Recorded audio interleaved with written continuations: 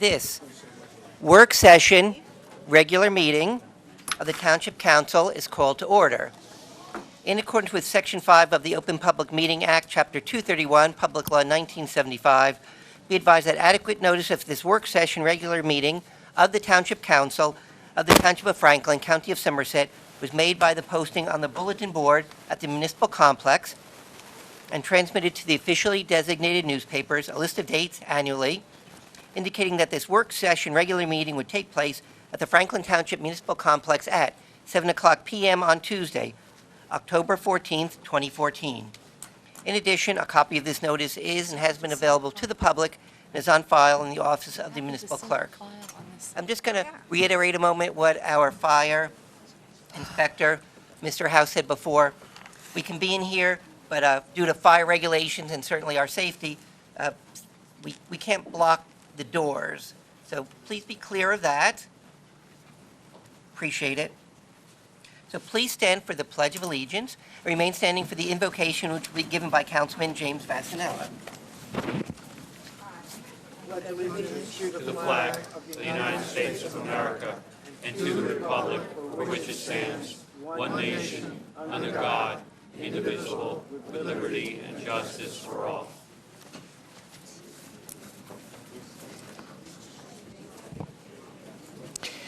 Let us take the next few moments of silence to each seek in our own way whatever sources of inspiration will grant us the strength and the power in our thoughts and our decisions to be for the benefit of all people at all times.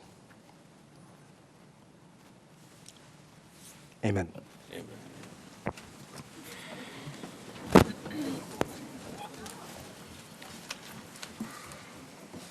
Madam Clerk, please call the roll of the council. Councilman Chase. Here. Councilwoman Francois. Here. Councilman Kramer. Here. Mayor Levine. Here. Councilman Prasad. Here. Deputy Mayor Regan. Here. Councilwoman Sherman. Here. Councilman Vassanella. Here. Councilman Wright. Here. Okay, we're all present. Very good. So I will tell you as we go along how we conduct the meeting and when certain parts when the public can speak and when it isn't.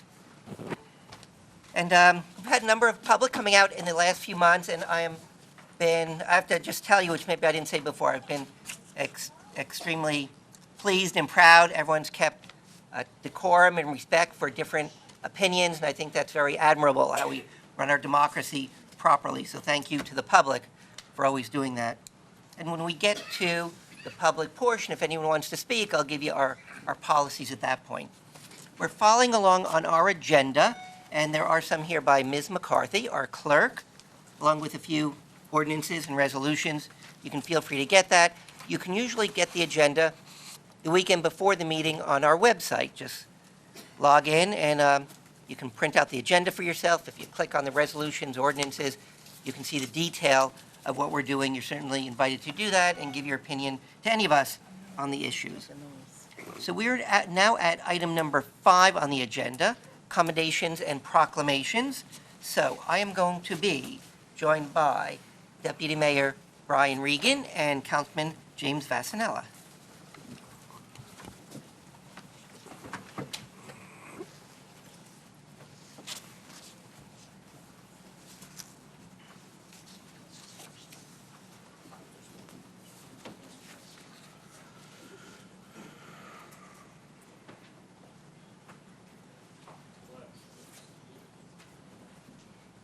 Hello.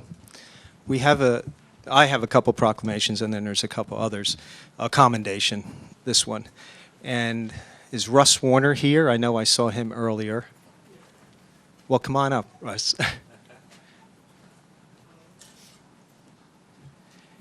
Russ Warner has been a resident for many decades. He'll tell you, 45.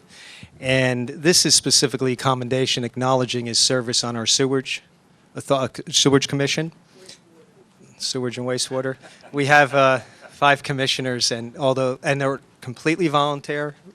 There's no pay involved, and just mention, because it's not in this particular commendation, but Russ has also volunteered for many organizations over the year. Week of the People, the library, long-term volunteer, and still are, I think. Week of the People, the Lions Club, which unfortunately disbanded. We had a great Lions Club in this town for 50, 60 years, and that just disbanded recently. Russ has been involved with all those and continues to be with several.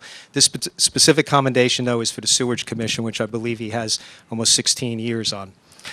Whereas the Township of Franklin is benefited by citizens who contribute their time, talent, and skills for the betterment of our community, and whereas Russell Warner has served the community of Franklin Township, Somerset County, as a member of the Sewage Authority from February 1st, 1998 through May 6th, 2014, and whereas the time and talent dedicated to the Sewage Authority is merely a small indication of Russ's dedication to this community and its residents, and his desires and efforts to keep Franklin Township a home in which all can be proud.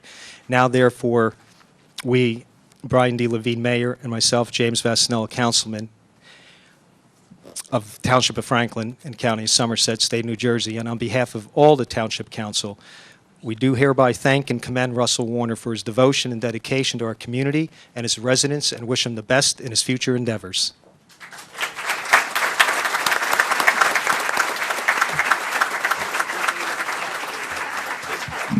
Thank you, Jim. Good evening, everybody. I wanted to thank especially the council for this commendation, and especially Jimmy Vasanella, Councilman Vasanella, for proposing it. It was his idea. But I do want to say that living in Franklin for over 45 years, I thought it was the duty of a good citizen, as long as you're receiving the benefits of the township, you should give something back. So I found several ways of serving the community, and I think everybody should think about it. So once again, thank you all.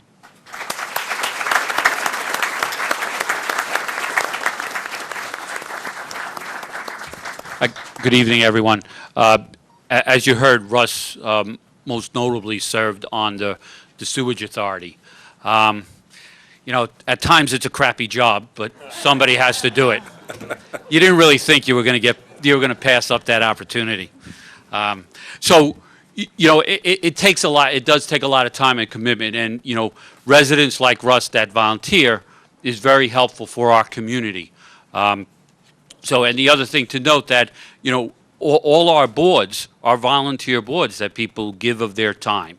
And, you know, 15 years on that board, month after month, coming to ensure that stuff flowed right, was a real commitment on his part. So again, Russ, thank you very much for your time for serving on the Sewage Authority.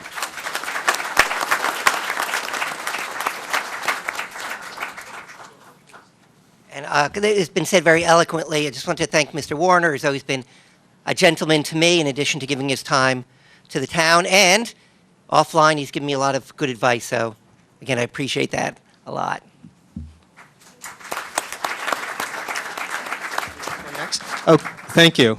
Thank you, Russ, for your service. So I think they're out in the lobby because of the crowd here tonight. But if all the Little League people want to come in now, we have a commendation. I know there's a lot of people here that are waiting to hear about the other issues that we're dealing with tonight, but these were planned, and hopefully everyone will enjoy seeing the success of our youth in Franklin, relevant to the Little League this time.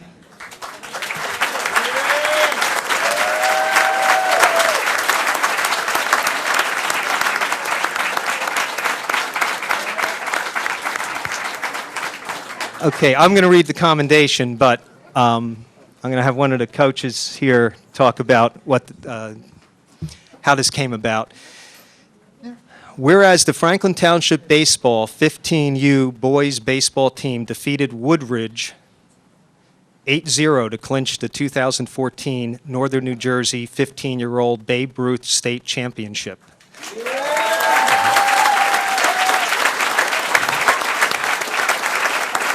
Right. On July 27, 2014 in Jersey City. And whereas the Franklin Township Baseball 15U boys baseball team went undefeated in the tournament, besting teams from Secaucus, Basking Ridge, Jersey City, Piscataway, and Warren.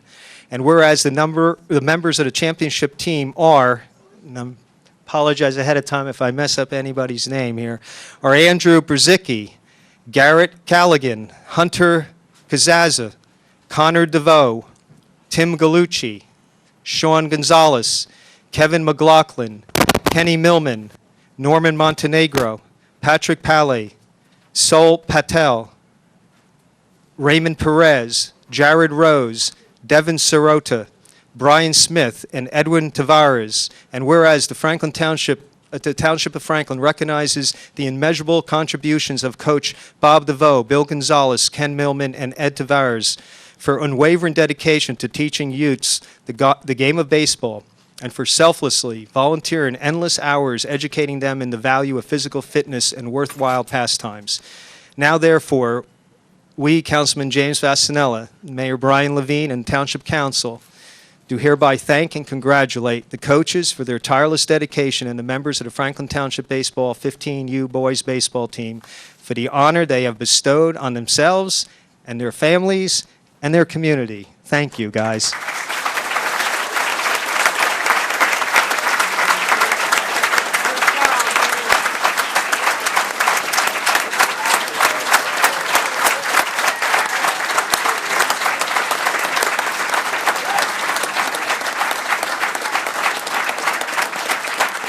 Thank you very much. I'm Bob DeVoe. It was my extreme good fortune to be the manager of this team. So I'll keep this brief. If you think about how many baseball teams and how many good baseball players there are in New Jersey, this is a really significant accomplishment, and they worked very hard. So first, I'd like to thank the town council for their support of our league. I'd like to thank the league for the support of this team. We have our past president, Bill Milligan, and our current president, Chuck Tarano, with us tonight, so thank you for your support. I'd like to thank the parents, because there's a big commitment that comes with in terms of time and money and gasoline to travel all these spots, and nobody ever complained. I think the parents enjoyed the ride as much as the boys did, so thank you, parents.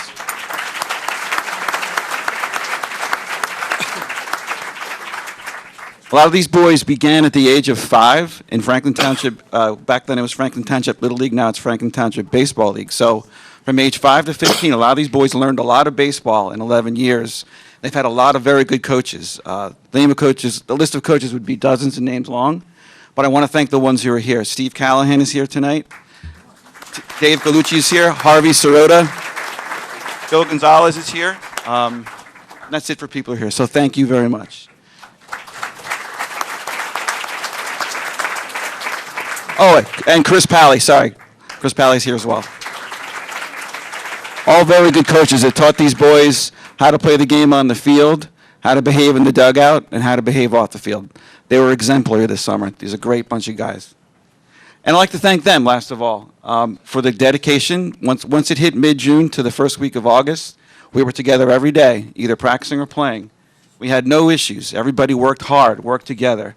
That's how you win a state championship. This is something that all of us, probably a once-in-a-lifetime event, so enjoy it and tell your kids and grandkids about it someday. And I will put it out there that there is an age 16 to 18 division, so if everyone wants to, there is one more mountain to climb. We can go next year. All right, so if we could, we'll take one more picture. Thank you all very much for your support. Thank you.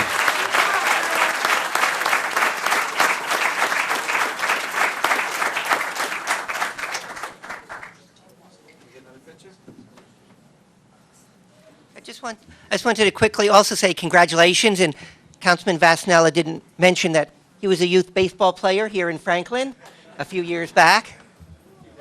Yeah. And I think Mr. DeVoe said it very well. Obviously, it's great to win the championship, and they can speak about that forever.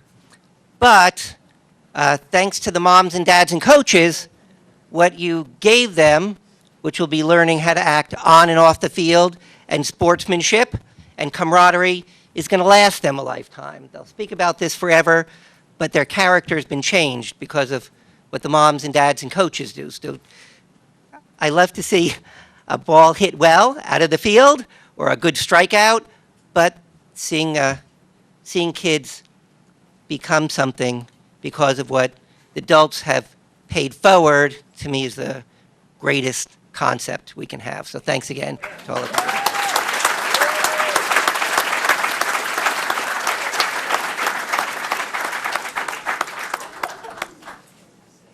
Is that in your way? You can come up. We'll get moving, but he's bending down. Take a moment if you want. Put your banner up. A little higher, guys. Don't mind.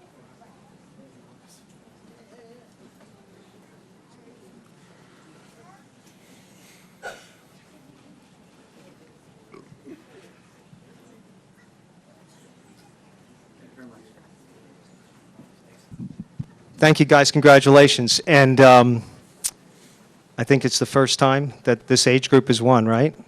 The state championship? Yeah. And about, I think it was 2006, because I know there's a lot of Pop Warner here tonight. I can't remember the division, if it was Pee-wees or what, but I remember we were given out a similar acknowledgement and commendation. Pee-wees, I'm not sure, but I know they had won a state or regional championship. So it can't happen every year, but bring them home. Keep bringing the titles home, any sports out there, and we will acknowledge it. Thank you.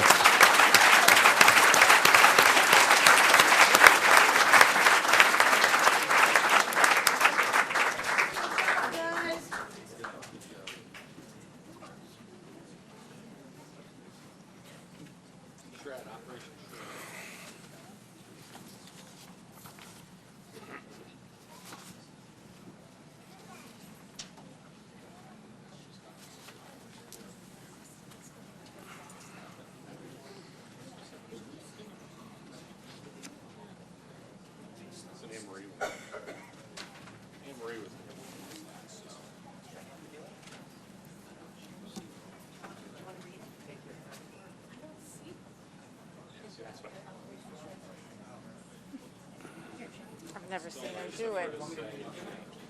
Okay.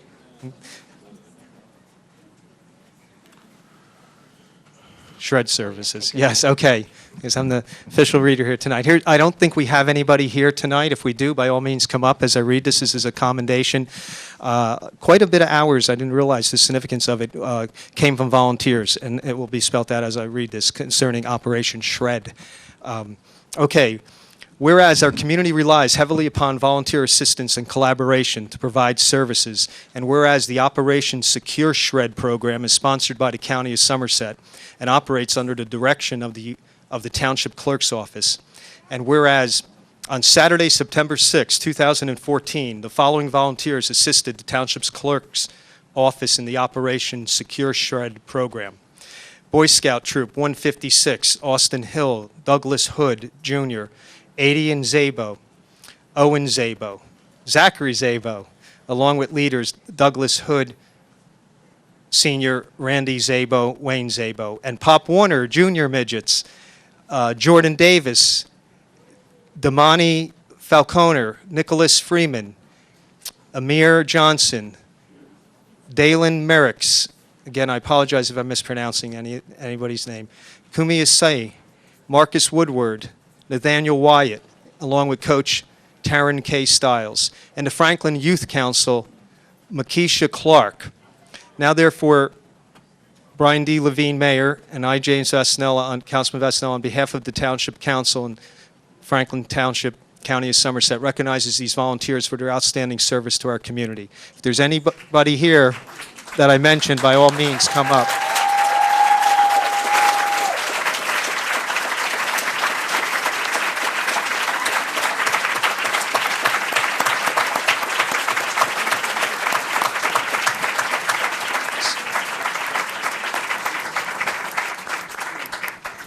So, guys, thank you, along with the rest of the volunteers' efforts. I'm not the one who put this together, so we only have this one. Oh, I'm sorry. Okay, the mayor does have ones for each of you. I thought so, but again, I wasn't the original sponsor. Thank you, guys. And is there anyone else that's name was called? Right. Please come up. And we'll make sure that the Boy Scout troop...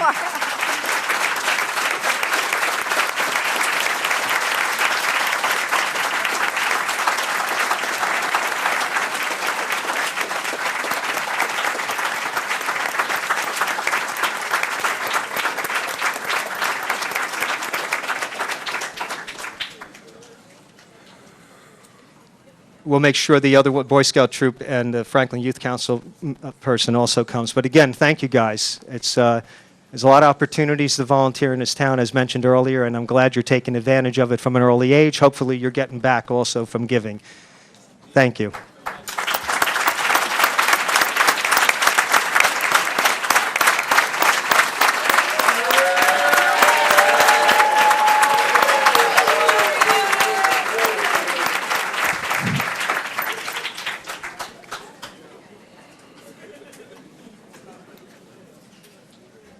Hi, good evening again.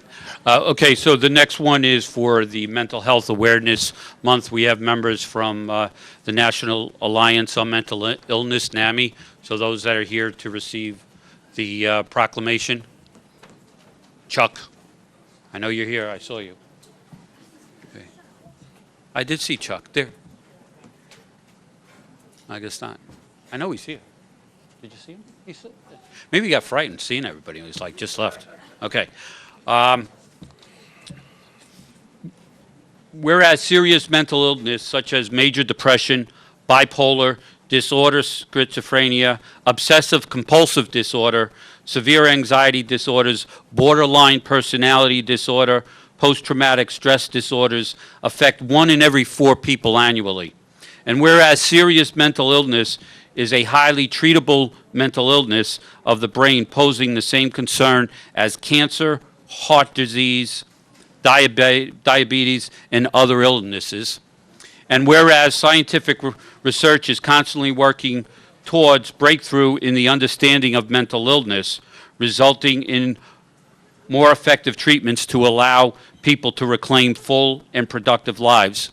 And whereas misunderstandings exist about mental illness and social culture often wrongly impose a stigma on mental illness. And whereas the Somerset National Alliance on Mental Illness, NAMI, is a nonprofit organization dedicated to improving the lives of individuals and families affected by mental illness through education, support, advocacy, and public awareness programs.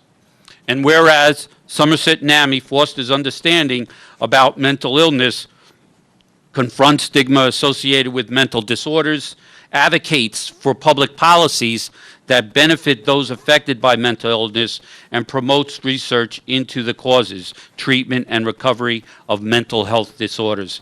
Now, therefore, be it resolved that I, Brian Regan, and on behalf of Brian D. Levine, Mayor of Township of Franklin, County of Somerset, and on behalf of the Township Council, do hereby proclaim October 24 as the Mental Health Awareness Month in the Township of Franklin to increase public awareness of mental illness and to promote treatment and recovery. You know, mental illness generally in the public, in the media, only gets attention when there's been a real severe incident. And then, you know, depending upon the media, they dramatize a lot of the things going on. But it's a real serious issue. Probably, you know, if it's 1 in 4 adults. So clearly in the size of this room, statistically, there are many that are affected with some sort of mental health disorder. It says approximately 20% of youth ages 13 to 18 experiences mental disorders in a given year. About 9.2 million adults have co-occurring mental health and addiction disorders. It's highly known in the research that those who have mental health addictive issues, specifically like the codependency in that group alone, is like 80%. It's very high. If you have an addiction to drugs or pot or something like, it's higher. It's high in with alcohol also, but there really is a higher link between mental health and drug addiction. Over 50% of students with mental health condition age 14 and older who are served by special education drop out, the highest dropout rate of any disability group. Suicide is the 10th leading cause of death in the United States, more common than homicide, and the 3rd leading causes of death for ages of 15 to 24. All right, more than more than 90% of those who died by suicide had one or more mental disorder. So, it's a real honor and a privilege to have folks here from NAMI, because they're generally family members who belong to that organization, because they deal with a loved one, whether it be a child, whether it be a spouse, whether it be a sibling. They are struggling with family members who have mental health disorders. And at times, you just feel lost. You don't know where to go. You don't know who to talk to. You can't talk to your sister about your son or your daughter because you're afraid. Families don't talk about it. It's a stigma. And in NAMI, there's a safeness, and there's an ability to talk about it and have people who understand what you're going for. So, if anybody from NAMI wants to, do you want to say anything? Okay, need something. Hi, good evening. I'd like to read a couple of bullets about mental illness. Of New Jersey's approximately 8.7 million residents, close to 259,000 adults live with serious mental illness, and about 93,000 children live with serious mental health conditions.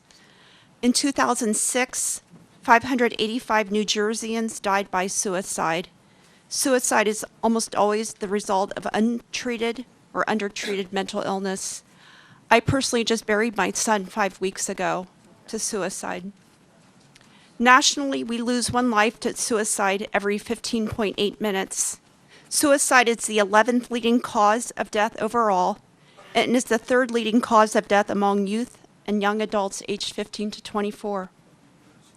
During the 2006 to 7 school year, approximately 41% of New Jersey students aged 14 and older living with serious mental health conditions who received special education services dropped out of high school.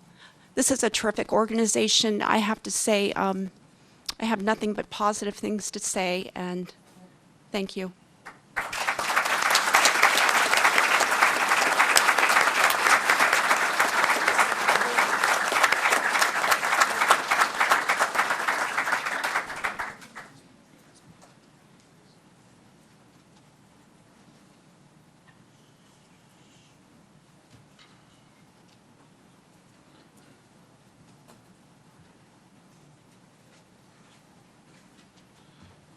All right, so now we move on to, it's amazing how many months there can be, because there's a month of for everything. So we're also moving on to the Cybersecurity Awareness Month.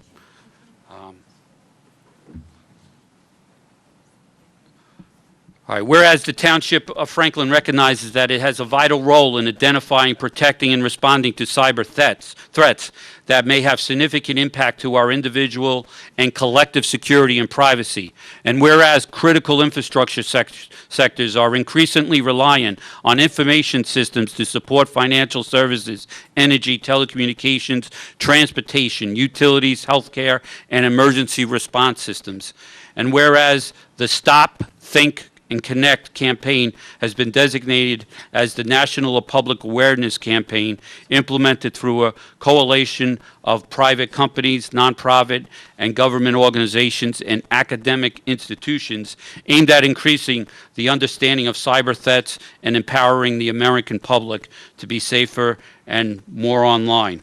Whereas the President of the United States, the U.S. Department of Homeland Security, the Multi-State Information Sharing and Analysis Center, National Association of State Chief Information Officers, the Council on Cybersecurity, and the National Cybersecurity Alliance have declared October as National Cybersecurity Awareness Month, and all citizens are encouraged to visit these sites along with the Franklin Township IT Department and Stop and Think and Connect and learn about cyber security and put that knowledge into practice in their homes, school, workplace, and businesses. Now, therefore, I, on behalf of Brian Levine, Mayor, and myself, Brian Regan, Deputy Mayor, on behalf of the Township Council, of the Township of Franklin, do hereby proclaim the Township of Franklin is officially supporting the National Cybersecurity Awareness Month and the National Public Awareness Campaign, Stop, Think, and Connect. And we're going to have Justin Hyman from our Director of IT Department come up and accept that, and if he wants to say any sort of word. There are issues with them. Because when I Just want to briefly thank the council. About three or 4 years ago, we started with this proclamation, and really we're one of the first municipalities in the state to recognize the National Cybersecurity Awareness Month. It's becoming more and more an issue in each of our everyday lives. This year, on our Franklin Township website, you'll find a list of resources. We're encouraging everybody to please just take a second and go take a look at them. You'll find it under What's New on the menu or /cybersecurity. And you'll find a very wealth of resources there, mostly provided by the federal government and Department of Homeland Security and some things that we've put out as well. We do have some resources up here by the agendas if you want to try to grab them at the end of the meeting. Cybersecurity is all of our responsibilities. It's our responsibility personally. Think about things before you post them on social media. Think about who you're giving your information to. Try to put yourself in a personal relationship. If you were seeing this person face to face, would you do what you're about to do online? That's the best tip I can give you. So that's what Stop, Think, Connect is all about. Stop, think about it for a second before you go ahead and make that connection. So thank you. I spent 32 years of my working career in telecommunication designing applications for mobile networks. Designed a toll-free network, 866 and 877. But recently I started to work at the state in the Department of Human Services in the Office of Information Service. And I went into security. And I got frightened. All those years in my life in telecommunication, some of the stuff I didn't know. And now I'm becoming more aware of. Since that time, like on Facebook, I do not post when I'm out of the house. Like people constantly post, at this restaurant, or they've left here, or they're away for the weekend down at Cape May, or there. I don't do that any longer. There are other things, information about my family that I've removed. Social network is a very dangerous place for personal information, especially for our youth. You really don't understand the impact of when you put something on the internet. So I would encourage you all to visit the website, learn about the Stop, Think, and Connect, because a lot of the problems that we have in the cyber world is we invite into our world and into our home. And it is a very dangerous place out there in the cyber world. Thank you.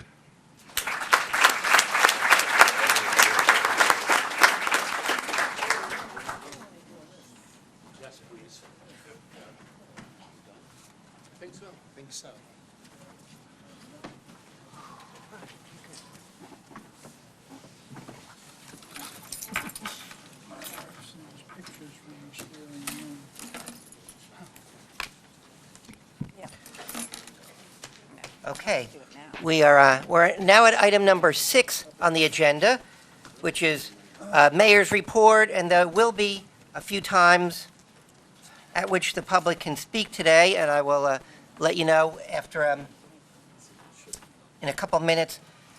As the agenda is now, we're going to go Mayor's Report, Deputy Mayor's Report, and then general public discussion, and I'll give you our policy when we get to there in a couple minutes. So I'll be a little bit abridged on Mayor's Report.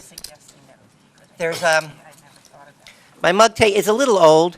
It says women in the 90s, but 20 years later it still works.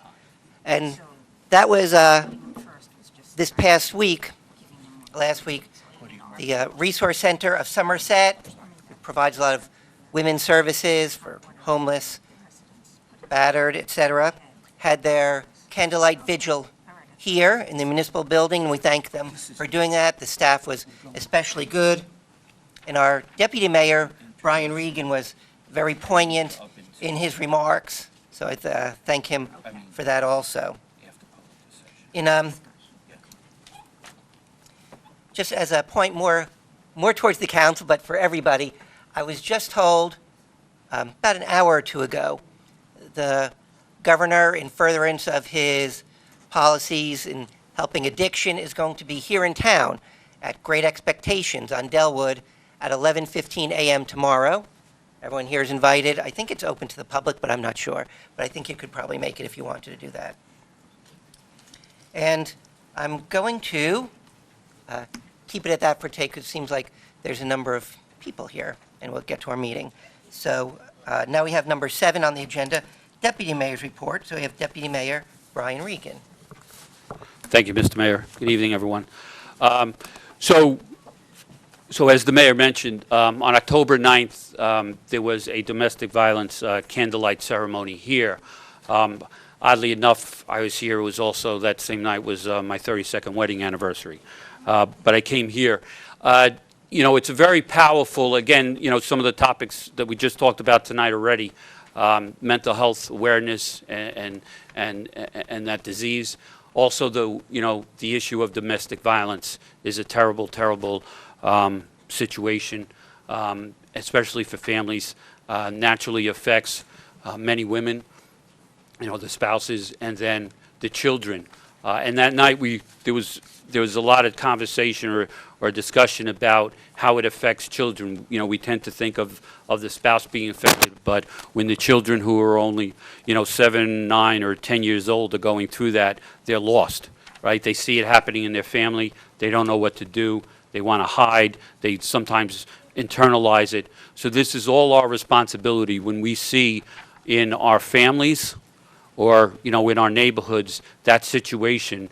It really is the time to have the talk with that person to say this is really not a good thing to do, or to make a call to one of the services area where they can help. The folks from the folks that were speaking here that night also indicated how wonderful our police department are in responding to domestic violence. They have a special team of officers that come out to try to help understand. They just gave raves saying how good it was. And that was the second time this month that our Franklin Township Police were really given praise by folks from out of town. I was at the Mental Health Board meeting in Somerset County earlier in the month, and there the executive director of the Somerset County just praised our police department on their ability when they also come into situations with individuals who have mental health disorder. So it's really a good thing to know that our police department are getting the training in those areas that many times other municipalities don't take the time to have that training done for their police force, and then sometimes some very terrible things happen. So we're very grateful to our chief and to our staff, to our police officers of Franklin Township for that effort. On a much nicer note, so also Franklin received recognition as being rated number town 16 in the country for what we provide for the services here, for where we, for overall the services provided in the town, and then the makeup of the town and what we have to offer. So in the past, since I've been on council, I know at one time we were 5. We went back down to 40-something. But, being in the top 100 in that for the country, that's regardless of whether you're number 5, 16, or 40-something, it's still a very good place to be. And I think all the people up here that serve on council are really committed to keeping it that way. And it's obvious that we have residents who care about their town, because we have a room full of people here tonight for a council meeting. So that's all I have, Mr. Mayor. Thank you. Okay, thank you. Now we come to item number 8, public discussion. So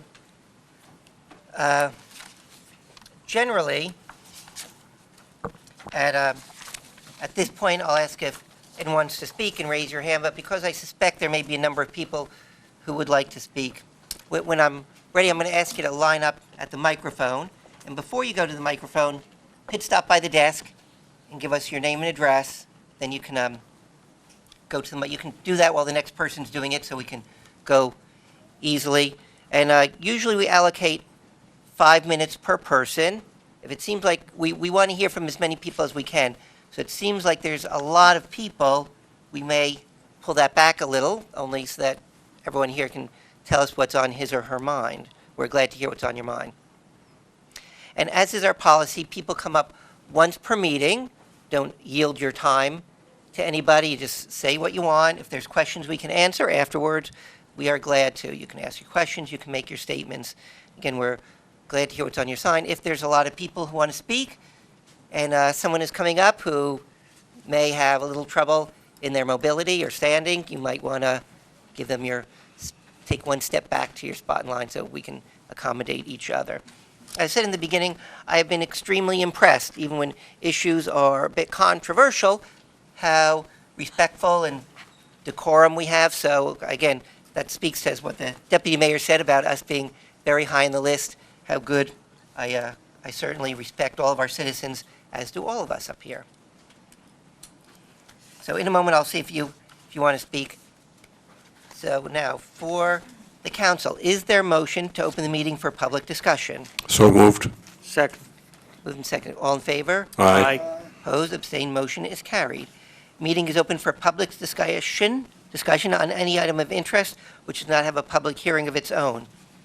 And from the council, we'll all see, again, if a lot of people want to speak, we may pull back on the 5 minutes just so, you're not discouraged by waiting too long and wanting to leave one hear from everybody. Excuse me, Mr. Mayor, Yes, Councilman Wright? why would we pull back on the 5 minutes when we allowed everyone to speak their mind and their time?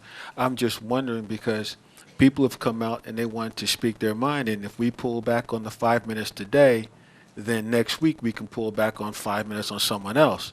So I'm asking that you give everyone their due time. Okay. At this point, everyone's getting their time, and that's always a council decision. But thanks for the input there. Okay. So if, again, usually I'd say raise your hand and I'll call on you because there's a lot. Please note we're being audio taped, we're being videotaped. When you come up, keep yourself about 3 or 4 inches from the microphone. That way all of us hear you properly and it's recorded properly also. Mr. Mayor, Yes.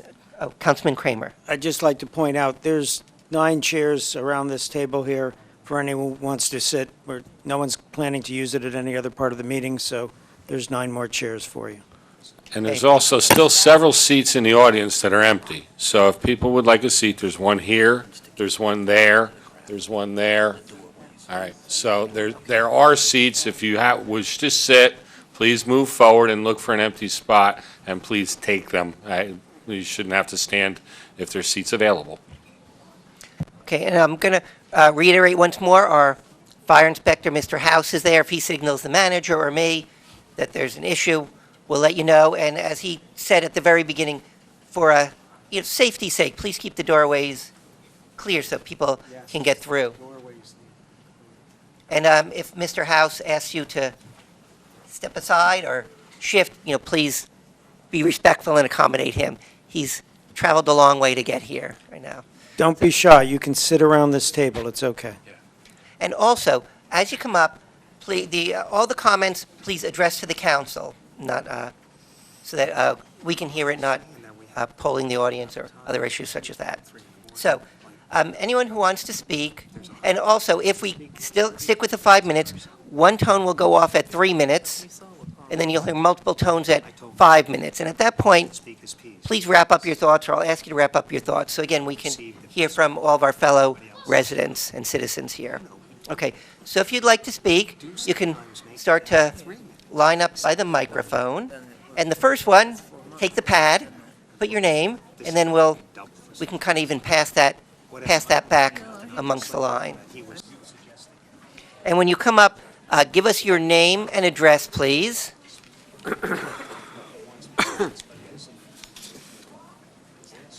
Make a suggestion is that you put the pad at that end on the table so that people can speak and you won't have people standing in front of them.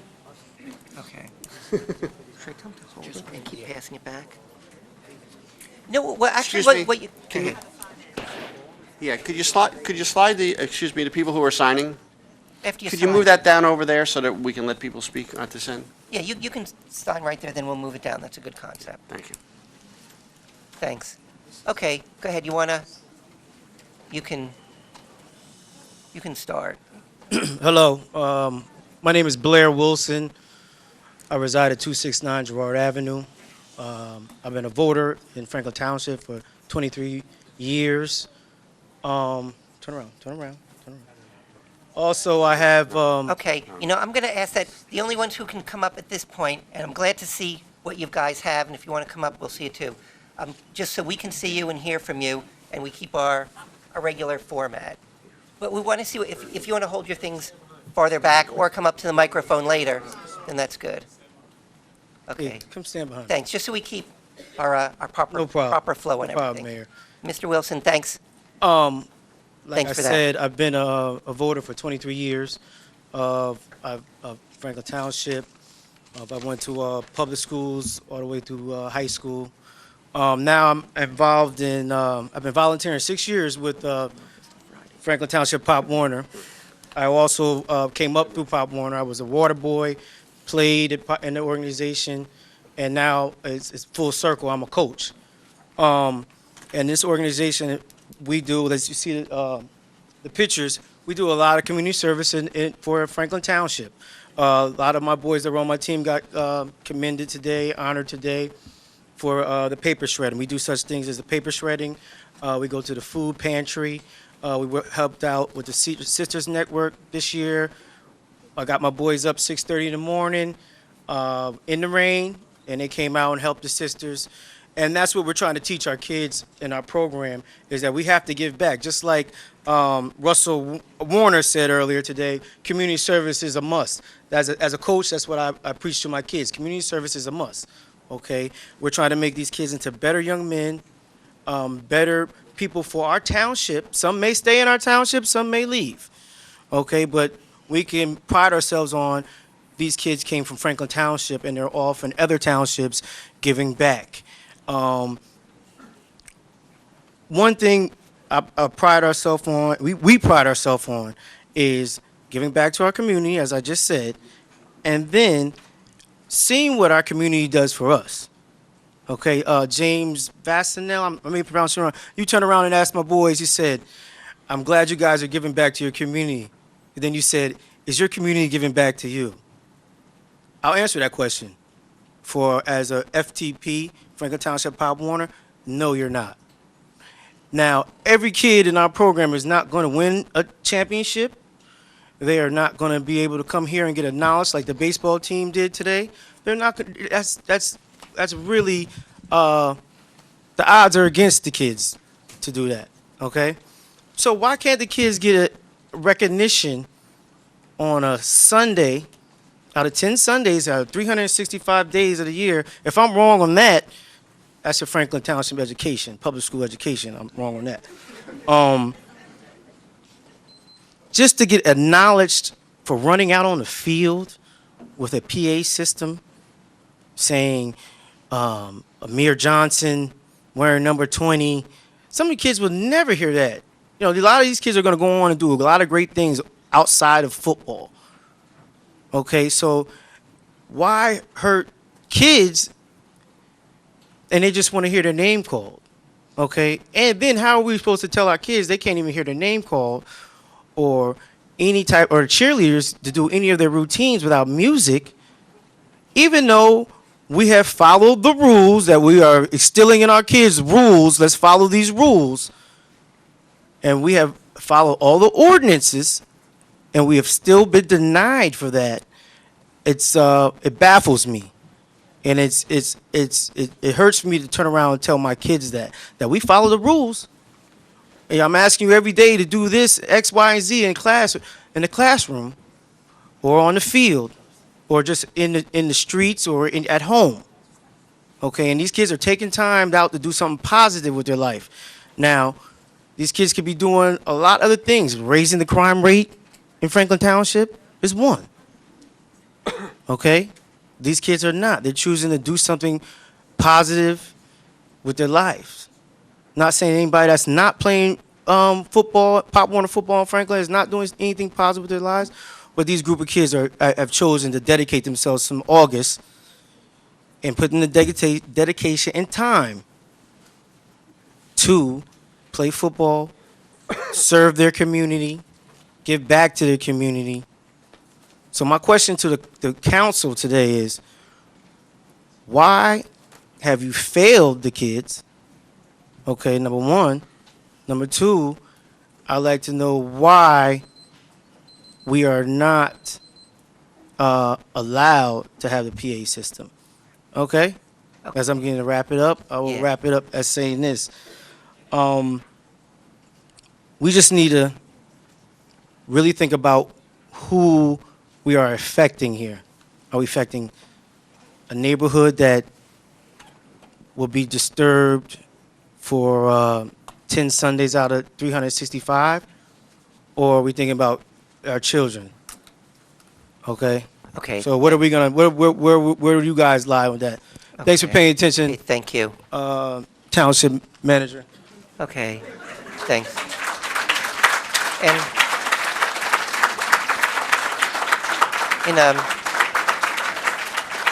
thanks. And in respects, we can see everyone. If you hear the tones for your time, please wrap up your sentence, and so we can hear from everyone who we'd like to. And if you haven't signed, you can come over here, sign, and come in. That way, we keep an efficient kind of flow. Thank you. Go ahead. Hi, my name is Marlene Deckert. I live at 340 DeMott Lane. I moved here a year ago, and I moved here for the peace and quiet. I grew up in a rural area, so many years later, it's time to retire. I wanted a nice place of quiet, and I looked around and I found a great piece of property on DeMott Lane. And I love this park. I walk every morning. I walk through the park. I'm like, wow, this is a really nice thing this town has done for its community. This whole issue of speakers, it's somewhat baffling to me because I know that my children grew up without them. My grandchildren grew up without them. I don't see where it's necessary. I think that what's happened here is that people have put the wants of children in front of the needs of adults, and that's backwards. We all work hard. Okay, we're all respectful. Thank you. Please go ahead. Sure. We work hard to get to the place where we can, relax and enjoy our time after work or on weekends and in peace and quiet. And I'm just surprised that this is happening. They do have, I understand, they have speakers at high schools and other kinds of events. So the children, it's not like they never have that opportunity. But this is located in the midst of a really rural, quiet area. And I don't see the need. It's just not, it's not fair to the rest of the people. Thank you. Thank you.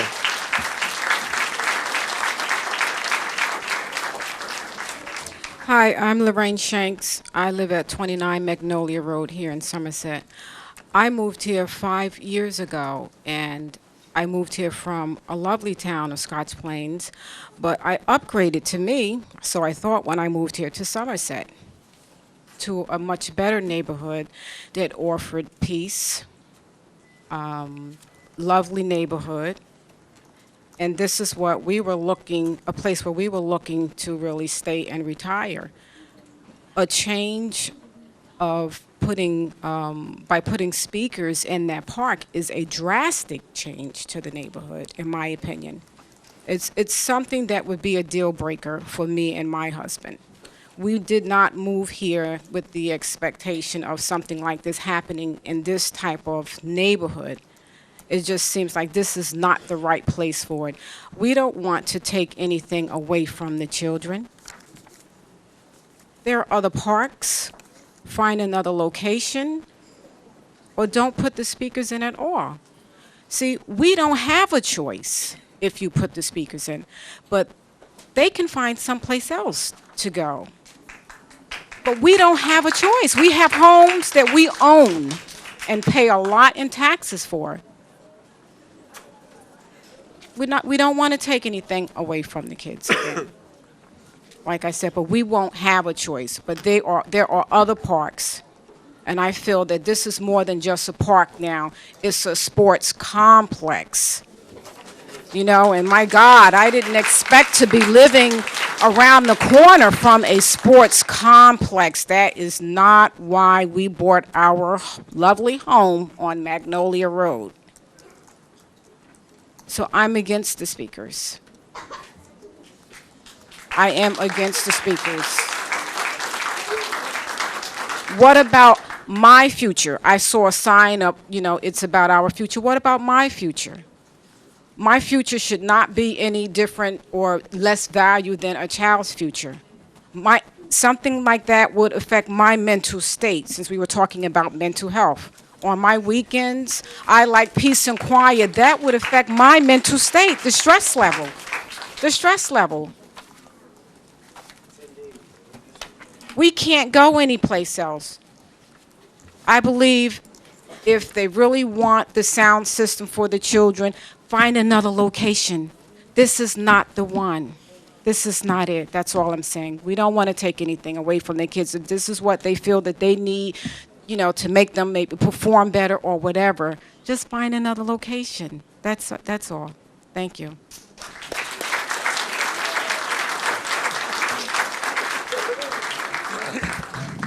Hi, my name is Peter White. I'm at 94 Charles Street. For, I'd say, going on 100 years now, Pop Warner Football has been producing some fine young men and athletes. I'm assuming there might be women playing young girls, but I'm not sure. But I know Pop Warner Football has been putting out fine citizens for years now, probably going on a century. I see all the great young men who have come up here today with their civil service, what they've been doing in the community, with the shredding program and the young men who are just up here with the signs. But not one of those services were spurred by a PA system. That was spurred on by good parenting. It was spurred on by good coaching. It was spurred on by good families and community support. It had absolutely nothing to do with a PA system. You want a cup? If PA systems equated into good behavior, I would think the NFL would have some of the best behaved citizens in the United States. They've been hearing their names called for decades, but we know that's not the truth. There is not one single shred of scientific, peer-reviewed research that shows that a PA system will benefit a child in any way. Again, that comes from good parenting, good coaching, and good community. Then I have to ask, what about the children who live in this neighborhood? We're talking about 1/5 of the Sundays in a year. And we can minimize and say it's only 10 Sundays. But that's 1/5 of the Sundays. I've got a daughter who, it's the most beautiful time of the year, would love to have her windows open on a Sunday while she does her schoolwork. But guess what? She can't. And she won't be able to if we have a PA system. This is going to be not just, look, there's not one person who is against this PA system who is against being able to make emergency notifications.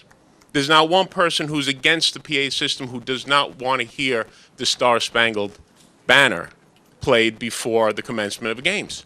Not one single person. There was a flyer handed out saying how the 61 people from this community are against that. It says right here that we are against emergency service vehicles. I'm a retired New York City firefighter.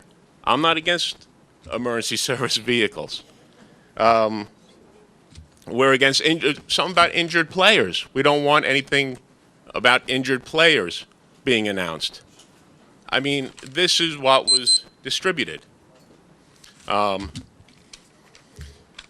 Again, there are reams of research about the consequences of noise. The township manager, last meeting, he spoke about, I believe it was a police report, and they talked about the soundscape being somewhere around 45 decibels. That's the soundscape. The Journal for Environmental Protection, which I gave you last time, states that it's your job.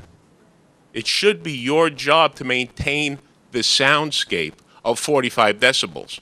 It's not the job to go to 55 or just below the 65 decibels for as long as possible. That's not it. If we want to get back to being the 5th best town in the United States, people are not going to want to come to a town where we're making noise.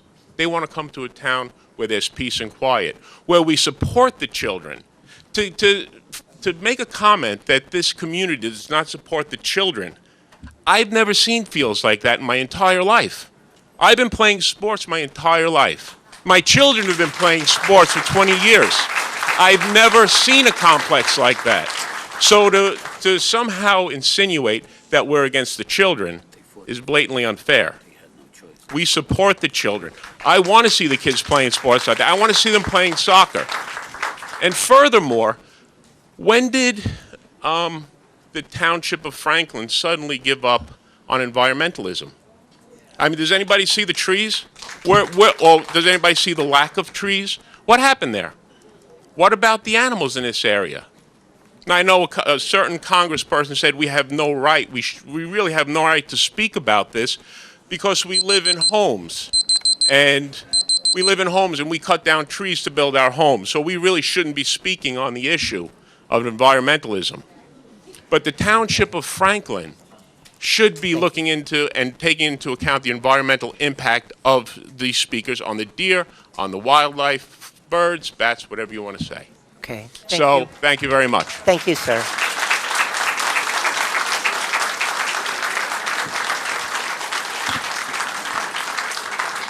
Good evening. Can you hear me? No? Yes, good. Good evening. My name is Javonda Asante, 14 Marigold Lane, and I'm here to support a sound system in Middlebush Park. And thank you. I just want to talk a little bit about why I moved here. I moved here in 1999 for a reason that I thought that Franklin supported the youth, that Franklin was where my children can receive a good education and be able to flourish in anything that they wanted to do here. And what I'm finding is that in certain areas, there's an issue. And that's very disturbing. When we talk about noise, I live right behind McAfee Road. There's a school there. And even if it wasn't, you hear kids, kids playing for years. When kids were playing football at the middle school, we heard that. And it was when you hear that, people are out there doing something positive. We hear the fireworks. We hear noise all the time. And the first thing, I never thought, not in my area. I moved here for quiet.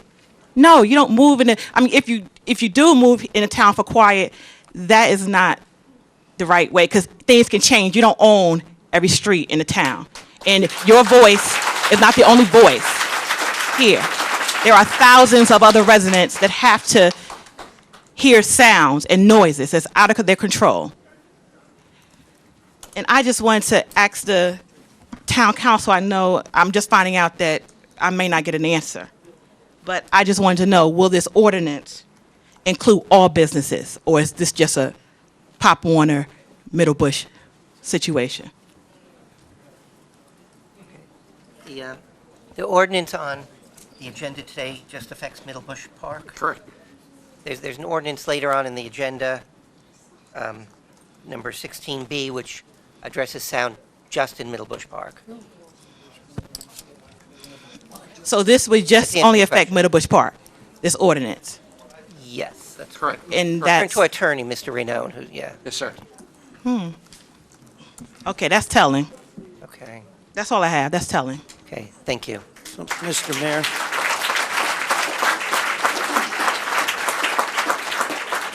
Mr. Mayor. Yeah, Councilman Kramer? Just to answer that there are those of us who wish to bring down noise throughout the town. So I take your point. It's a good point, but I'm not going to go back and forth. But we do wish to bring. There are those of us who wish to bring down noise throughout the town. All right, thank you for that. Yes, sir. All right. My name is Benjamin Guy. I live at 35 Patton Drive, Somerset, New Jersey. Been there since 1988. So my whole comments was one, to speak to the decibel level as far as what the ordinance is. I think it's quoted to be 65 dBs, not 45 as the gentleman stated earlier. And I just wanted to clarify that point. And I think that was actually monitored by the actual police department and everybody else multiple times, and it actually never reached that level based on what the ordinances actually fall into line with at this specific time frame. And based on the proposal, I think this proposal for the PA system didn't really come from Pop Warner, or it didn't come from anywhere else. It came from the town proposing this, if I'm not correct at all.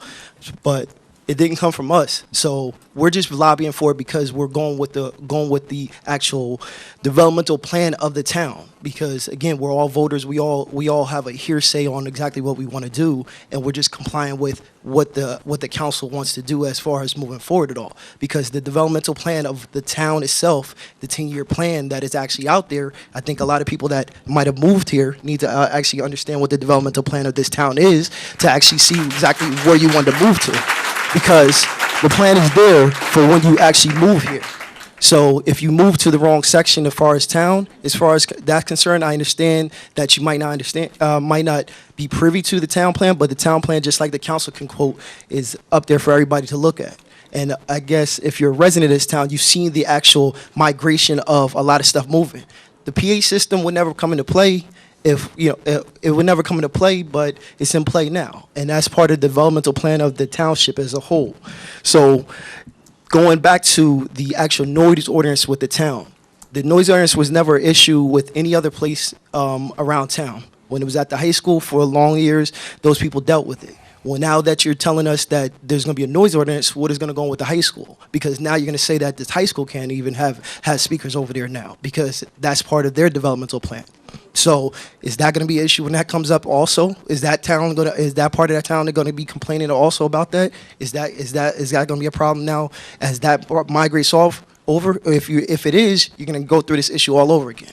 So my thing is, as far as how this moves forward, is that it needs to be evaluated, because we did not come up with the plan. The town council came up with the plan. So what plan is it that you're referring to that the council have decided that they were going to put a embedded speaker system in Middlebush Park? The PA it may be system, true, but I haven't seen anything about that. So when the PA system was actually proposed, who proposed the PA system? Well, we should let them speak and not really engage. We can discuss that later.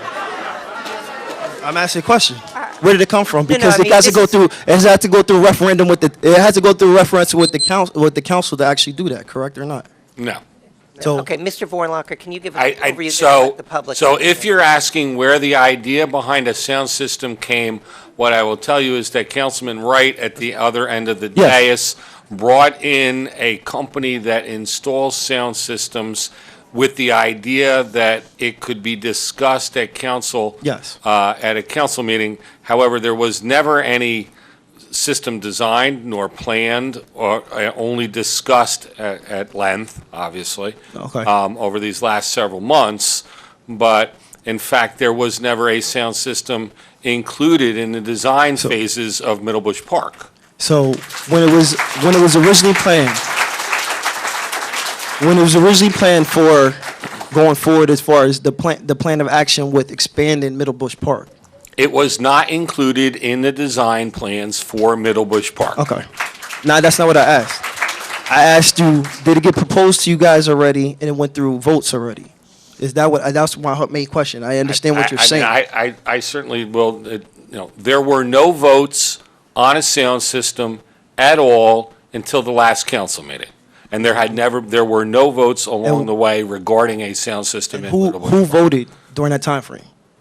I just told you there were no votes. You said the last council. The last council meeting, there was a resolution adopted by council to prohibit sound system in Middlebush Park. Based on what data did you actually prohibit that?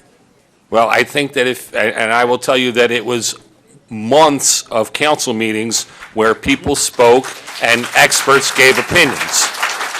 Experts gave opinions about, and this, because my time is running short, but experts gave opinions based on what?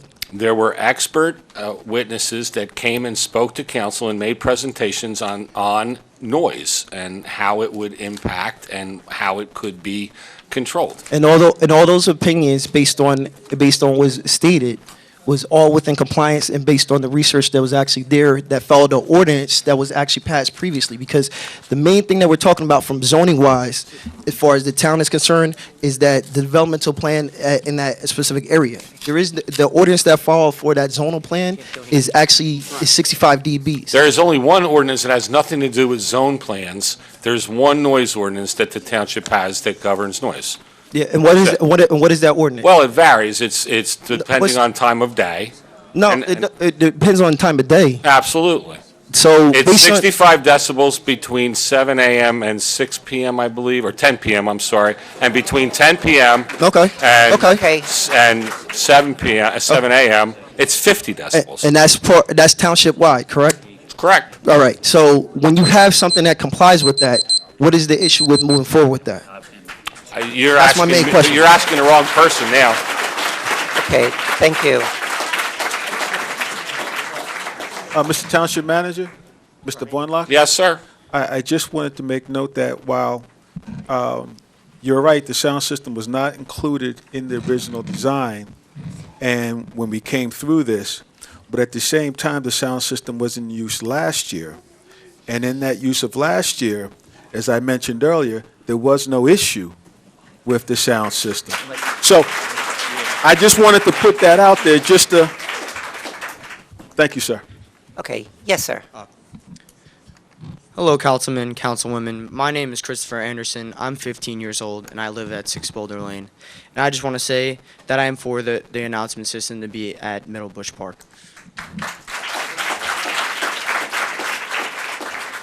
Speaking with me is my fellow companion. Hi, my name is Stephen Coleman, and I'm for the sound system.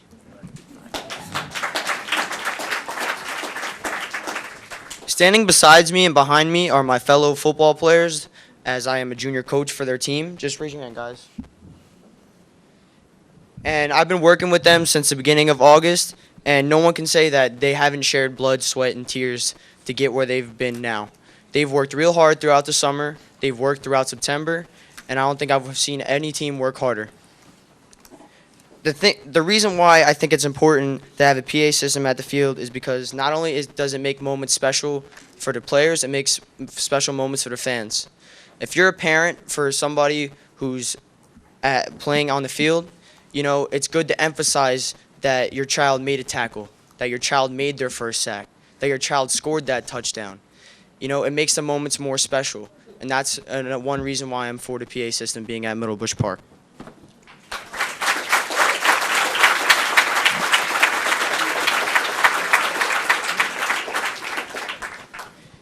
And a lot of people are complaining about noise complaints, but if you look around the corner, right down, I guess it's Demont, around the library in that area, not only is the stage house there making noise when they have a DJ or a band and during the week, but it's also you have the church bells going off as well.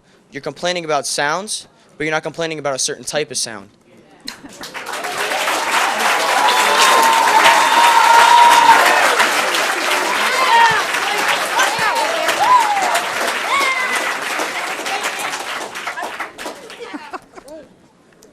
But if you were to hear the sound and the respect that we have for our players, you would realize that this shows pride for our township, and it's for the benefit of our nation's children and our township's children. That's all I have to speak for at this moment. Okay, thank you.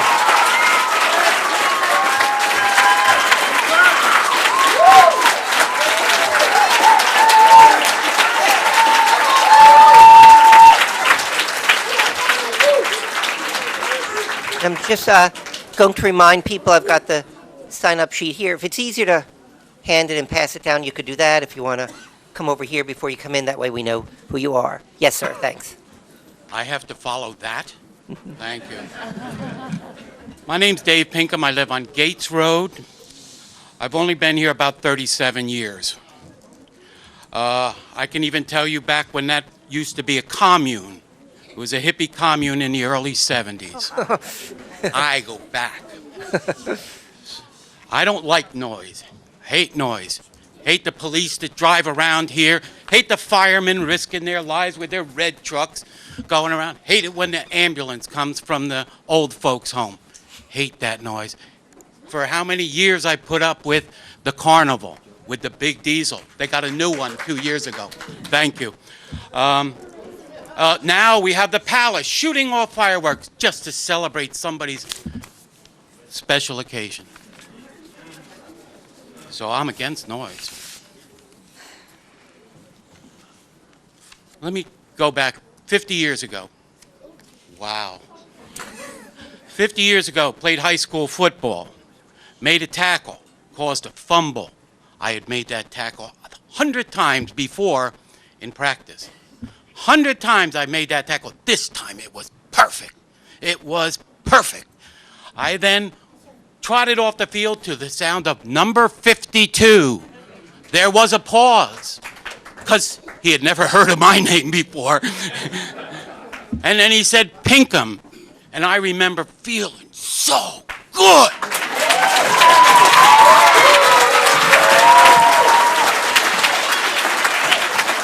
And then I looked up in the stands, and my mom and my father were both doing this. Yeah. My grandson now plays for the Pop Warner teams. By the way, that is a beautiful park. Thank you very, very much. Anyone that had anything to do with it, that is a beautiful park. Deserving of first-rate everything. My grandson, excuse me. My grandson now plays. I watch him. He's like me, he's not going to get his name mentioned a lot. But he made a tackle, and it was the same thing. I felt the same as he did when I had made the tackle. And I was there, his mother was there, his father was there, and we're all going.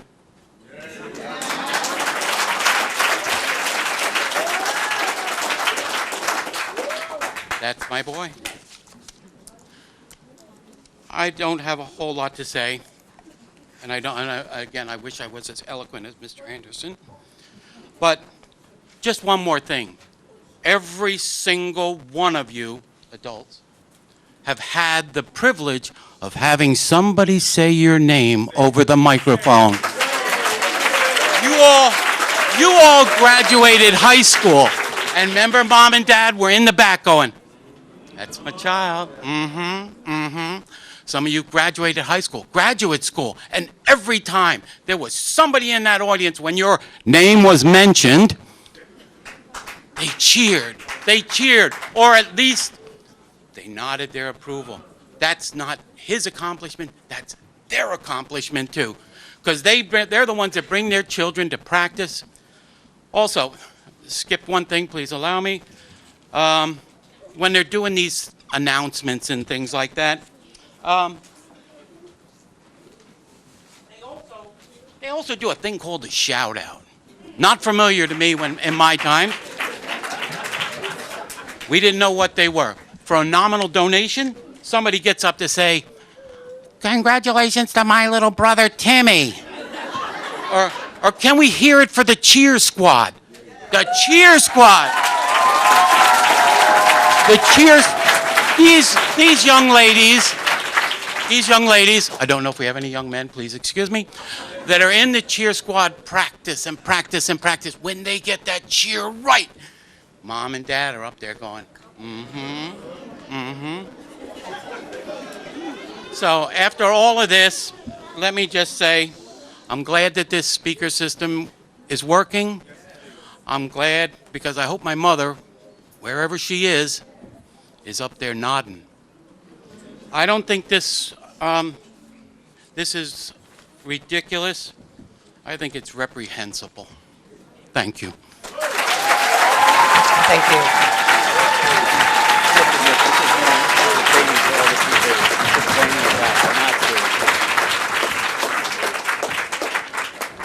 Good evening, everyone. Toya Geeson, Gallup Lane. I wasn't sure if I was going to speak this evening, but I just heard a lot of different viewpoints, and I just wanted to highlight a couple things. I've been a resident since 2001, and I have a son now who will be 14 years old. And I know that where he is during the week because he's excited about going to practice. And I know last year he had broke his ankle off the growth plate. And we were here, even though he didn't get to finish the season out, he was excited to cheer on his fans, his fellow members. But now I heard today that Franklin supports NAMI, Little League, but what about FTPW? I know for myself, I'm the secretary, so I see a lot of things that come across. I also volunteer with the Ebony Suburbanites, which we send debutantes to college. But earlier today, and I really didn't want to touch on this, but I am a mental health professional. I work in Essex County. And I do the unusual incidents for the state of New Jersey. And today I just had to work on a suicide. And today I'm looking through just trying to do some newsworthy stuff because I have to report that to the Division of Mental Health and Addiction Services. And I saw that there was a minor that was killed in front of First Baptist. So you know what? We know where they are. And the only thing that you did was disorganize our way of practices. We had a field, it wasn't safe. You came up with your plans to do all of this. So basically the natural order of things is disrupted. So if you want us to be safe, we only move where you told us to go. So we need a sound system. That is part of what we had already. So we have over 250 families that we serve. So support our efforts on Sundays and know that our youth are safe. Because the kid, if they're not playing, they will convene there on Sunday. So you know they're not on the street going to be hit by a drive-by shooting. So think about that. Thank you. Okay, thank you.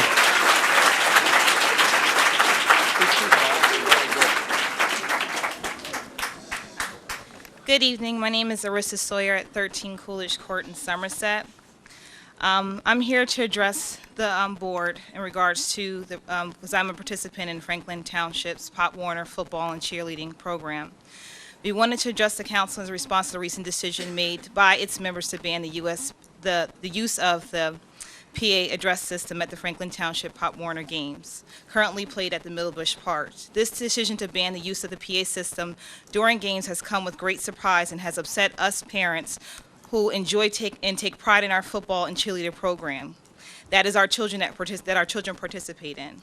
We were informed that this action was taken due to noise complaints of people who reside in the surrounding areas and the parks. However, we believe that the use of the PA system has become an integral part of the creative and enjoyable game day experience for the participants in these programs of people who come to enjoy the festivities as well. Our game day for Pop Warner and cheerleading programs is an enjoyable experience for parents and children alike. Us parents express great excitement on game day, and we are able to watch our children perform activities they love and practice tremendously hard work each week to enjoy. The Pop Warner and cheerleading programs are ran magnificently as the children train each week and to be able to show off their talents on game day. Team unity and watching the community come together around them is also a great sight to behold. Previously, the PA system had been used to rally the crowd and who attended the games around the team, who helped show the sense of pride of Franklin Township. Sometimes commentaries of the games were often offers to calls and call out players who made a great play and encourage the players to participate in both teams, both the home and away teams. I know my son personally had been addressed over the PA system as a standout on some of his plays, and that brought great joy to me. But on the other side, on the September 7th game, my son had gotten injured on the field. I'm a head coach of the Mighty Might cheerleaders, and I have 15 girls that I have to pay attention to, so my attention is not always directed on the field. The only way that I personally knew that my son was the one that was injured is because that PA system called for the parents of James Hare to come onto the field, and they also was made aware to the emergency response team that was on the field that day but not near the field to know that a player was injured. So not only does our excitement for their special plays are called, but in emergency situations where children are injured, that is our only immediate response to know that a child is hurt on the field. As a parent who has a daughter who participates in Franklin cheerleading, I know how important the role of the PA system is during the game. Our cheerleaders are taught dances, routines that are synchronized to music, and at the end of the cheerleading program, they are participating in an annual competition that's held in Trenton. New Jersey, in which the cheerleaders compete against other squads. In this competition, cheerleaders who have dance routines that do selective music and a choice in front of a large crowds. These routines take a lot of practice and perfection, and the use of the PA system enables the cheerleaders to do their routines to the music and also helps to prepare for competition.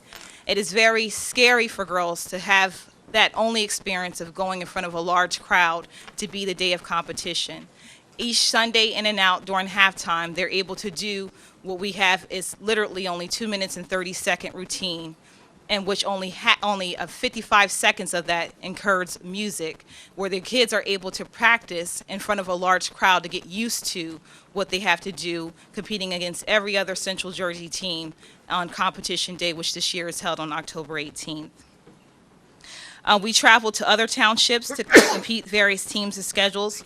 We feel it may be deflating to our kids in our program to travel to various towns with active PA systems where it seems the crowd is more into the game and the players are acknowledged and their cheerleaders are able to perform their full routines in front of their home crowd. For our cheerleaders, with their main event held in Trenton, often the only way to show off their full routine in front of their home crowd is during the games at the Middlebush Park.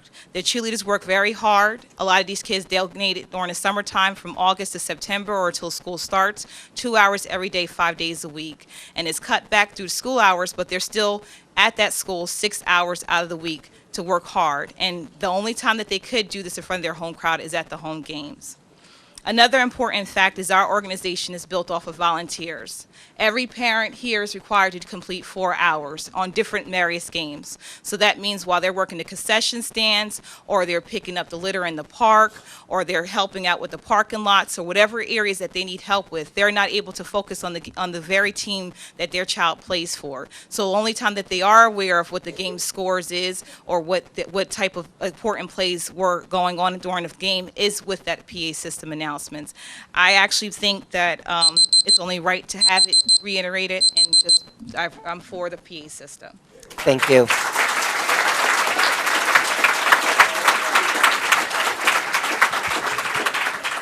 Good evening. Good evening. My name is Chris Strzelecki. I live at 63 Cherrywood Drive in Somerset. I didn't grow up in Franklin. I grew up in Pennsylvania. I moved here 7 years ago. I've been part of Franklin Township Pop Warner for the past 3 years. And the one thing that I wanted to address tonight, I am in favor of the PA system in the park. The one thing that someone mentioned was that it was not part of the initial plans for the park. I've seen in Franklin that football stadiums or football facilities or athletic facilities aren't always built in one shot. The high school didn't have a homestand when it was built, but it was put in. You can add on things to a facility to make it good. I don't think the residents are looking to reduce sound. I think they're trying to get youth sports all together out of Middlebush Park.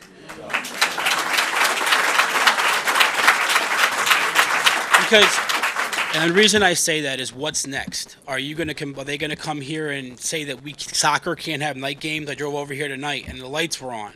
That might shine into the house. That's the next thing. That is a beautiful.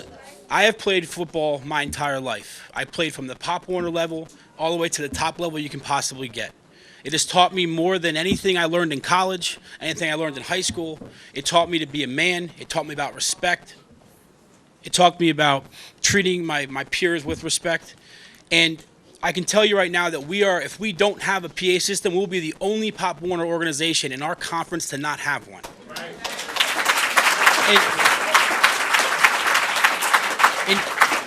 In 2 weeks from today, the championship game will be played at Sabella Park in North Brunswick.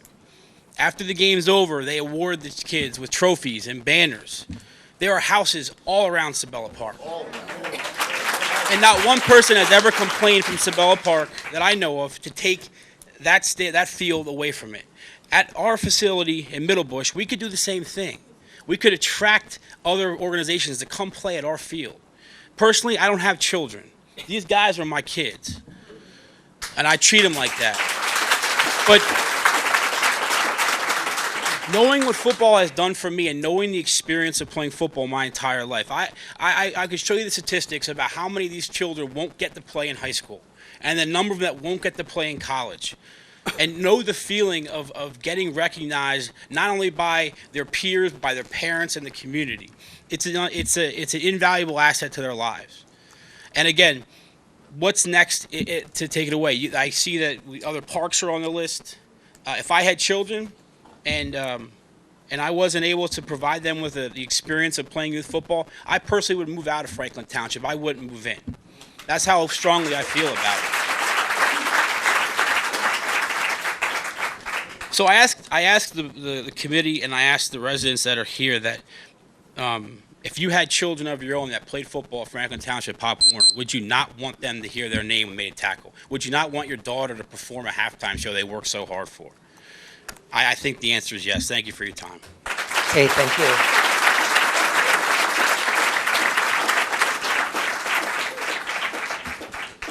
Catherine Samini, 19 Hunters Crossing Road. I am not, obviously, for the speakers in the park. I have stated that many, many, many times. And I am not for permanent or temporary speakers. That is an imposition on the peaceful enjoyment of my home. I can hear that park. I can hear the children playing without amplified sound. If we were not concerned, we would not have occupied your time for as many meetings as we have. We would not have sustained the attendance throughout the entire summer. We are concerned. These homes that we have, many of us have occupied them for decades. The homes were purchased, paid for by hard sacrifice, sometimes a life savings. These homes have been maintained with pride and hard work. These homes are where families gather on Sunday to have shared memories, to enjoy a meal, to have a cookout. On Sunday. And these homes are not easily interchangeable. Sports teams before you, and mostly it's Pop Warner. Now, I understand soccer is present, but I don't believe, in the very first meeting I went to, it was posed by Mr. Kramer, will soccer use the sound system? And the soccer coach said, I quote, I don't see how. End quote. Need to check it. The May meeting where you had the person come to present the first sound system, when Ms. Francois asked, how far will that sound go? And an expert on the sound system said, and I quote, well, we really don't have that information to share with you. That sound system that has been talked about since May, and I would like to address some of the things that some people have said here, that sound system that has been talked about since May will be an imposition to this neighborhood. No one, I have gotten up here time and time again, and no one, and I have never, and no one who has opposed that amplified sound has ever said, we do not support the children. We do support the children. No one has ever said, take the park down. We've said it is a beautiful park. And for someone to say we don't support the children, I'd like to say 9.4 million on this park and counting. I'm sorry, that's support of the children.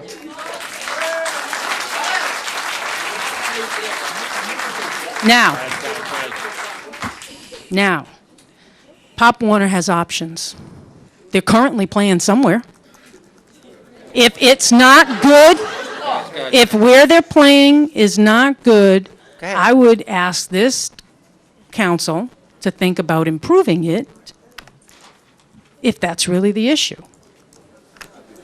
If that's really the issue. Now, your position on this council, I know, is a very tough one because you have competing needs and wants. But what you have in front of you, as I've said before, is the decision between a want and a need. Please consider these points. Our foundations to our homes are in the ground in this neighborhood. We can't move them. We are committed. We will be here long after this season is over, and the next season, and the next season. I have lived in this township in the vicinity of this park. I moved 1 mile from Quail Brook over to Wilson Road. Well, maybe it's 2 miles. I've been here for more than 25 years. I'm not going away. I'm not saying anyone should go away. I'm not. In fact, we actually said, where are the people who want the sound system and why is it important? Now, I saw a notice as to why it was important. I don't know if this is anybody's idea. I think the gentleman already referred to it, and they said there was safety issues without a sound system. Well, I'm going to put it to you, council. If there's truly a safety issue without a sound system, then I'm going to suggest to you that you should shut down every park that doesn't have a PA system. If there's a safety issue without a sound system, every park should get shut down that doesn't have a sound system. There would be a problem with an injured child.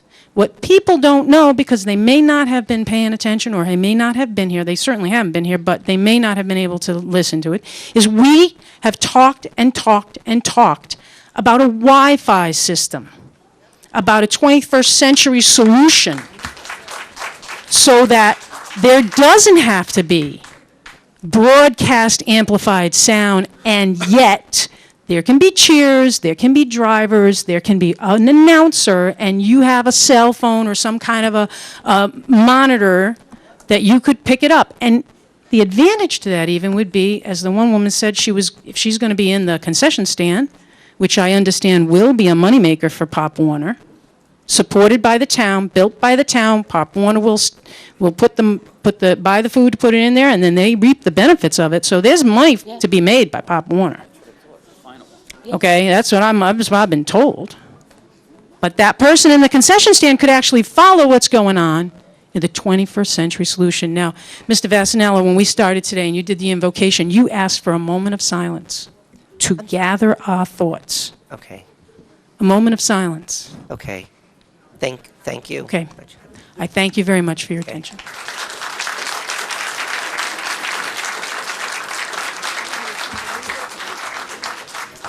Mr. Hughes. Good evening. Mayor Levine, council members. I stood here online and I heard someone say that they moved to Franklin Township for peace and quiet. Well, that person, I would like for you to know that Franklin Township isn't Mayberry. Okay? Franklin Township isn't some small town in the middle of the Mojave Desert. Franklin Township was not named the 5th best township to live in this country because we're Mayberry or some town in the middle of the Mojave Desert. I want to thank our government for building that facility out there for our young people. I am not here to challenge the council or to tell you what to do. I'm here to say that that facility over there is good for our young people. Last night, a young man was shot and killed in this town. Franklin Township, because of that facility, is drawing more young people to participate in soccer and Pop Warner. Okay? And if that facility over there, with its sound system, can save one young man or one young lady's life, let it stay. Okay? Let it stay. We, as a community, must do something to save the children. Thank you. Thank you.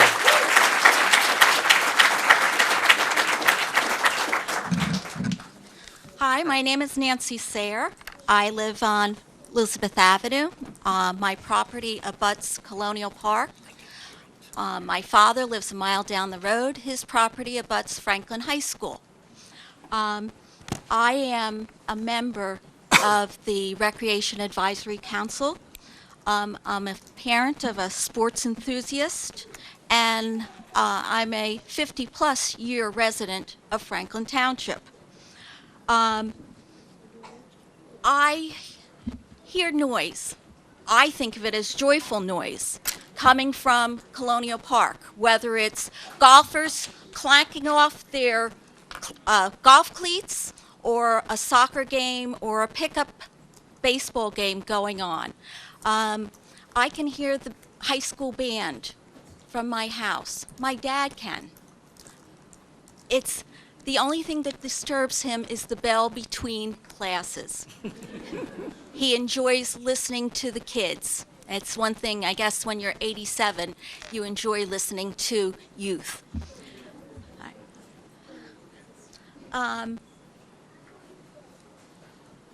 here tonight, and I'm part of the Recreation Council because I wanted to be part of a solution. You know, I wanted to see the children and adults of the town benefit by both active and passive recreation. I'm here tonight to implore the council to postpone voting on the ban of a PA because I really sincerely feel that the township, the local residents, the sports clubs can come up with a equitable solution that will be beneficial to all. There's a compromise that can be made, and it can be done. And I think, you know, I want to see everybody, I tend to want to make everybody happy. I know that's not always, it can't always happen, but it's what I want. But I want to see the residents happy. I want to see the kids and the parents happy. And it's not just the kids, it's the adults who take part and get great enjoyment out of the parks and the open space, the natural open space. So I'd like to suggest, again, that a small group of parties from the different, if I want to call it sides, include the council, get together and really try to knock out a solution. If you need a mediator or an arbitrator, get it, you know. But I really think that a PA system, when you're looking at youth football, is important. It's part of the game. It's part of the pulse. So I'm not advocating ruining anybody's Sunday. I'm not. I like my quiet, but I also would like to see this happen and to make everybody benefit from a PA system and have a working solution. Now, if I might, I'd also like to make another suggestion.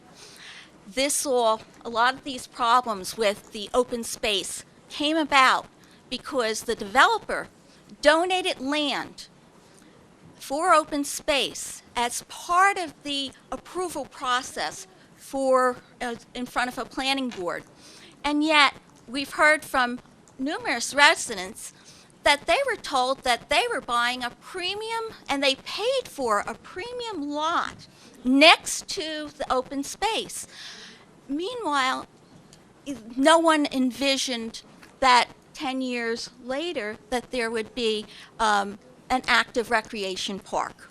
So I would like the council to consider making it the developer notify, alert a potential buyer that this could be a park or open space could be developed. So, thank you very much. Okay, thank you. Ms. Sayer. Mr. Stewart. Good evening. My name is Stanley Crowder.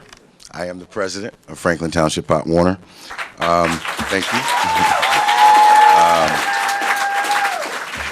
I got quite a few things to say, but I'm going to try to keep it short. I'm going to try to. I want to thank Nancy, my fellow Rec Council Advisory Board member, for those suggestions. I think that's a great suggestion. My first question, and I'll wait for an answer after I'm done, but why wasn't that done? Why didn't we have individuals from the different entities, if you will, and the council come together and have a conversation? At the end of the day, we got to have a compromise here, okay? So I think that's a great suggestion. I think we need to entertain that a little bit more. One of the things, there's quite a few things that concern me. I heard a lot of comments from residents about not wanting to hear noise. It seems as if the PA system is the issue on the surface, but it doesn't seem like that is the issue. The issue is noise in general, and probably a little bit deeper than that. So my concerns is, one, what about the noise in Stage House? What about the noise from the Rutgers Stadium? What about the noise from the high school? What about the noise from the Palace? Those are noises. What about the noise from the kids playing in the park? And I think a resident commented on that. So if there's an issue with noise of children playing in the park, wouldn't it be an issue with noise of a football game in the park? So it almost sounds like, and let me say this, let me step back for a moment. Thank you for the park. Thank you for a beautiful park, okay? But if there are concerns with the PA system, but then further concerns with noise of the games, are we being told that we shouldn't be there? That's a concern of mine. Now, I get the peace and quiet. I get that comfort. Fortunately and unfortunately, I live on the other side, okay, right by the middle school, formerly the high school. I hear those games. I used to hear those games every weekend. Every weekend. And unfortunately, none of those residents, and they've been here just as long, if not longer, pay taxes just as well and just as much as everybody else in this room that's a homeowner. Their property line goes right to the bleachers of that middle school stadium. So they have no trees, no buffer, no filter whatsoever to block out any noise whatsoever. But do we have them? Have we ever heard them complain? Not once. So my concern is this really a community that we have here? And should it really be ranked number 5? If we got people in the community that really don't understand the concept of a community. Because you got people on the other side, and I call it the other side of the track, if you will, that have never complained and embrace this community and the children of this community. As you can see, we got all children in this Pop Warner here. And they're proud. We got proud parents. We got proud children. But again, no complaints from the other side. None whatsoever. And we hear that noise regularly. So again, my concern is it really about the PA system? Or is it something else? But more importantly, there are 65,000, if my math is right, residents of this township. Okay? We had a ban. Granted, we were below the decibel levels. We're doing the day. And yeah, I'm not going to discount it because of the reality. We only got 10 Sundays. 10 Sundays out of 365 days. Is that a problem for somebody? That's a problem. For it to be a problem for somebody. But my biggest issue is, what is really the issue? Because for someone to say, I don't want to hear any noise, and this is a township full of children who has residents that are bordering schools, other facilities, other parks. We don't have this ordinance in other parks. Okay, is that going to be an ordinance from Williams Park? I didn't think so. But why? Because that's where it is? Again, we need to reevaluate this a little bit more.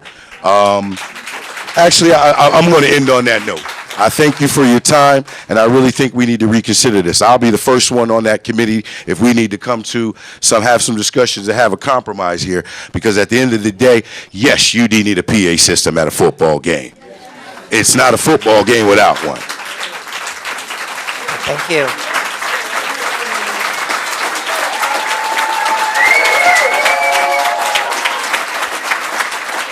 Hello, my name is John Semister. Last year I was the junior Pee Wee defensive coordinator. We won such a jersey. We were the only Division III team to win such a jersey last year. These are my kids that were right here. I also play the music on Sunday, and I want to let you know that I'm a professional DJ. I only play the music from, let's say, 11 till about 4, and I only play about 2 hours worth of music for that whole day. So I've heard them say that they're not, they love the kids, they're about the children, but I have not once seen a group from around that area come to our games, let alone do I see them wear the Franklin colors. And I moved here 4 years ago, and I've loved living in Franklin for the past 4 years that I've been here. My children, I only have 3 girls. My wife coaches the cheer team. I had 3 girls, but I had 350 kids because I talk to every single one of these kids on a daily basis when I see them. I tell them, do good in school, listen to your parents, and do what you're supposed to do to be an upstanding citizen. They don't want our kids at that field, pretty much said and done. They don't wear the Franklin colors, but they've lived here for how long? You see, I'm from Long Island in New York. When we say we love our town, we wear our colors. And everybody come to see the kids play. Have they come to see the kids play? On Sunday, you say memories. This is a memorable thing to see kids come out and play their hearts out.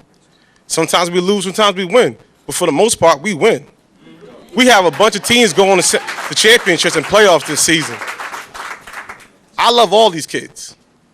Can you say you love these kids also?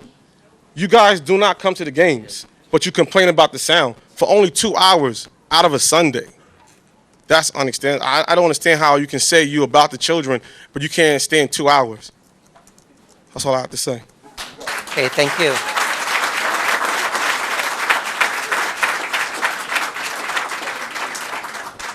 And again, if you haven't signed your name, you can, yeah.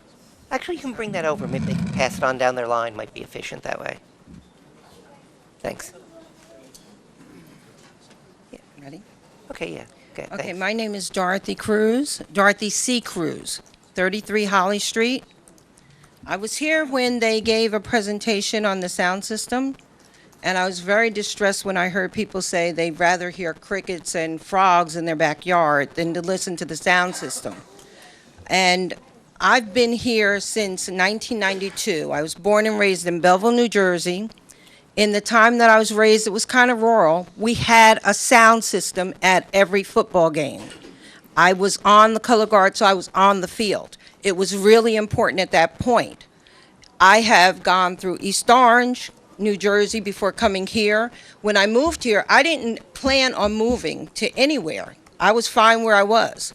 My company moved me. They gave me the option of where I wanted to go. I researched the area. I rode around the town at night. I rode around the town during the day before I made a decision that I wanted to move here. It was not a retirement community. There was no reason for me to come here. I had a 12-year-old child. I wanted someplace that was going to give him something to do and help me raise him as a single parent into a fine young man, which he is. I am back to raising a 12-year-old young lady who is in Pop Warner. She's on the cheerleading squad. I'm happy to say I'm a head coach for the cheerleading squad that she's on. And all of the coaches, I don't know if any of you recognize it, but they are all volunteers. They get up every day and go to work. They take care of their families, and then they go to the fields and mentor, not just teach your children to jump around or knock a football down.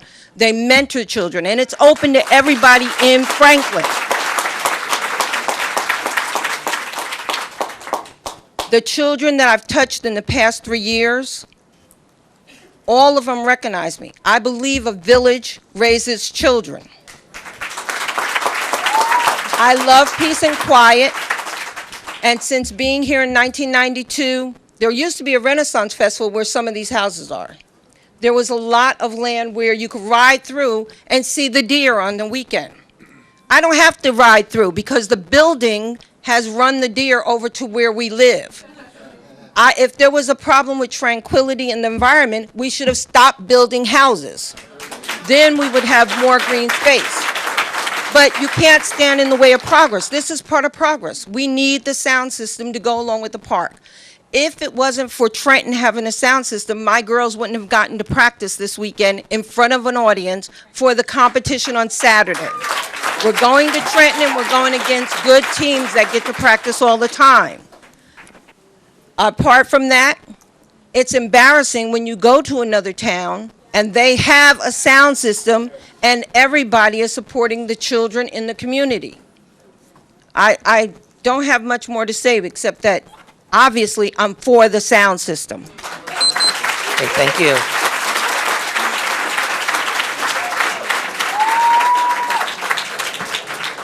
Good evening. My name is Natasha Branscombe. I'm a resident at 28 Prescott Court in Somerset. And I'm grateful for the opportunity to attend on an evening where the Township is recognizing and acknowledging the accomplishments of our youth in Franklin. Youth move on to become disciplined and well-functioning adults in our community. And the discipline you see here by the children, please give them a round of applause. Please. The discipline you see here is not a result of just parental training, but it also includes the discipline and training instilled in the youth on the field by their coaches. The Pop Warner and even the Franklin Township Baseball League, we become like a village, as the woman before me spoke. So what does this have to do with the PA system? Because we'd still be a village and we'd still help to raise each other's children and we'd still be a community without the PA system. However, it contributes a great deal. I know when I first moved to Franklin, I grew up in Bergen County, Inglewood, New Jersey, and it was a very diverse community. And when I moved to Franklin, I moved here for that reason, because it was a very diverse community. And it gives me joy. I enjoyed my elementary school years. I enjoyed my high school years. And so it gives me a feeling of nostalgia when I pass through the neighborhood and I hear the band playing, or I hear the score being called, or somebody catching a touchdown, or somebody making a pick six, or whatever's going on. I feel a part of the community. So it encourages a sense of community in that regards, as far as I'm concerned. And I'd hate to think that after moving to Franklin and relishing in the fact that it's a diverse community, that I moved here and it's okay for the PA system to be at the old high school or now the Franklin Middle School in a predominantly African American section of Franklin, but it's not good enough to have a PA system in the more predominantly Caucasian neighborhood of Franklin Township.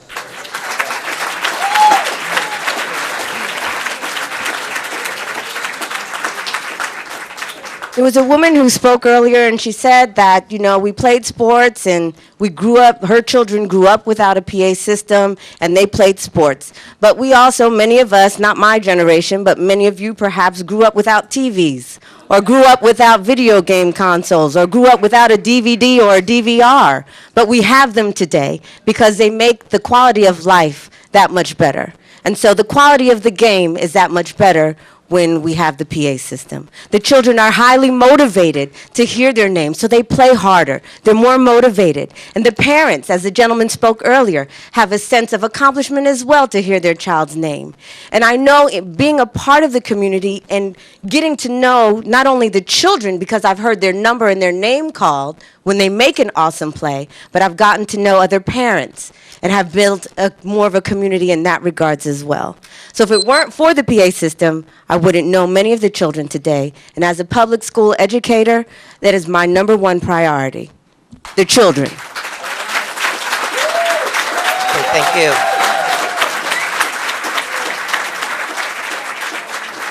Hello, my name is Edward Daniels. I live on 111 Amwood Court. I've been living out here in Franklin since 1972. I graduated in '88 from Franklin High School. I'm a coach for Pop Warner. As long as I've been coming up, I used to live on Girard, 200 Girard Avenue. My mother still lives there. Right by the old high school was the middle school. And like a lot of people, I'm probably going to be saying the same thing, but a football game is not a football game without a PA system. I heard one lady say something about soccer. You watch soccer on TV, they don't have a PA system. They don't announce soccer. It's just the commentators. So if you're at the game, you're not hearing anything but the crowd. But I don't want to get into what the issues are, but I really, like someone said, it really could be a compromise. It's only 10 Sundays, like they said at 365. Like the one guy said, like Jonah said, he's a DJ. We're out there for maybe from 9 in the morning to 4 in the afternoon, and he's saying he only plays 2 hours of music. That's like at an increment of maybe 4 minutes, a timeout, halftime of a game, in between games. Games only last an hour long. So the time, like everybody is saying, it can't be that you don't want to hear a PA system. You don't want to hear any noise at all. So, I mean, I don't have much to say. I heard somebody say something about a concession stand, that if we put a concession stand there, it's making a lot of money for Pop Warner. Who you think's buying the stuff to put in the concession stand? Nobody's giving us that. So the money that we put into it, the time that we put into it, is for things to buy these kids for their hard-earned effort. Trophies, new uniforms, water. I mean, those are the things that we're providing. It's not a water hole that we could just fill up their water bottles. We have to purchase all of that. So it comes out of our pockets too. Like somebody said, we have families. I raised 4 children. So I've been through this Pop Warner system, like I said, played since I was 7. I'm 45 now. So I don't understand what this debacle is about. But like I said, I am for the PA system.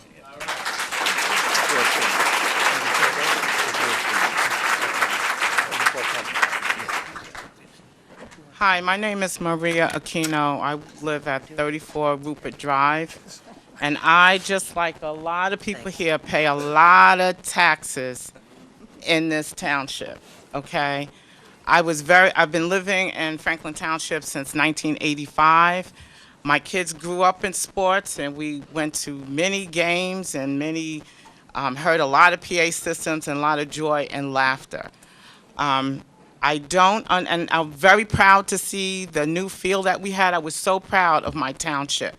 But the disappointment that I felt in the township that we could not have a PA system, it really, really broke my heart. It really did. I cannot understand why on certain parts of the town we can't have a PA system, we can't acknowledge our children, we can't do any of that. It's very hard for me to understand that. We could do it in the middle school, we could do it at the high school, any schools in the area, which is more of a dense area. You have more houses around those areas than where this park is. I do not understand that. My daughter is a Mighty Mike cheerleader right here, and she asked me the other day why the only time we could do our halftime cheer and hear music is when we go to other towns. What do I tell her? Do I tell her your township does not support you? Your township said no, that we can't play something that makes them feel happy. And you say you're for the children. Are you for the happiness of the children? For a Sunday afternoon? I don't understand this. Like I said, come to the game and see how dry. You ever go to a football game without a PA system? Like someone else said, how dry it is with that. It just doesn't go with football. You put this nice field out there for us, we were proud of, then we got all disappointed. And, you know, talking about something rocking my nerves, I hear fireworks 10:30 at night over at the Palace Theater because someone pays extra money to show because they got married or whatever. I don't know what's coming after me when I hear the fireworks 10:30 at night. But you complain and have problems for no PA system, just hear kids being announced and being very happy of their accomplishments. I have a terrible problem with that. I pay damn near $12,000 of taxes in this town, along with everyone else. Okay? Thank you. Okay, thank you. My name is Sajaya, and I live on 14 Rupert Drive, and I think we should have shout-outs because the girls like the music, and when they want to do their halftime dances, they can do it, but if they don't have their music, they may get it wrong with the beat. What I just heard again.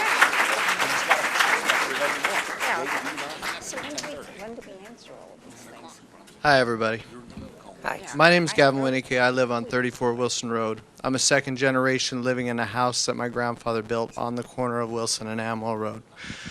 I listen to Stagehouse every weekend, and I don't mind the music. It doesn't bother me one bit.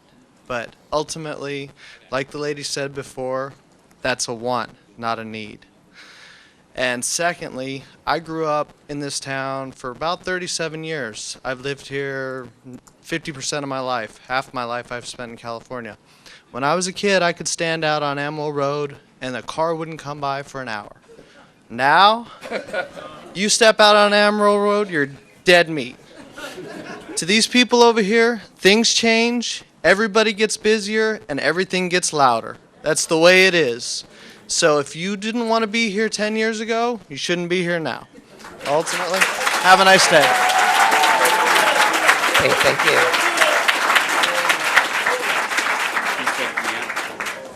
He faked me out. I thought he was going to the other one. Council members, my name is Brian Crawford. I live at 24 Gauguin. My house is literally right in the middle of this controversy. My lot was once the most desirable lot in the development because it was secluded, quiet, and very private. But if there's a PA system, I'll tell you what, any of you that think it would be great to have a PA system in your backyard, come talk to me. I'll sell you my house. Okay. I'll sell you my house. Okay, yeah. Address us and give everyone respect. Go ahead. Unfortunately, the beautiful natural woods in my backyard that once surrounded my property were unnecessarily destroyed overnight. Although it was a mistake, to my knowledge, no governmental person was ever terminated or held accountable for that. In any case, the beautiful natural wooded buffer is gone, and with a sad, ugly, useless man-made buffer taking its place. As a result, my house is now fully exposed, with my privacy, peace, and solitude sacrificed without my consent for decades to come. But worse, my property has now become a popular shortcut, with complete strangers trespassing my property daily. Now you might be thinking, what does this my property have to do with this loudspeaker decision? In answering this question, one should note that my property has maximum exposure to this illegal complex that was supposed to have been a park. Behind it, right behind my house. This makes my property an ideal observation point, with the light from the fields flooding my house every night last week. Every night last week. In fact, I had to call the police 3 times just so they would turn the lights off when they were supposed to have been off, so that I could enjoy my home theater, which has been ruined because of the lighting now. Obviously, the sports clubs promise to use the lights far less than they are. But the truth can be viewed in my backyard. Unfortunately, it seems that no one has given any serious consideration to protecting the rights of adjacent property owners. So when you ask yourself, what should we decide? Think about this. If the lighting can be used without restriction, then what do you think will happen with loudspeakers available? Again, the council's loudspeaker and lighting decisions will have probably a bigger impact on me than anybody else in this room, because my property is right there. So I would ask you, please, think about it, your decision. And if you, by the way, if you truly care about your children, on Sundays, take them to church. Okay, we're respecting everyone. Decorum, we're respecting. Guys. Okay, go ahead. Hello, my Your name name is and Rob- you have the floor. Start over, Hello, my so name we is can hear Robin you. Williams. I'm at. Oh, hold on. You're not getting respect. Go. Hello, my name is Robin Williams. I'm at 18 Holly Street in Somerset. I have lived in Franklin Township for 40 years. I have had family members that lived in Franklin Township for over 70 plus years. I bring this point up to say we are not new to Franklin Township. Parents and family members coming out to support children have never been an issue. So what is the problem now? What has changed? I can't for the life of me understand what it could be. Why is noise an issue now after all of these years? I wonder. With all of the things that are going on in the world, it seems that the Tranquility Protection Alliance would band together to embrace the youth and think of ways to support their growth in society. Honestly, I think there are a lot more pressing issues for this brave group of people to go after other than noise. This group of like-minded individuals cannot really be forming together to stop children from having fun and being recognized in a positive manner. I have been a Pop Warner parent for many years, and I have traveled to a lot of different fields. I have yet to see a Pop Warner field that did not allow children to be recognized. I ask again, what is the difference from the Franklin Pop Warner team and all the other teams we play? Noise? Maybe noise for me and all of my family members and friends that live in Franklin Township for many years was not noise at all. It was parents, friends, and family members coming together to show support to these wonderful children. Hopefully, this group that is not sponsored by or run by Franklin Township will not be allowed to reinvent the wheel that has been in place for so many years. Thank you. Thank you.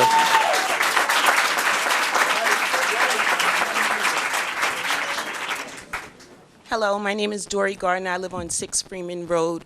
I'm actually somewhat new to Franklin Township. My family and I moved here 5 years ago, and we chose Franklin because of the diversity, all of the resources that it offered the children in the community. We're a young family moving here.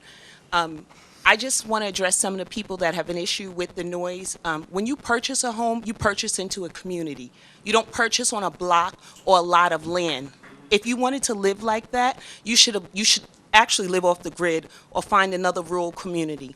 Now, we have to take everyone's needs into consideration. We all pay taxes in this room.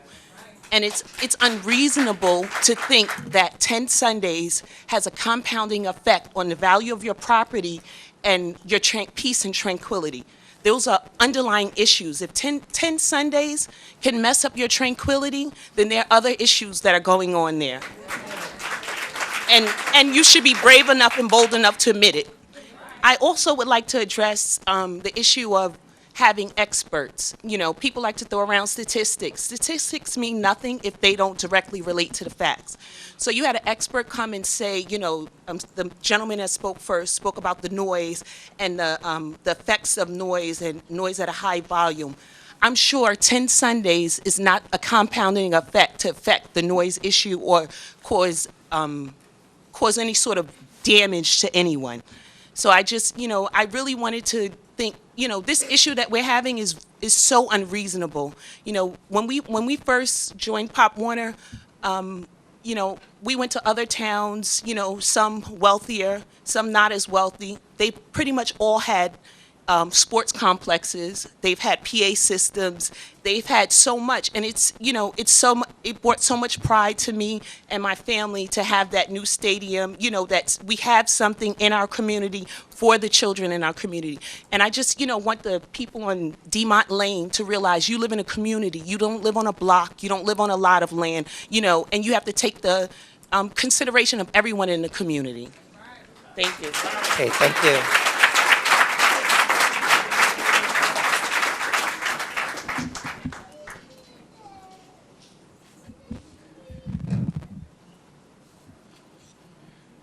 Oops. Hi, my name is Tom Moran. I live at 5 Hunters Crossing Road. I'm president of the Homeowners Association of Hunters Crossing. And I would like to congratulate everyone who has come out here and to take part in Democracy in Action. It is very good to express how we feel about what our town is doing. Many people have congratulated you on the park. It is a wonderful thing. It's huge. It didn't start out that way. It started out as walking paths and maybe a tennis court. There's a skate park in there. And then there was one field, 2 fields, 6 fields. I don't know how many fields are in there now. And it got quite large, quite unexpectedly. There were never supposed to be lights, but there's huge lights. That park, until the ordinances changed, that park closes at dusk. So I don't know what the lights are for. And there was never supposed to be a sound system. I always wondered, I've been coming to these meetings for a few months because I was concerned on how it was going and why it was going. I never did find out what was the benefit that this sound system would bring that would outweigh all the negatives that it would bring. I heard a little bit of that tonight, and that's to shout outs and to hear your child's name called out. I raised my children in Franklin Township at the soccer fields. They were cheerleaders at the high school football. Sound system didn't make it better, made it louder.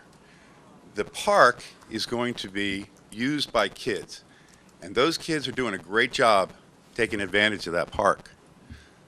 But the sound system isn't for them, admit it. It's for you. It's for the parents. You want to hear their name called out. I want a Ferrari. I'm not going to get one. I like cars. I don't want someone to build a gas station next to my house. Because I am against the sound system doesn't make me somehow evil, racist. It doesn't make me unlike children. The children were for the kids. We're for the fields. We're for the park. We're for the teams. I'm even for Pop Warner. I just don't, you don't need to have that added sound on top of all the sound that's already there. Joyful sound. I like it. But the music, the sound effects, going over the top. At previous meetings, we talked about balance, respect, mission creep. It just got out of control. You need to get it back into control. You did a survey in the township, a needs analysis, and there were 12 important functions. The number one function chosen by the residents of the township that households wanted Franklin Township to provide, number one choice, preserve environment and provide open green space. Number two choice, operating and maintaining parks and facilities. Number three choice, providing programs for all residents. And the fourth choice, providing places for outdoor sports programs. These are all good things, but the number one, which your constituents told you, was peace and quiet. Here's another point. I beg your pardon? No, go ahead. You got the floor. Just address us. This is what the mandate was to you. That what happened was we were donated land, a nice chunk of land surrounded by a lot of houses. And you wanted to make the best use of it. And you tried very hard and you did a great job, but some things ran over. And they ran right over us. I need you to stop and think about balance and respect. Everyone has an opinion about this, but because I have an opinion doesn't make me, somehow evil or trying to destroy someone else. This will happen again and again. You will buy more land, you will buy more parks. We need to learn how to construct them in a way that coexists in the neighborhoods that you put them in. And that's all we're asking for. Okay, thank you.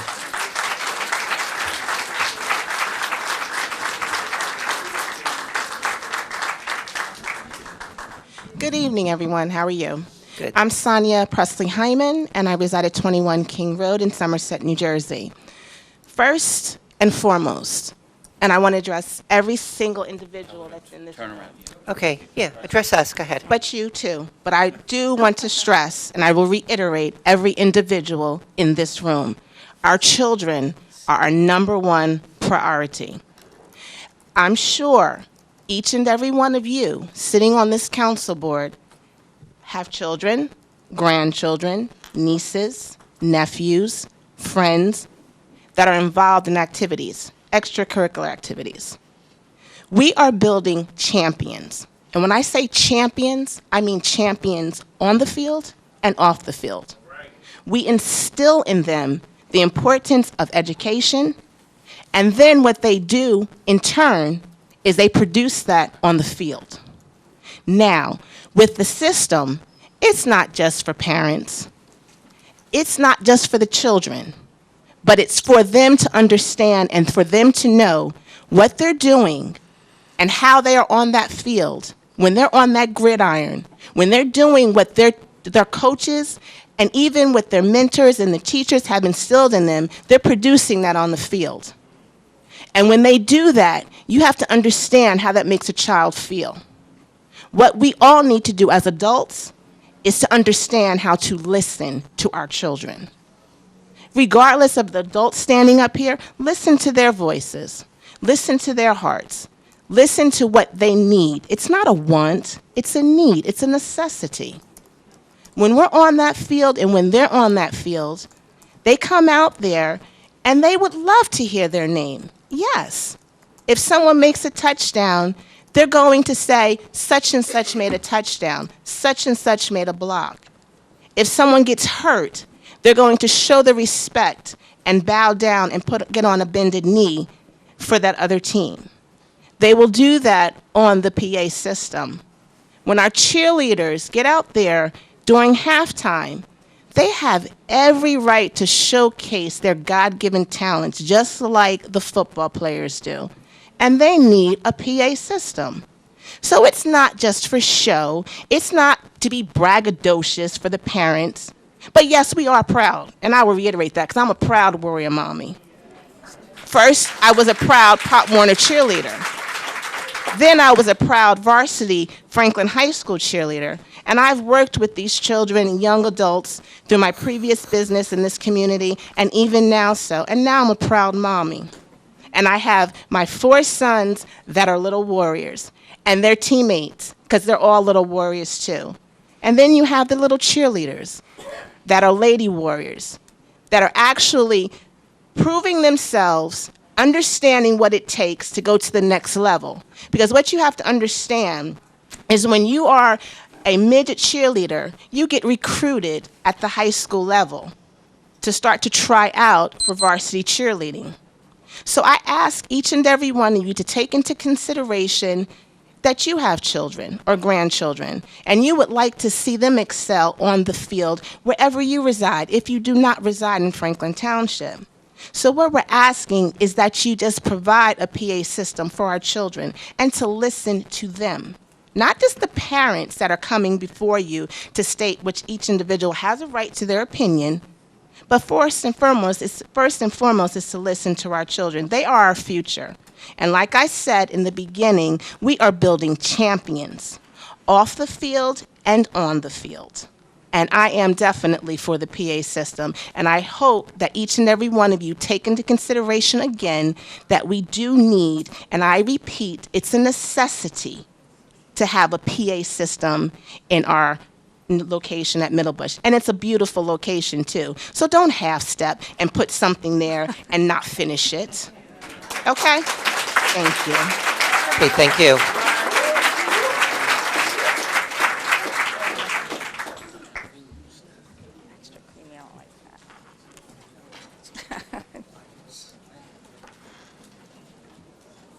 Wrong ones.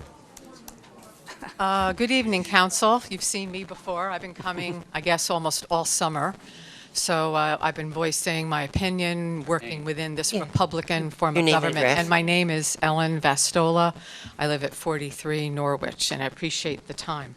And I tell you, that's a tough act to follow. Oh my goodness, why did I get behind her?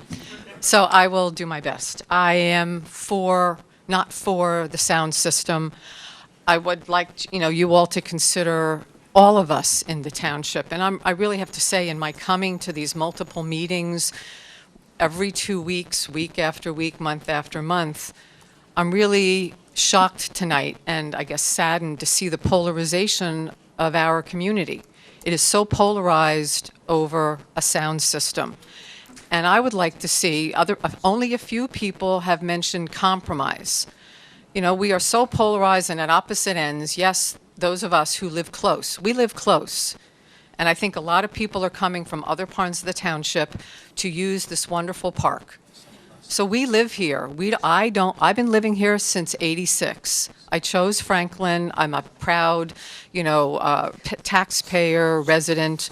I'm a 20-year 4-H judge. I love judging. The kids are amazing. You should join 4-H. The Favorite Foods Festival is great. And the public presentation skills that they develop are amazing. But I enjoy living in Franklin, and part of that enjoyment is, yes, I can open the windows, and I do want to hear the crickets, because that's what I've been hearing for the past 28 years.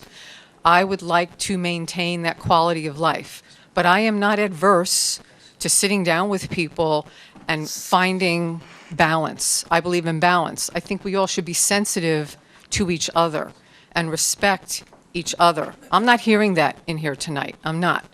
I'm hearing anger. I'm hearing underlying issues. It's like, yes, it's a park. Yes, you want to play football. And I brought all my varsity jackets from when I played college varsity on the volleyball team, basketball team, and equestrian team. So I know about sports. I had one guy when I was taking my petition around, and I do have a petition because Pop Warner was saying there were only 61 residents. Well, I have another 54 names I can submit from my community and people very, very close. For me, in my health and safety work at Rutgers, there is such a thing as noise pollution. We are living in the most densely populated state in the country.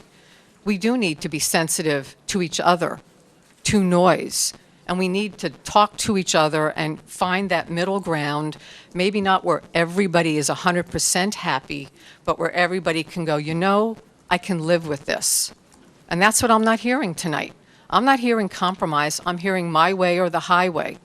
I like to find solutions. And I was thinking as I was doing my walk to the library, which I told Mayor Levine I love to do from where I live because I can, and I was thinking, I taught my mother how to use the message board at the Rutgers Athletic Center when they built it over on Livingston, because my mother worked for the Rutgers Athletic Department.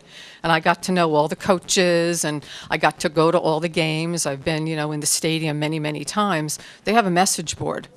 Whoa. So when I went out to the park and I saw the scoreboard, I go, why couldn't we put a message board up? It's quiet and it scrolls. You could have emergency messages. Instead of shout outs, it'd be a message, and you could repeat that, and they could have it in your announcer's booth. I'm all for, let's find an alternative. A message board, does anybody else have that? We could try that. And what about 21st century technology?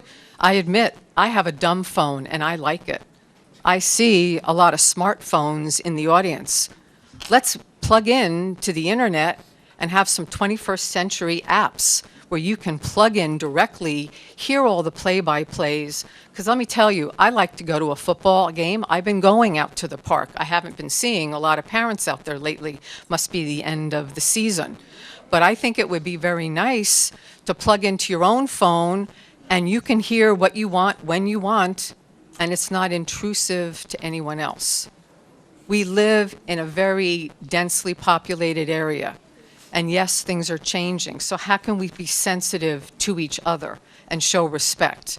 And that's what I'm asking, because we've been coming out. We owners who live in the immediate vicinity, we have taken our time to come here every 2 weeks to let you know what our feelings are. And we're not adverse to working with people. We've put up with the trees being knocked down, with the lights being installed. And yeah, we're kind of us, we're thinking, this is the final straw. What else can you do that will affect our quality of life? We want it. Everybody's going to be coming from the surrounding area to our backyards. You know, we chose to live here and the park had not yet been built. So please be sensitive to our needs. Thank you very much. And I have a petition. Okay, thank you. You could, if you like, you could give a petition to our clerk, Ms. McCarthy, and she'll send it out to us. Thank you. Hi. Hi. I usually don't have a lot of noise, so if you need me to speak up, let me know. Yeah. There you okay. go. Yeah. Okay. My name is Linda Tam. I reside at 61 Drake Road here in lovely Somerset. And I moved here because I really love the diversity and character of this town. Unlike a lot of other towns around it, I find that it really has the spirit and personality of its own. And I find it an oversimplification to call what you hear over the PA system as simply noise. Noise to me is a construction vehicle or a siren going off or fireworks popping. The PA system and what they broadcast over it is part of the personality of this town and the people who live in this town, the music that they play. And what they say is who the people are. And so taking away the PA is also taking away a little bit of their voice and their self-expression of this town. And so whenever you rob a community of a way to express itself in its voice, I become very concerned about that. To echo what the woman in front of me said, I think there should be room here for compromise. We are talking noise levels, and there have been generations of experience of working with noise levels and working with hours that you can use it and the degree of it, that there must be a way that we can do this without robbing our community of a really valuable sense of its culture. I would invite the council and everyone to come down and have a fish sandwich and listen to a shout out and get down to some of the music and our children enjoying it and have a sense of our town culture and personality. This is really part of who we are, and I think the town can rally around it and really have a shared community experience. Thank you very much. Thank you.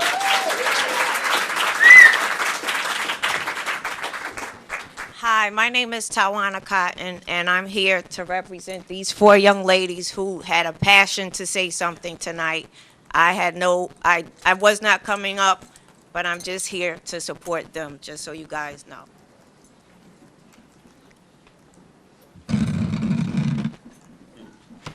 Cheerleaders need music to dance. Turn that frown. You could turn that frown upside down.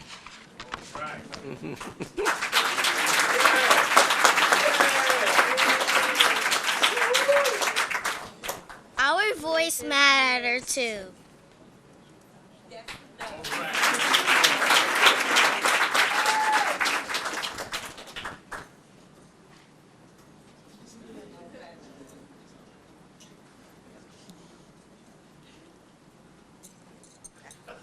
Thank you.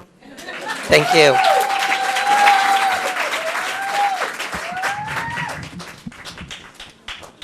Good evening. Bill Gallagher, 36 Lake Avenue. The gentleman who spoke a little bit ago mentioned the great display of democracy that we're having here tonight on both sides of this issue. I just want to say personally, I'm very proud of all of these kids who had the courage to come up here and speak and how well behaved they are. This is awesome to see. And that's a reflection of the Pop Warner organization and the parents. And I'm really amazed by how well they've behaved all night.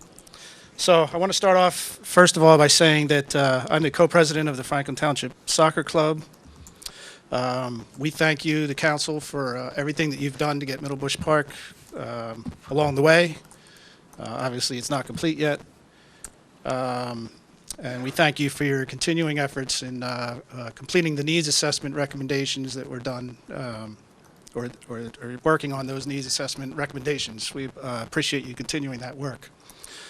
The Franklin Township Soccer Club fully supports having the PA system in the Middlebush Park.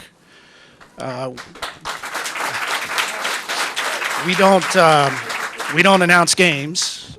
Someone mentioned that earlier. Even when you watch national soccer games, they don't announce the games. However, we understand that that is an integral part of running a football organization. And just like we need certain things, Pop Warner needs certain things to operate. I'm glad I didn't come up earlier because I believe I was quoted earlier. Someone spoke and said that a Franklin soccer coach said, I don't see how we would use a PA system. I believe the context of when I believe I said that, and the context of that was when Mr. Kramer had asked me during my comments that night whether we would announce a game when we had 3 games going at one time. So I said, I don't see how we could do that because we can't direct speakers for 3 different games going on. The fields are set up where there's multiple fields for soccer. So that's where that quote came from. Now, besides, that's all I had to say from the soccer standpoint. I'm also a member of your Recreation Advisory Council. I'm a parent of both a daughter and son who have participated in Pop Warner. My wife and I have volunteered for Pop Warner and still do whenever we can for many years. We are fully in support of having the speaker system, obviously. One thing that I'm surprised Mr. Crowder didn't bring this up, but there was a mention of the want versus the need, and the reason that the speakers are needed is because the league that Pop Warner participates in requires that they have a press box, that they have bleachers, and that they have a sound system. For good or bad, whether we agree with there's good reasons to have a sound system or not, or to announce the games, and I would put a capitalization on the good, it's a requirement of their league to host games. So let's say that you pass this ordinance tonight, or I guess it would be in 2 weeks. Pop Warner would be forced to move back to either the middle school or the high school to host their home games. And that would mean that we spent, I believe it would be over $1 million for the part of Middle Bush Park that included putting a press box, putting bleachers on both sides of the fields, and adding football lines to make them dual-purpose fields. That seems like a big waste of money to not fully support the Pop Warner being able to use those fields for dual use. So I agree that we need to come to a compromise. I believe that if a speaker system is installed, it would be put in at a decibel level that is below the ordinance. Now, we understand the park is close to a lot of the neighbors, so maybe we have to make it even lower than just being barely below the decibel limit of the ordinance, the township ordinance. So if we need to do that, that might be an option. The park is not done. I understand the trees were removed as part of the construction process. However, I believe it's in part of your plans to replace trees. I understand the berm can't be built up more where the berm is not included, but trees and I believe a fence are part of that project that would help buffer the sound, take care of a complaint earlier about people taking a shortcut through yards. That should be taken care of once the fence is up. Part of the compromise, also the message board, that's a great idea, actually. However, we have to look out for our cheerleaders here also. It's not just football. Part of the cheerleaders, frankly, they cheer for they do their cheers during the games, but frankly, most of us in the crowd are watching the game. We're not always watching the girls. No offense, girls, but we know you're there. We hear you. We're listening to you, but we're not always watching you. However, at halftime, they get to perform to music, and they wouldn't be able to do that. They wouldn't be able to. That's their biggest purpose, is to do the halftime show that they do, and that helps them with their when they go on to competitions. Okay, thanks. So that's all I had to say about it. Thank you. Appreciate that. Thank you. And again, if you haven't signed your name and address, it makes it easier for us over there if you do that. Go right ahead. Good evening, everyone. My name is Tavina Williams. I live at 121 Hempstead Drive. I just want to point out that organized sports not only stimulate our children physically and mentally, but they also teach our children skills that teach them to work well in groups and in an individual setting, which can prepare them for future success. I know from my previous experience on job interviews, one of the things that was asked of me is, can I work well in a group, and can I equally work well as an individual? history has taught us to stand up for what we believe in and rally in a positive manner. So I would like to point out the fact that all of these children could have been somewhere else tonight, but they chose to stand up for what they believe in and rally tonight in a positive manner, which definitely needs to be recognized.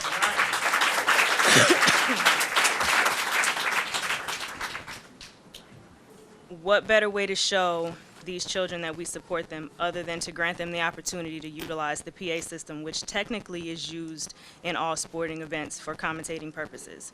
I honestly have to say that it's very disturbing that we're here debating about taking something positive away from our youth.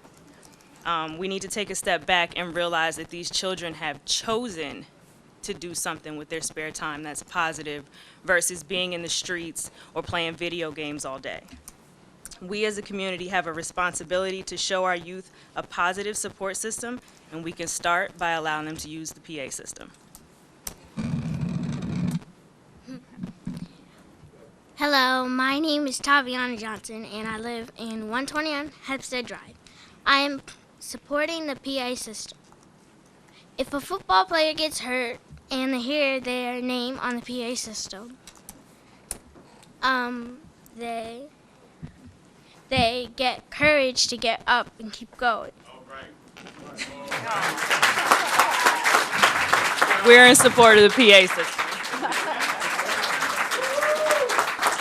Okay, thank you. Good evening. My name is Keith Stewart. I live at 26 Atlantic Road, and I'm chairman of the Recreation Advisory Council. There are a couple things that I want to address before I get to my major comments, but as far as the sound system and the system that was originally proposed, it was supposed to be a system where the speakers were angled down at the field, which would have reduced the sound that penetrated towards the houses. It also would have been controlled, so the setting would have been set so you could not turn it up or down to change the settings. So that's where we started out with. So somehow we went from that to we don't want anything at all. Now, this organization, which I was a player for, my brother was a player for, I was a parent of a player and a cheerleader, I was a coach and president, so I know about the organization.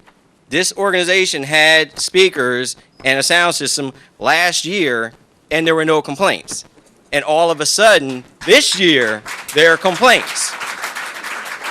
I wonder how that all got drummed up. So this year, there's some kind of organization out now that wants to prevent speakers. They want to prevent other fields, Catawba, which is the southern end, which would have soccer fields and cricket fields. So there's a push now to prevent anything going forward as far as recreation in the township. I became part of the rec council because I wanted to see recreation progress in a way it hadn't been, because unlike what some people don't understand, 35% of Franklin Township is open space. So for the people that just moved in here, if the Open Space Trust Fund had been used originally the way it was supposed to be used, the park would have been completed before some of these people moved in.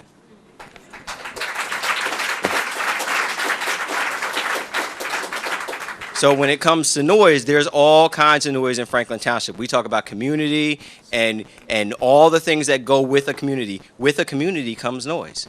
But I guess I have trouble figuring out how it seems that there's one youth sports organization that's targeted as far as the noise when we don't target businesses in the same way. We may not target religious organizations in the same way. We don't target schools in the same way. It's like all of a sudden we need to regulate the noise in Franklin Township, which we haven't done since the building of the middle school, where you had a football field that had the noise all along. So you have a new high school that has football games, but I'm wondering, have all of you been to a football game? Because I have yet to be to a football game where you don't have a sound system and speakers. So I think that may be one of the issues too, as far as I know I've seen the mayor at some of the high school games. And once again, we build two fields with a press box in between, and how you don't understand that a sound system is going with the press box, I don't know. The other thing that, as far as, not in my backyard, in my community, there are people in this room that represent all 5 wards. All 5 wards. So when we talk about constituents and votes, there are people in this auditorium that represent all 5 wards. And as elected officials, it's my understanding, and I know most of you, that you are here to represent the entire community. So when you look at not in my backyard with the sound system, not in my backyard with the park, not in my backyard with the new school referendum, are our elected officials representing the 1%, or are our elected officials representing the 99% of Franklin Township? Thank you. Okay, thank you.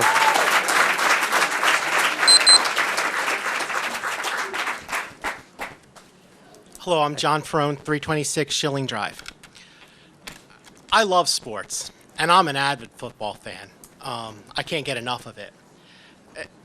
The problem with the speaker system is, I mean, we've learned from the portable speakers just how loud it can be when it gets cranked up.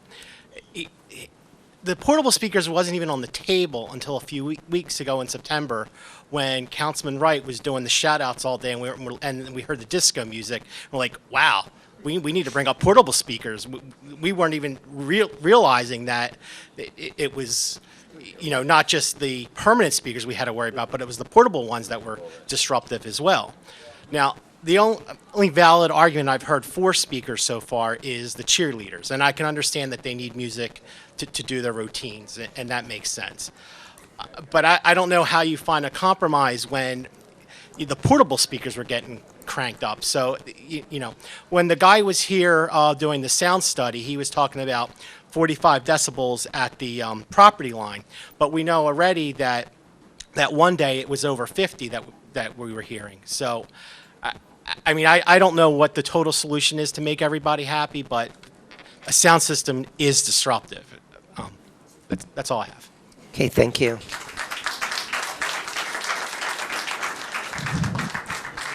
Jim Calafiore, Shreptow Road. Not sure why it's important, but I've been here since '82, and I pay well over $15,000 in taxes. A couple quick things.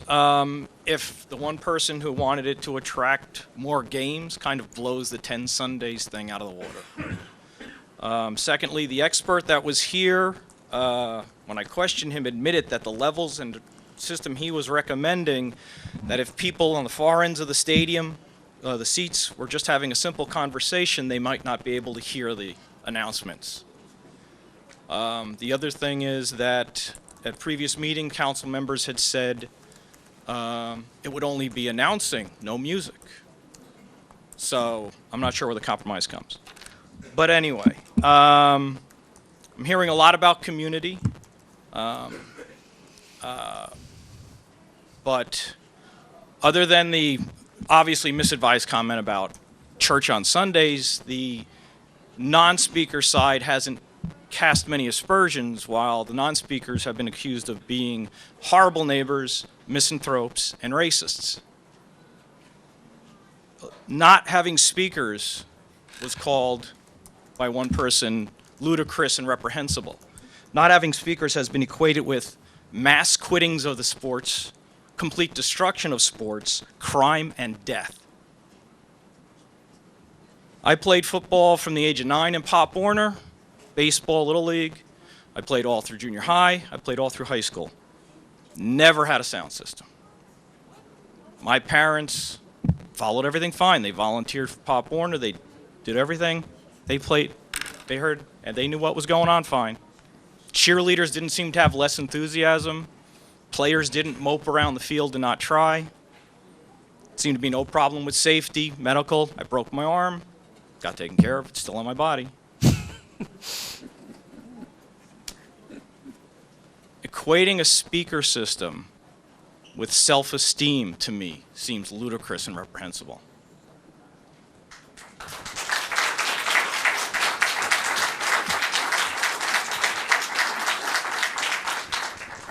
And I had some other things, but that's about it. Thank you. Hi, I'm Derek Brown. I'm a Pop Warner coach. Been a coach for 15 years. I played Pop Warner football for 8 years, high school. I live in Somerset. I've lived in Somerset all my life. And I just want to bring up a point that nobody's mentioned tonight. We have two groups of people here. One group is not in support of the system. Another group is in support of the system, which I'm in support of the system. But both of those groups, not one person said they're not backing the kids. Everybody said they're backing the kids. So if they're backing the kids, then why can't we come up with a compromise to make everybody happy? Everybody sitting up there, all you gentlemen, female, male, your job is to make each group happy. Yes, exactly, try, not just one group. All right. Your job is also to make everybody in here be proud of their community in Franklin Township. In order to do that, you got to make both sides happy. And that's where compromise comes into play. We're all grown. There's no kids. It is kids here, but the parents, some of the kids spoke, but a lot of the parents are speaking. We can all act like grown-ups that we are, get together and make a compromise so everybody in here can be happy. 99% of the people in here, like I said, are backing the kids.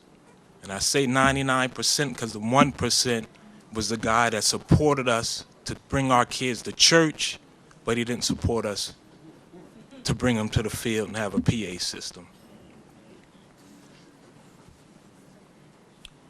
Another thing that I want to say, the PA system is part of Pop Warner. It's part of these kids. It's been part of it since I started playing in 1978, I believe it was. I'm trying to take a year off here now, you know. All right. So basically, again, what I'm saying is everybody needs to be happy in here, and we can do that. Be responsible adults. Talk it out instead of fussing at each other and come up with a good agreement where both sides will be happy. Last thing I want to say, it's a lot of football fans in here. It might be football, baseball, whatever. You're at home watching a game, turn the sound down and see how much you will like watching that game. Okay, thank you.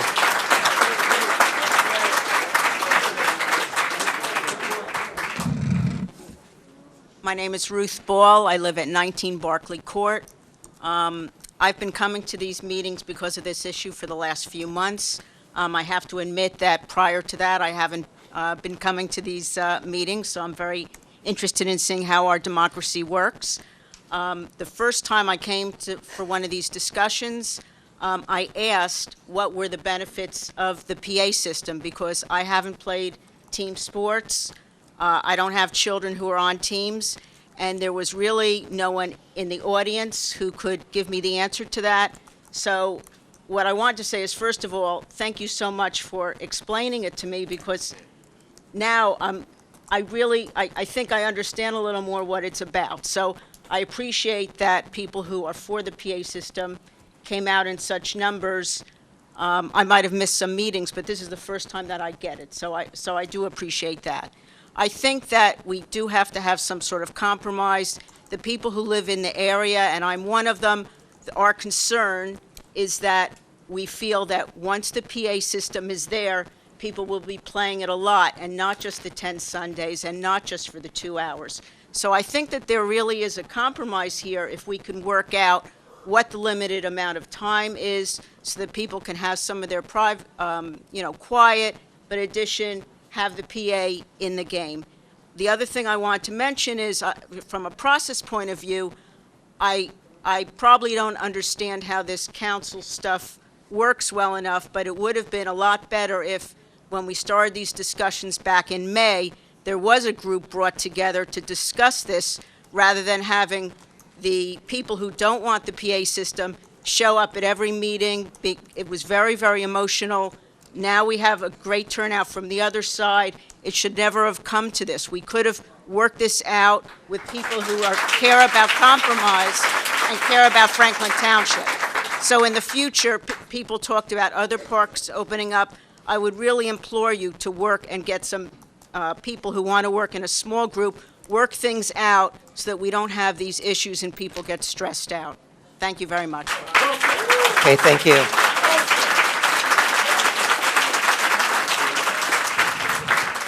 Hello, councilmen and women. My name is Astasia Bryant. I am a resident at 46 Hillcrest Avenue. I live closer to the Eastern Avenue side of town, where I hear Rutgers. And as a New Jerseyan, as a Franklin Township resident, I moved to Franklin Township when I was 11. I went to Sampson G. Smith. My son, McAfee School, Franklin Middle School, all the way up until now, 13 years. I bought my grandmother's home. That's how much I love Franklin Township, because it's always been multicultural. It's always been a place where you thought your voice was heard. I felt like that in high school. I always felt like no matter what, I came from a melting pot of people. It wasn't just one type. It wasn't just one voice. It wasn't just one style of dress. It wasn't just one type of music. It was everyone had a chance to express themselves freely. So I have to apologize for not attending the meetings before, because honestly, I was under the impression I didn't have to. I was under the impression that my children's voice would be important whether we were here or not, because I'm a part of Franklin Township. And the township cares about its youth.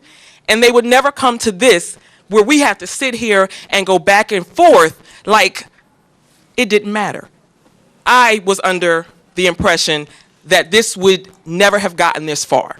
So here I stand today so that my son is aware that sometimes you do have to stand up and you do have to speak for your community. You do have to stand up for your right as a citizen. Yes, I own a home. I pay taxes. I pay sewerage, water, all of that.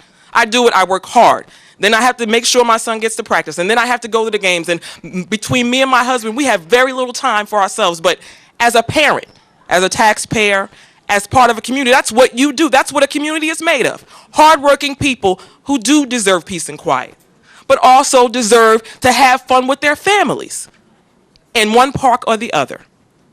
You can't encourage your youth and at the same time stifle them. It doesn't go hand in hand. So if we're encouraging them, then as a council who represents all of them, you're going to tell them, you know what, we're going to come to a solution that everybody is happy. And everybody said that. Compromise. We're going to show our youth that Franklin Township is about compromise. Not just for one type of community, but everybody is going to be satisfied at the end of the day. I know that's a hard job, but unfortunately, that's the job you chose as council. I wouldn't have chosen it, but you did. And for the record, for the man who said anything about church, let me tell you something. I love God. I love Jesus. And my son knows that the only time he has ever missed church on a Sunday is because he played football. Not because it's more important, but because I want to make sure he's well-rounded. And that's what this council is trying to do. Make sure our children are well-rounded. Thank you. Okay, thank you.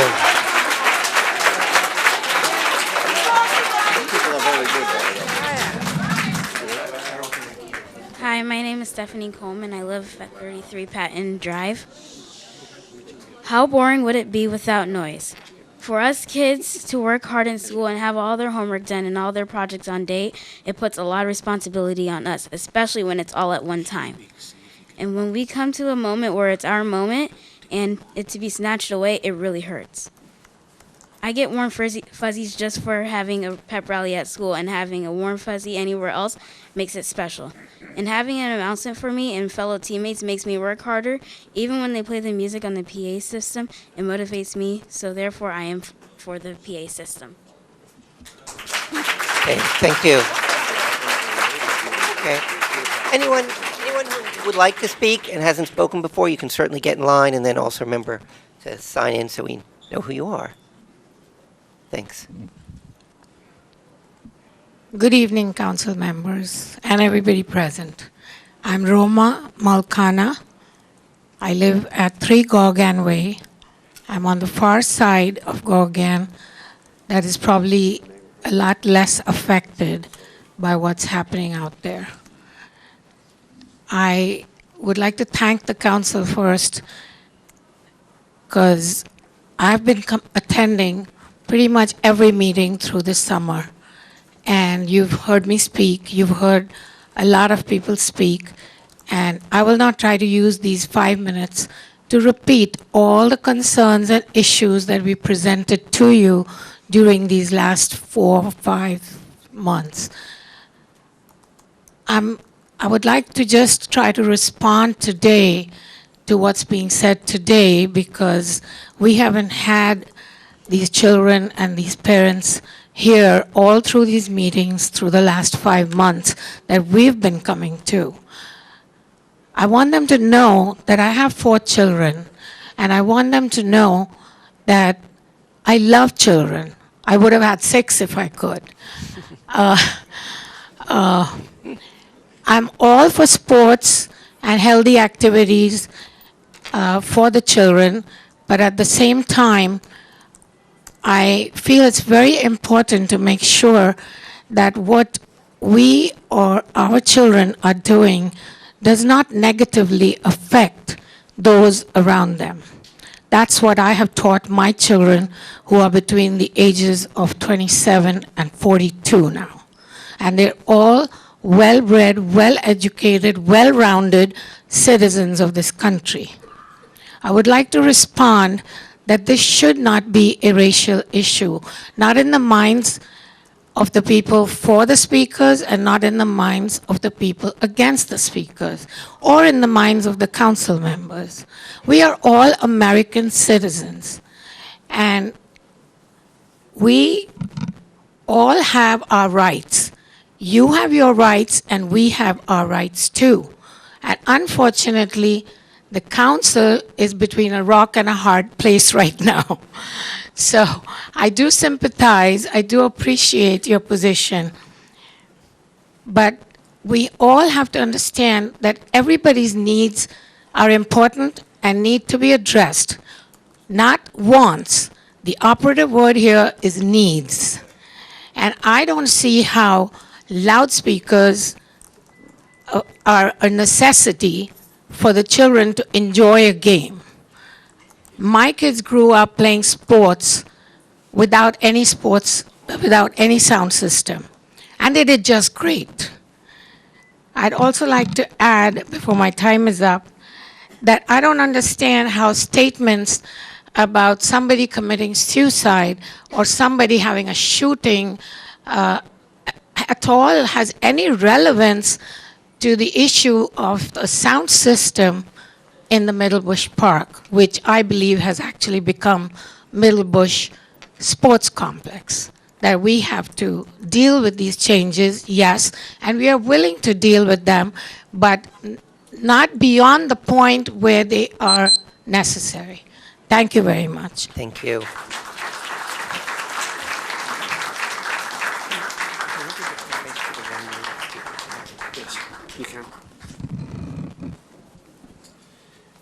Good evening, Brian Bidlack, 115 Charles Street.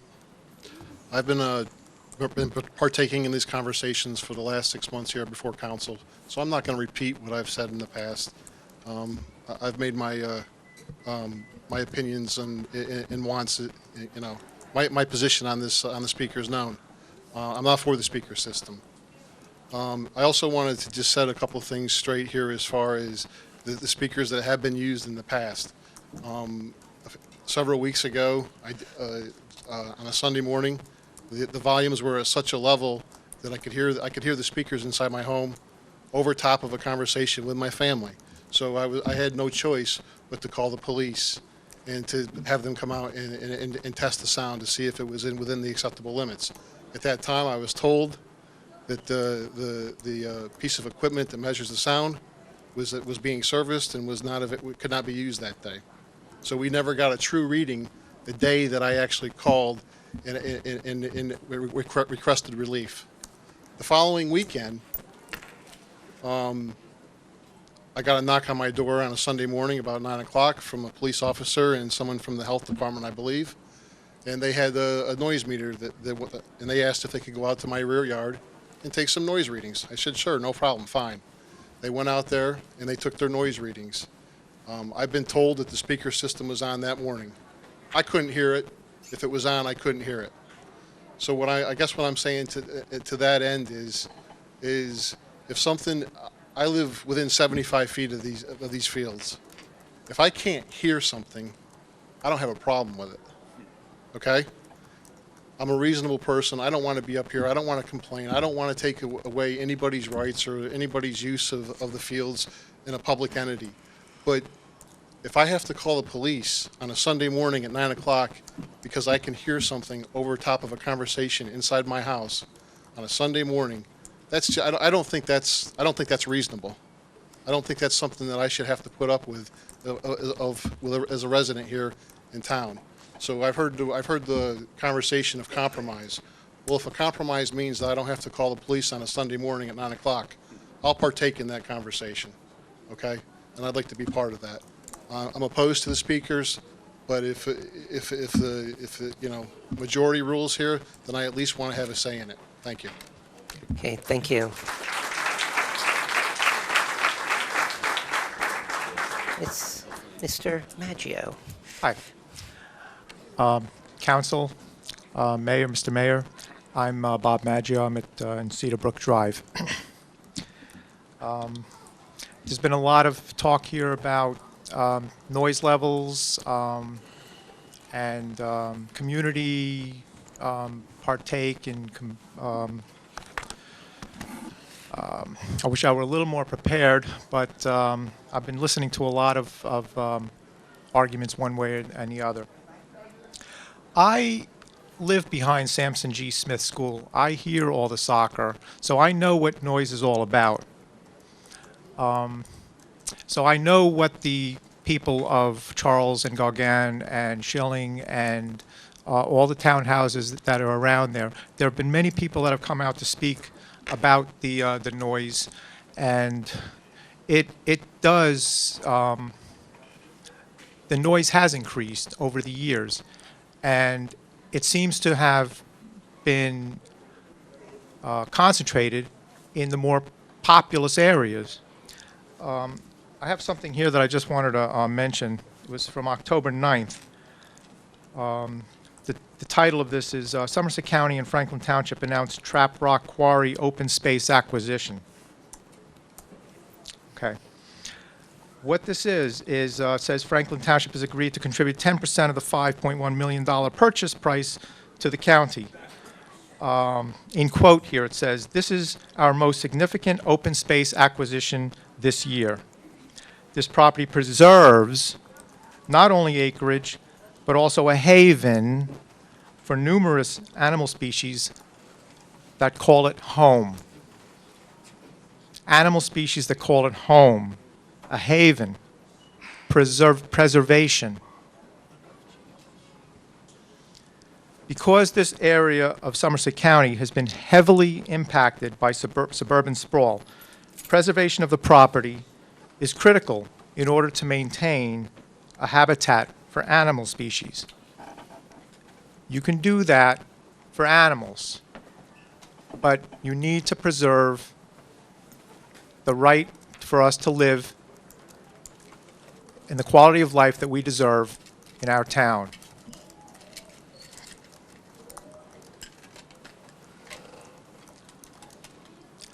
I just want to thank Councilwoman Sherman, Councilman Vasanella, Councilman Prasad, Councilwoman Francois, Mayor Levine, and Councilman Chase, and Councilman Kramer for the vote that they made on the resolution last week. Please don't lose sight of all the people that have spoken here in the past. Please don't lose sight of that. There's been an overwhelming response from the Pop Warner football, and I can understand that that they're here for this purpose. I support the sports in this town. I was a past board member of Franklin Township Little League. I was a Little League coach. I coached many, many kids. There were no speakers.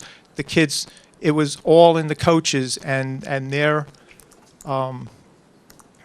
heart and soul that they put into these kids.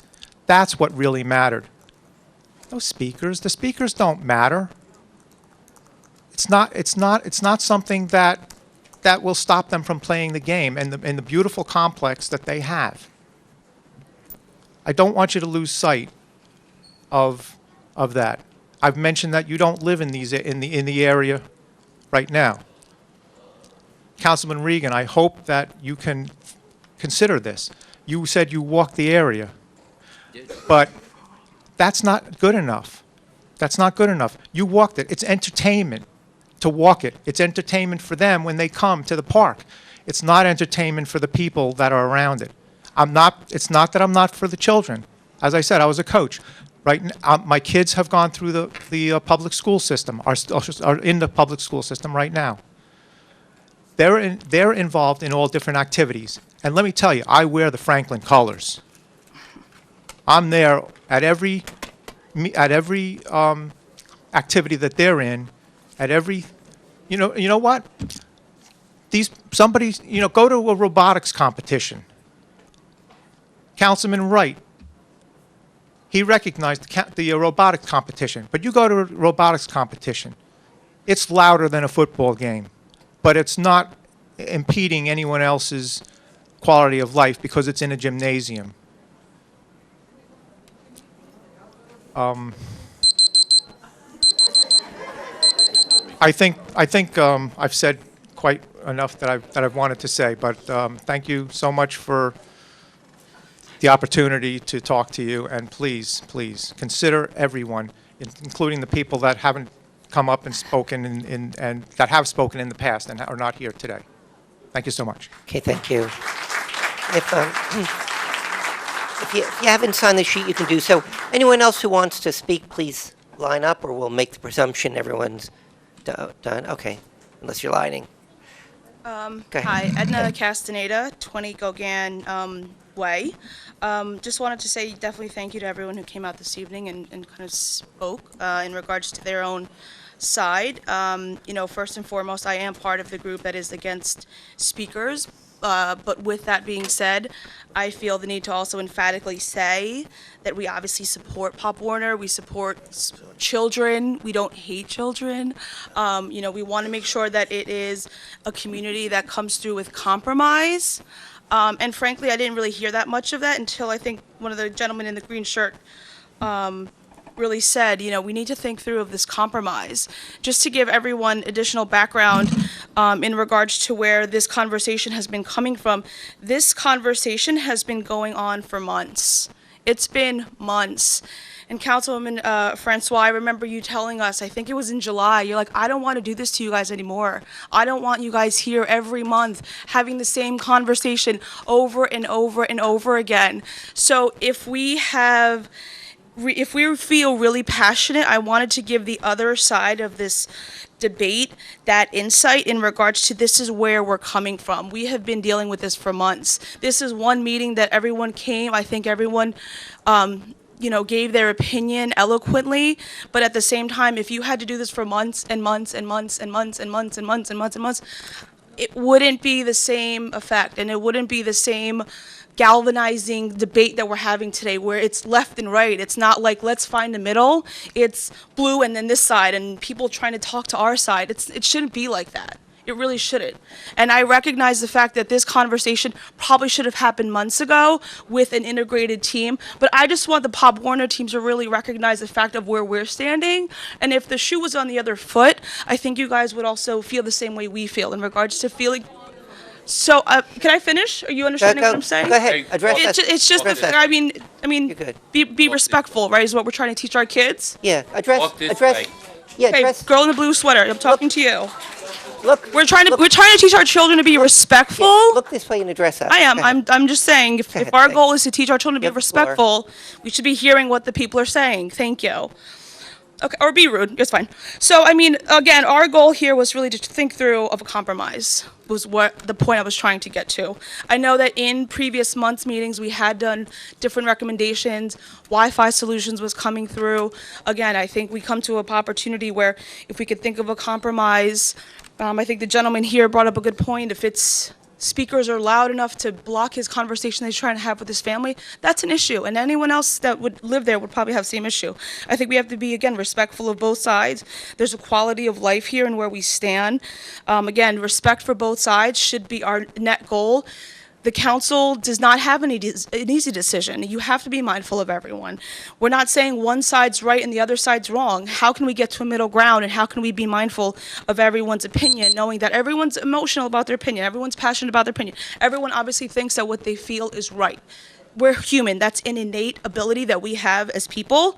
But I think when we're standing here and seeing this months and months and months of discussions, how do we nip this in the bud? How do we put a work stream together? How do we get to a happy compromise and then just get to a solution? Because I frankly don't want to be coming here months and months and months. I'm sure you guys don't want to bring your kids here months and months. Like, no one really wants to do this, so how do we just get to a happy compromise? That's my point. Thank you. Okay, thank you. Hi, good evening. My name is Yasmin Castro. I live on Gauguin Way. I think I've been coming to most of the meetings for over 7-8 months. I don't know how long it is.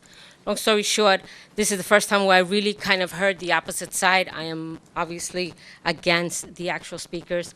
I've been enlightened as far as what needs there are, why people would want the speakers. There's a lot of things. For example, I never thought of the cheerleaders. It never dawned on me. My family, my kids have been in sports. They go to Franklin. My kid goes to Franklin High School. My husband's very much involved in training and coaching. I give my heart and my soul to those people that give their time, all of the coaches, to actually train and give their time to kids, because they're helping me and my husband and us as a community make a better man and a better a better woman of my daughter. And I thank you all for that.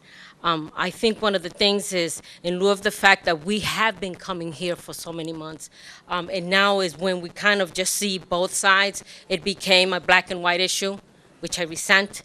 I'm Latina. I feel very comfortable in this neighborhood. I have no problem walking in any neighborhood at any time. I was born and raised in New York. I get it. I understand how that goes. I really think we need to reach a compromise. It cannot be a black and white issue. It cannot be well, since we're from that side, we really can't come to this side, because this is what our children are listening to. This is what our children are listening to.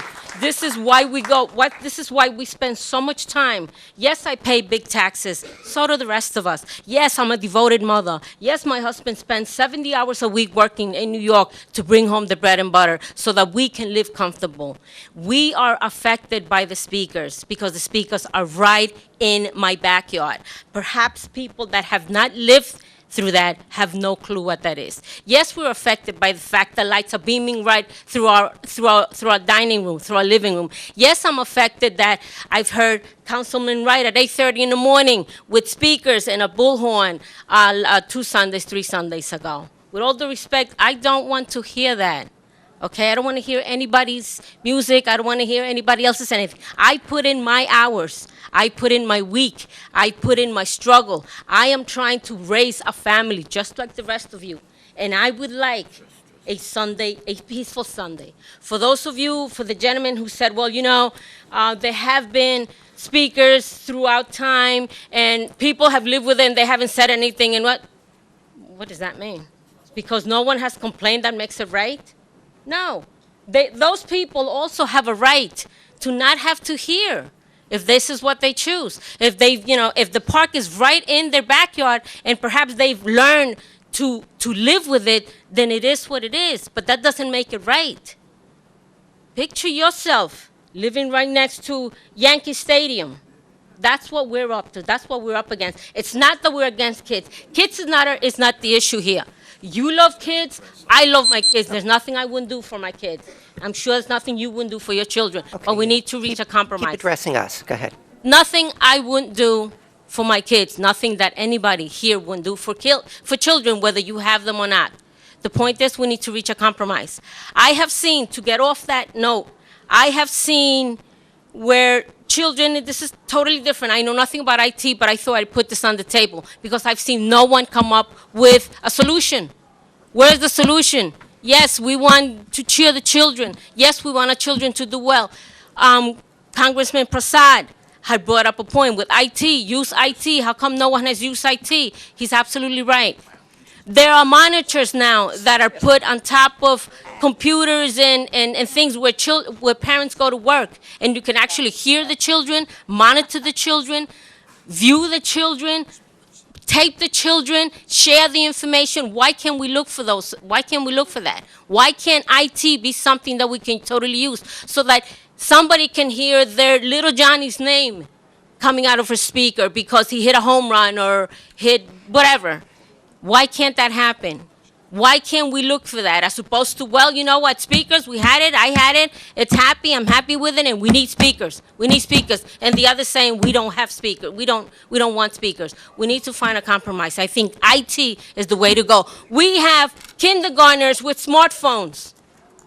Kindergartners with smartphones. Do you mean to tell me there's nothing out there? There are no apps? There's nothing out there that can actually get some kind of system where if I don't want to hear it, I'm a mother. I know nothing about football. Frankly, do not enjoy football. I've been dragged to football because my husband loves it. Every Monday night, I am watching football because I have to, not because I want to. So you know what I do? I sit there. I tell my husband, yeah, honey, good, hooray, hooray. I got my earphones. I don't want to hear it. I'm in my zone. I am happy. Okay? Okay. Thank you so much. I think we need to reach a solution. I think this cannot become a black and white issue. I think instead of trying to divide us, we need to unite. Yes, I heard you. Ringo. Okay. Thank you. Thank you. Sign, make sure you sign our, put your name and address on our pad, please. Okay, go ahead. Yeah, you can go ahead. Hello, my name is Teresa Taylor. I live at 4 Fox Hill Road, Franklin Township, New Jersey. I am a coach with Franklin Township Pop Warner. And I just want to say, everyone makes valid points here this evening. And I commend you. You guys on the panel, you have a very tough decision to make. But at the end of the day, everyone, has a valid point about, I understand in the community where you don't want the noise in your backyard, but I also have to stand for, as a member, as a coach who has, someone who has children participating in a program, I see the excitement.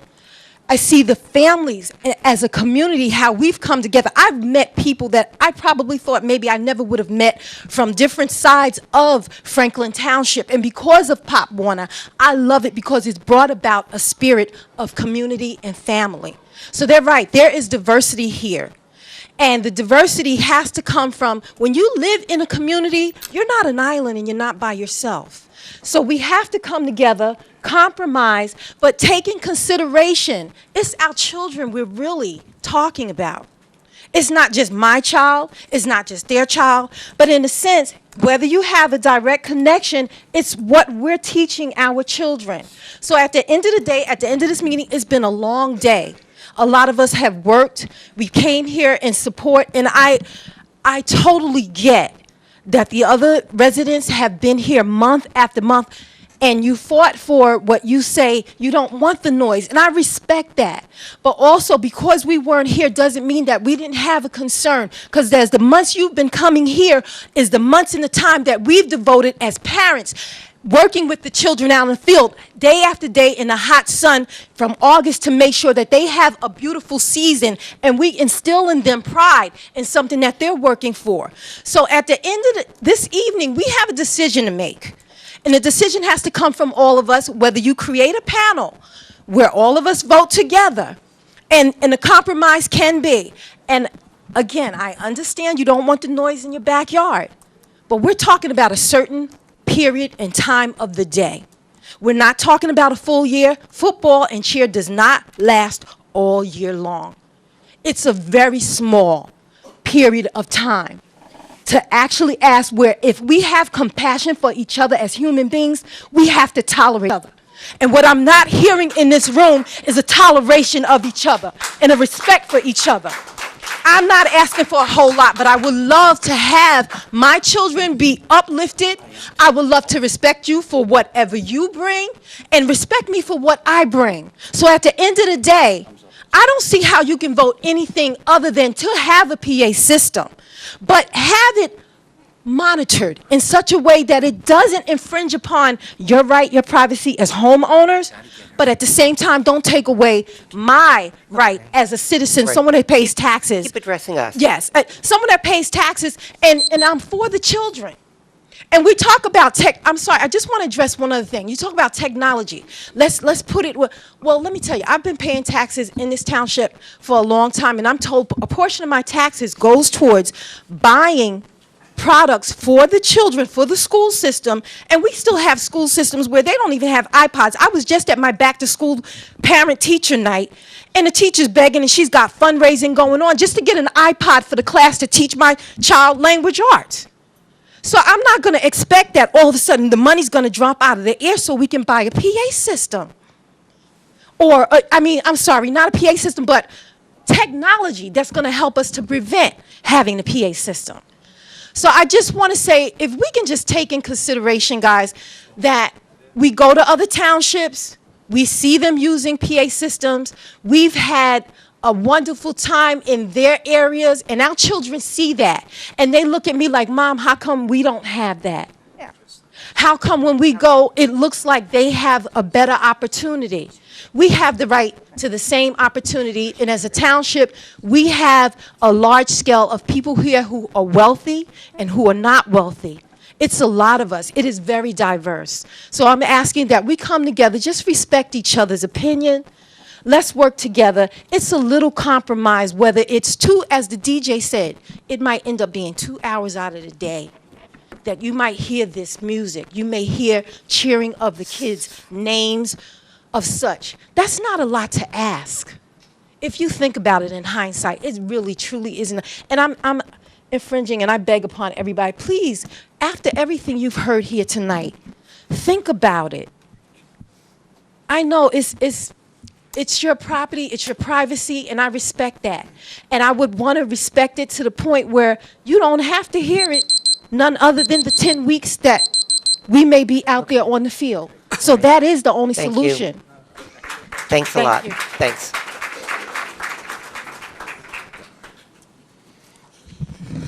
Good evening, Council. Good evening. Residents of the immediate areas of Somerset, New Jersey, Franklin Township, Pop Warner, soccer, and all the other establishments here.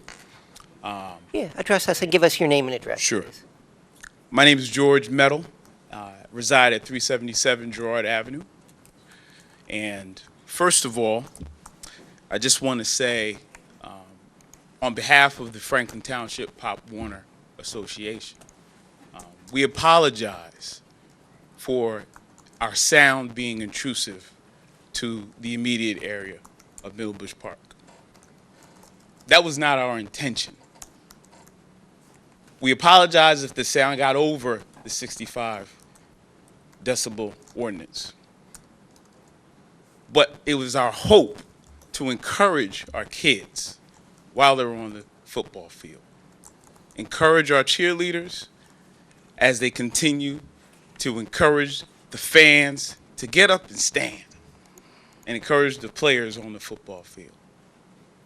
I want to make an apology to Brian, the immediate resident that initially called the police. And obviously the contraption that would test the decibel levels wasn't working. But I want you to understand, especially the young lady that got up a couple people before us, this was an issue that we really did not know was an issue until a couple weeks back. You might have heard that over the last year it wasn't an issue. And over the first 5 or 6 of our home games, everything was fine. And it was just the last 2 games that we started asking questions. Why is there no PA system? What is the problem? So we apologize that we haven't been here over the last several months, but we just didn't know. But now we know, and now we're here. And you've heard from everybody at this point in time. And I think all we're looking for is compromise. We are really looking for compromise. Now, as a resident of this great, great township, I'm going to tell you right now, Piscataway, North Brunswick, Edison, they're happy that there's no PA system because we are currently on the Mighty Mite 2 division level. We are undefeated. And they would rather no information to be said over the PA system about the score. But I implore you to try to bring some parties together and try to come up with a compromise. And in closing, I don't know much about this process, but this is a question to you, Mayor Levine, and the rest of the council there. What happens next after this? Because you do see children here, and we've brought the kids out, and we want them to see what due process looks like. We're not sure if this issue is a dead issue, and we've just come and we're preaching to people who really don't. At this point, it really doesn't matter, but we would like to know what happens next. Thank you very much. Okay, thank you. While the gentleman's coming up, just because, to reiterate, because many of us tell you to address items to the council, the purpose of public session is to give us your opinion so we can vote properly. It's not for public speeches and such as that, though everyone's going to hear what you have to say. It's to give us your opinion because that's the democratic process. So go I'm ahead, Rich sir. Ringer. Mr. Mayor, excuse me. Yes. If there are anybody else who is going to speak, please form the line because we're on like 2.5 hours of public comment and we just really want to try to understand how much more we have left. Okay. I'm Rich Ringer, 394 Glastonbury Lane, obviously here in town. A little bit, first of all, I have to apologize. I forgot my glasses, so I can't read my notes, so I have to go from memory. I might take it. Okay, we got volunteers. Read my notes if you can read my handwriting. First of all, you all, the council, mayor, have my deepest sympathy for sitting here. How many hours? I couldn't sit there that long. No way. And most of us probably couldn't. I think that a lot has been said in a lot of different ways. And I've heard some things that I didn't like. I didn't like them because they were attacks on people. Sub-context. I didn't like that. Whether I'm for speakers or not, I think the whole thing has gotten out of control. And I see some people nodding yes, which is great. So I'm going to cut to the chase real quick. I'm going to try and make a suggestion that maybe it'll help. You have a resolution in front of you. Can that be amended? Yes. Yes. Cool. Pass it as it is. You've already voted once to pass it. Pass it as it is. No. Didn't you vote the last time? Yeah, well, I'll tell you the technical aspects in a moment, but you're on the right track, basically. All right. Yes. Amend it to say that it's passed, but we shall form a committee, just like you heard here, whatever. And I'd love to be one of the committee. We'll form a committee who must evaluate options. And then that committee has a mandate. You now have a motion that you've made and passed. You have law that says we must have a committee. And this committee must determine an alternative, a compromise. Maybe there is no compromise. Maybe there is. Okay? I'm seeing a lot of yeses. Okay, there's your challenge, ladies and gentlemen. And I think everybody in this audience will be satisfied by something like that. By the way, I think this is a great learning experience for everybody, especially you young folk that are here. Address us. This is a great learning experience as to how our government works, or not, as the case may be. Sorry, I just couldn't resist that one. And I want to compliment the young gentleman over there against the wall who stood up. You're addressing us because Okay, we I want want to hear what's on your mind. It's not. Yeah, I want to compliment that gentleman young man for standing up, 15 years old. I wish I had that nerve when I was 15 years old to stand up and speak. whether I agree or disagree. I think that's a great example for his contemporaries. Thank you for your time. Thank you, sir. And as I said before, just keep lining up. If we don't see anyone, we're going to make the presumption everyone's done. If you haven't spoken. Yes, sir. Yeah. It's, And if you haven't signed on the sheet, your name and address, please do that for us. Yes, sir. Michael Adams, 324 Schilling Drive. It's been a long night. It's been a long road getting to the last several people that spoke that really, I think, put us back on track. Okay. And quite frankly, you know, I point the finger at some of the council people for not getting the proponents of the speakers out here. This really should have happened the first meeting. You know, I mean, like I'm hearing now that, well, it's within the confines of Pop wanted to have speakers. Why wasn't this known by the council before? I mean, and even building the grandstands. Okay, I mean, if it's an integral part of it, this should have been known. Okay, I'm not going to stay here, too much longer. Again, it's been a very long night. I do appreciate hearing from those who are for this. It does change the dynamic here. There needs to be a compromise. Okay, but one thing we need to understand too is that a compromise is you shoot for a win-win, but sometimes you both lose. Okay, so don't think that you might get everything that you want on either side. Okay, and with that I say thank you to the council. I wish you good luck. Okay, thank you. Yes.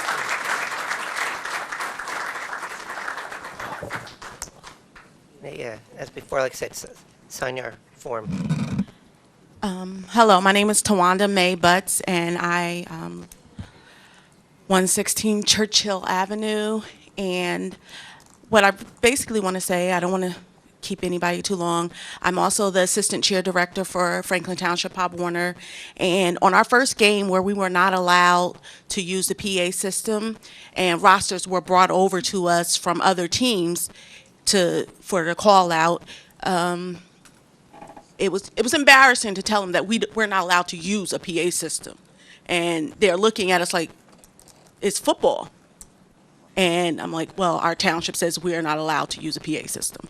That's where we are at this point. So to be to be the largest Pop Warner organization in Central Jersey and to not have a PA system at this beautiful field that we keep getting complimented on by every organization that has been there this year and last year when we played there. I am happy to be at that field. I love the field. I could stand to have an actual bathroom though. And we don't want a vote to go through. We would like to have a compromise put out before a vote actually goes through where everyone can hopefully be satisfied. I grew up on Girard Avenue. Anyone that's over in that area knows there's Hillcrest and then there's Girard Avenue. Pop Warner has been part of my life. The high school games have been a part of my life. And there's a big difference between a band playing when you're trying to sleep.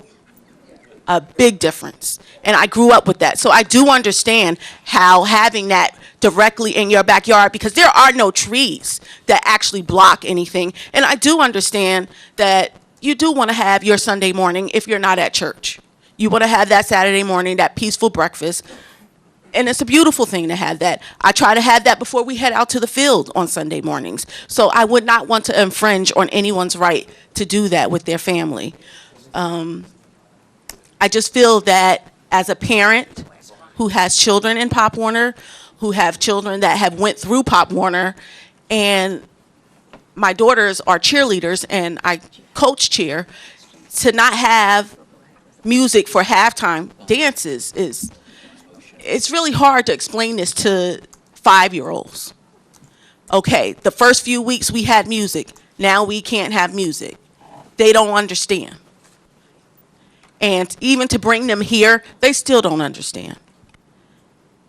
I want to thank you all for your time, and I pray that we can come to an agreement on how to make this work. Whether it's a portable system, a built-in system, we really do need to come to an agreement together where everyone can be satisfied. Everyone's not going to be happy, but at least satisfied. And for the most part, the clips of music is only 30 seconds of music, and we do try to keep it down. We're not trying to infringe on anyone's right to privacy, their right to silence and solitude. You know, Carl was never out there with a bullhorn. I don't know where that came from, but he was never out there with a bullhorn. I would remember that. I would remember that. So that's all I really have. Thank you for your time. Okay, thank you.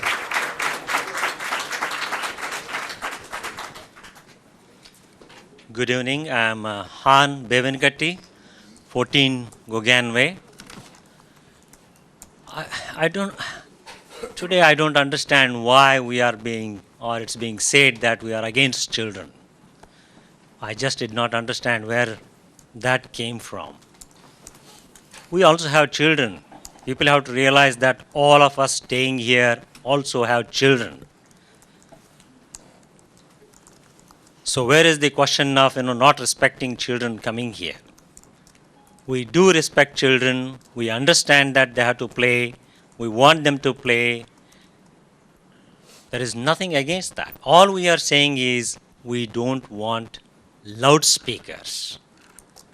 That is disturbing us. That is disturbing us quite a lot.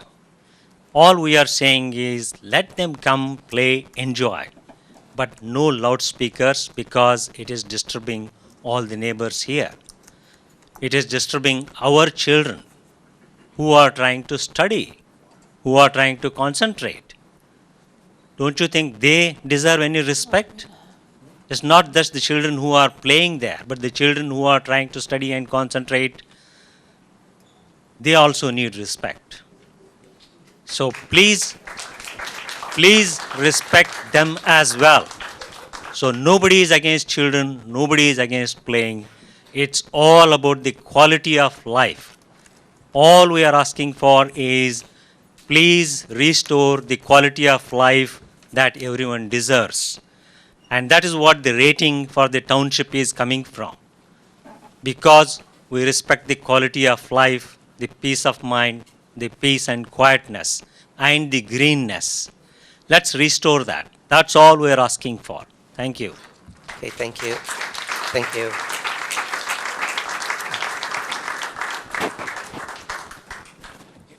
Ask the folks to raise their hands. Ram Niramarti, 119 Charles Street.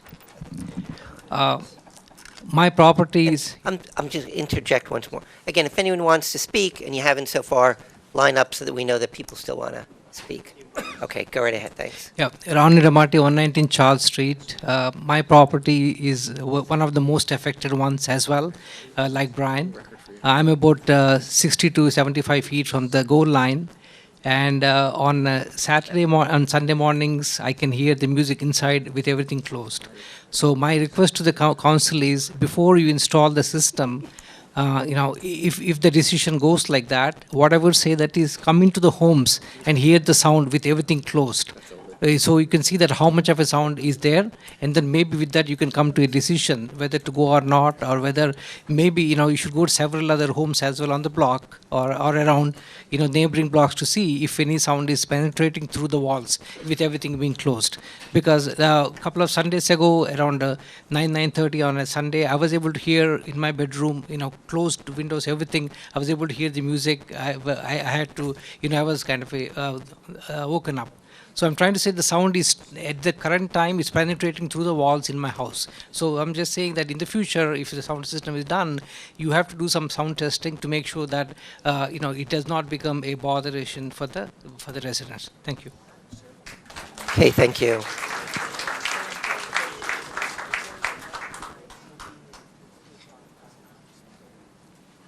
Again, if anyone who hasn't spoken, just Good come on in evening. the line.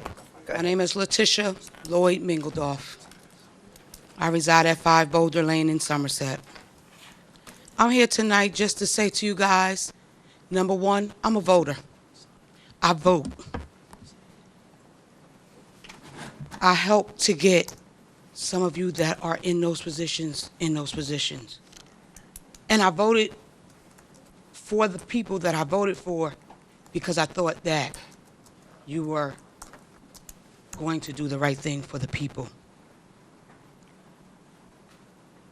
As a resident, as the vice president of Franklin Township, Pop Warner, I'm not standing here tonight to say to you, get $25,000 worth of speakers. I'm not saying to you tonight that we are not wanting a compromise. I understand that people want peace and quiet. I get that. But 2 hours on a Sunday, 2 hours on a Sunday, just 2, I don't think it's much to ask for. You can have individuals come to your park with battery-operated radios and play music. That's going to disturb the peace. We are asking for a compromise. We are asking for a group to be formed for a compromise. The decision that was made thus far was based off of roughly 100 people, if that. There's still 64,000 people in the township that have not been considered regarding this PA system. You talk about Wi-Fi. I have 4 children that play football, okay? Wi-Fi seems great, right? Smartphones seems wonderful, right? What happens when I have to watch 3 games? You think my phone is gonna last for 3 games? Anyone who has a smartphone knows that the minute that you run an application on that smartphone, that battery is dying 3 times faster than it would if you would just had it in your pocketbook or your pocket. So let's be logical about the thing. I don't want to disturb anybody's peace. I've been here all my life in Franklin Township. I went to school out of state. I came back here. I had my family here because I love Franklin Township. Okay? I didn't come back here. I could have went anywhere else. I could have moved anywhere. I could have stayed in North Carolina where I was at school. But I came back here because I thought things were fair here. And it's baffling to know that in this day and age, we got this thing going on. And yeah, a couple people said it's a black and white issue.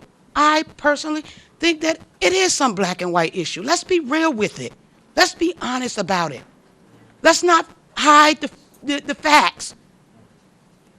It's okay to have music over on that side of town. It's okay to do it over there. Why isn't it okay over here? Take them people back over there where they belong. I've heard those statements. That's not fair to us. That's not fair to my children. All I'm standing here tonight to say is, before you make a final decision on something, consider forming a group. Consider coming up with some compromises. And as several people stated earlier, no, everybody's not going to be happy. Okay? But everybody should be somewhat satisfied. Okay? All right, I got to deal with that. Okay, I can't turn it up. The other thing I want to say is, yeah, the police were at the complex. They told us to turn it down. It went down. They were there another time, and they said that they were in the bushes checking our decibels, and it was only 50 decibels. Okay? It's the maximum of 65. Do y'all go out when somebody's lawnmower is running? Do you know how many decibels that is? The people that come into our town for the games that Pop Warner has, that they're going to buy something from our concession stand like we got money somewhere in a hole, they're buying from those stores in our community. They're buying gas in our community. That's raising our money. That's in our community. Why don't you want to bring the revenue into our community? You're telling people, stay over there. Think about that. We need that money in this township. Those businesses need those funds. Hamilton Street needs those funds. Think about the communities that, the businesses that you're affecting by saying you don't want people here. Okay, Think about what you're saying to people when you say that. All right. Thank you for your time.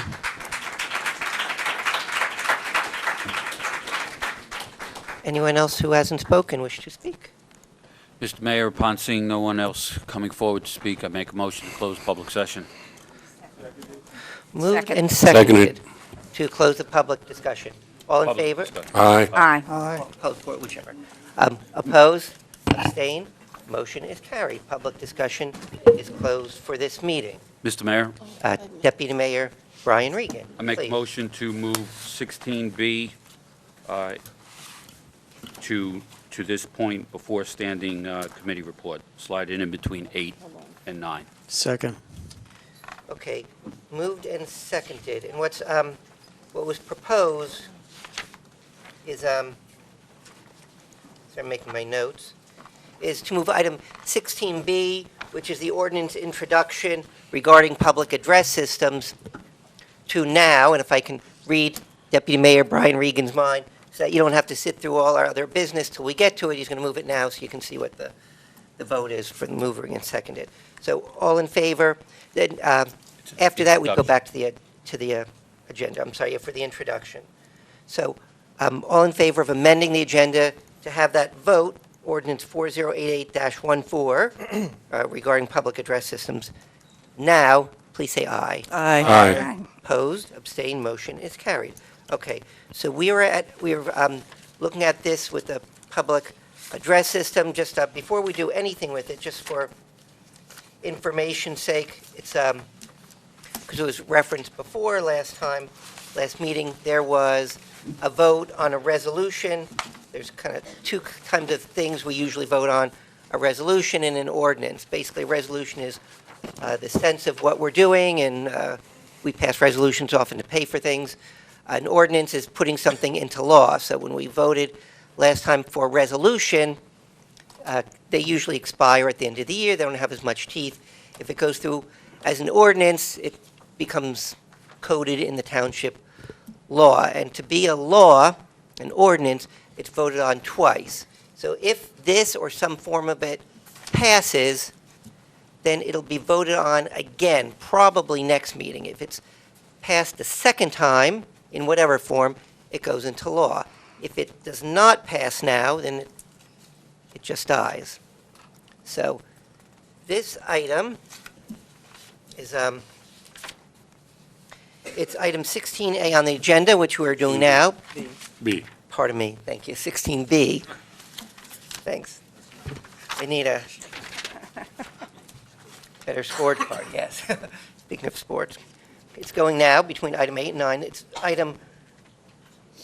It's ordinance number 4088-14, an ordinance amending the code of the Township of Franklin, County of Somerset, State of New Jersey, more particularly Chapter 260, Parks and Recreation, at Article 10, Middlebush Park, Section 260-43, Public Address System, which basically means prohibiting permanent and portable address systems and loudspeakers within Middlebush Park.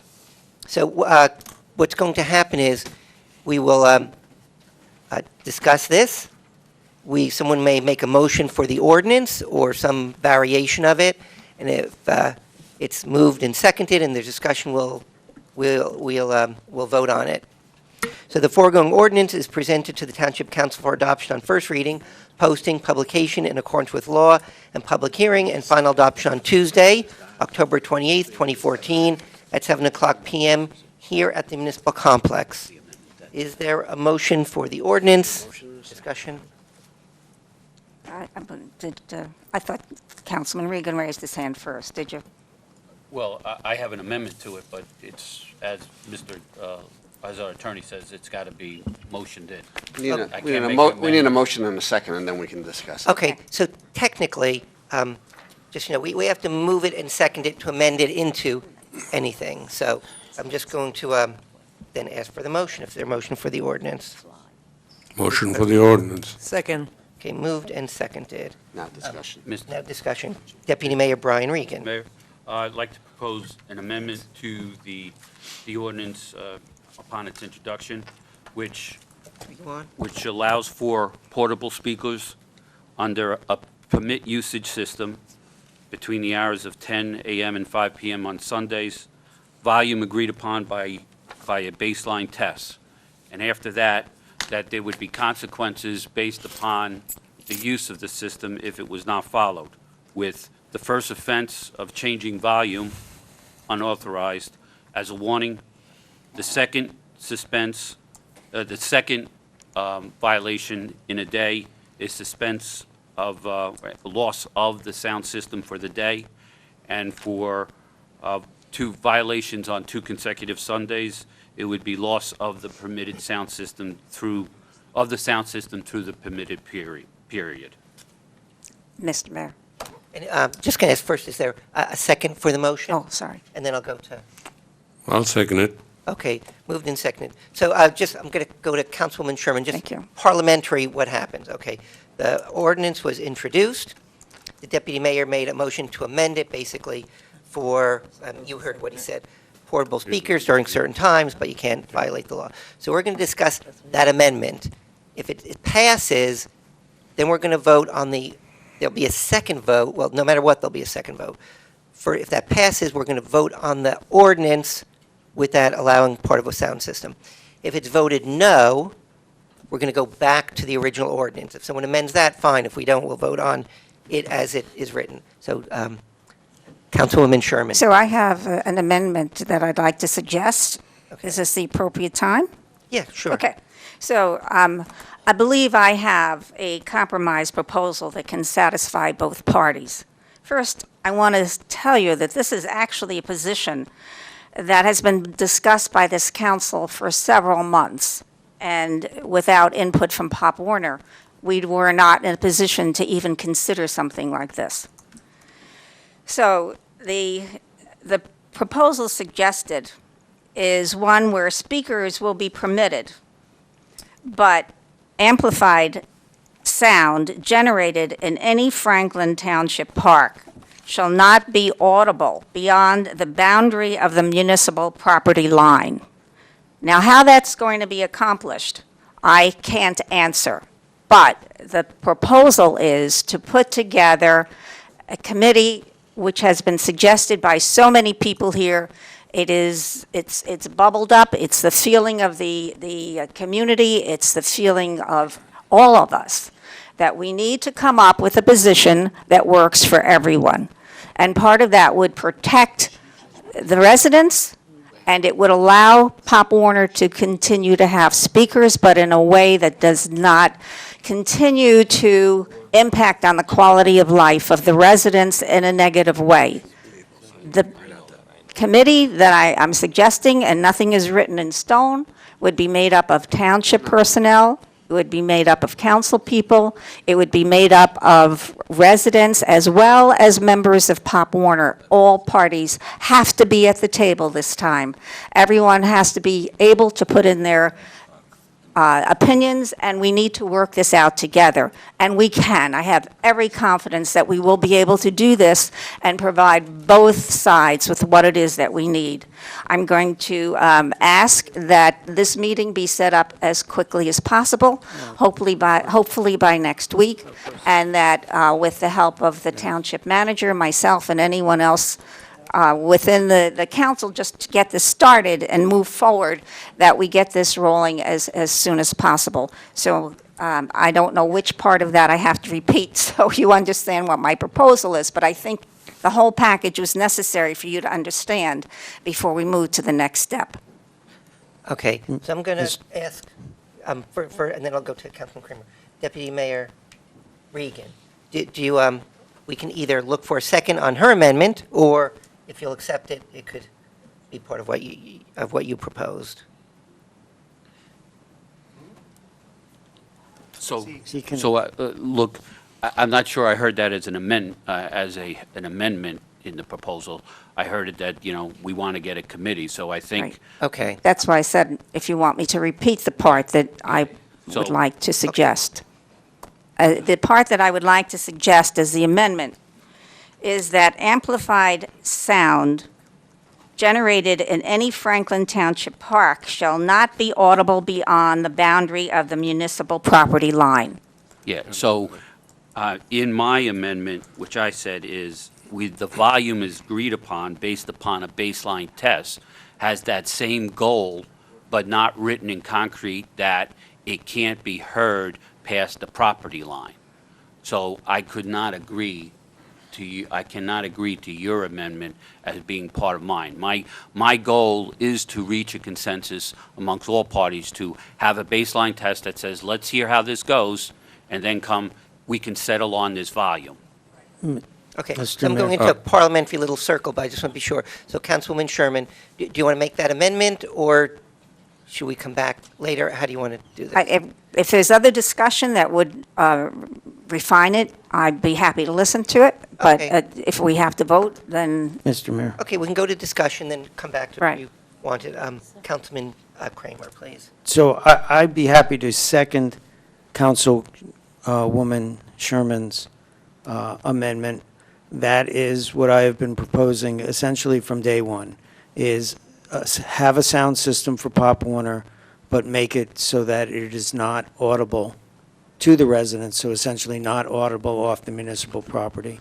We had an expert come here. He's recognized as the sound expert for New Jersey, from Rutgers, who said that that was possible. I'm not sure, to be honest, if it's possible with a portable system. It'd probably be actually easier with a built-in system, but we have a portable system. That seems to be the way things are going, so I would second that for the portable system. I would also like to just acknowledge how throughout the evening it seemed like council was educated and the public became more educated. They began to understand each other's side more and more.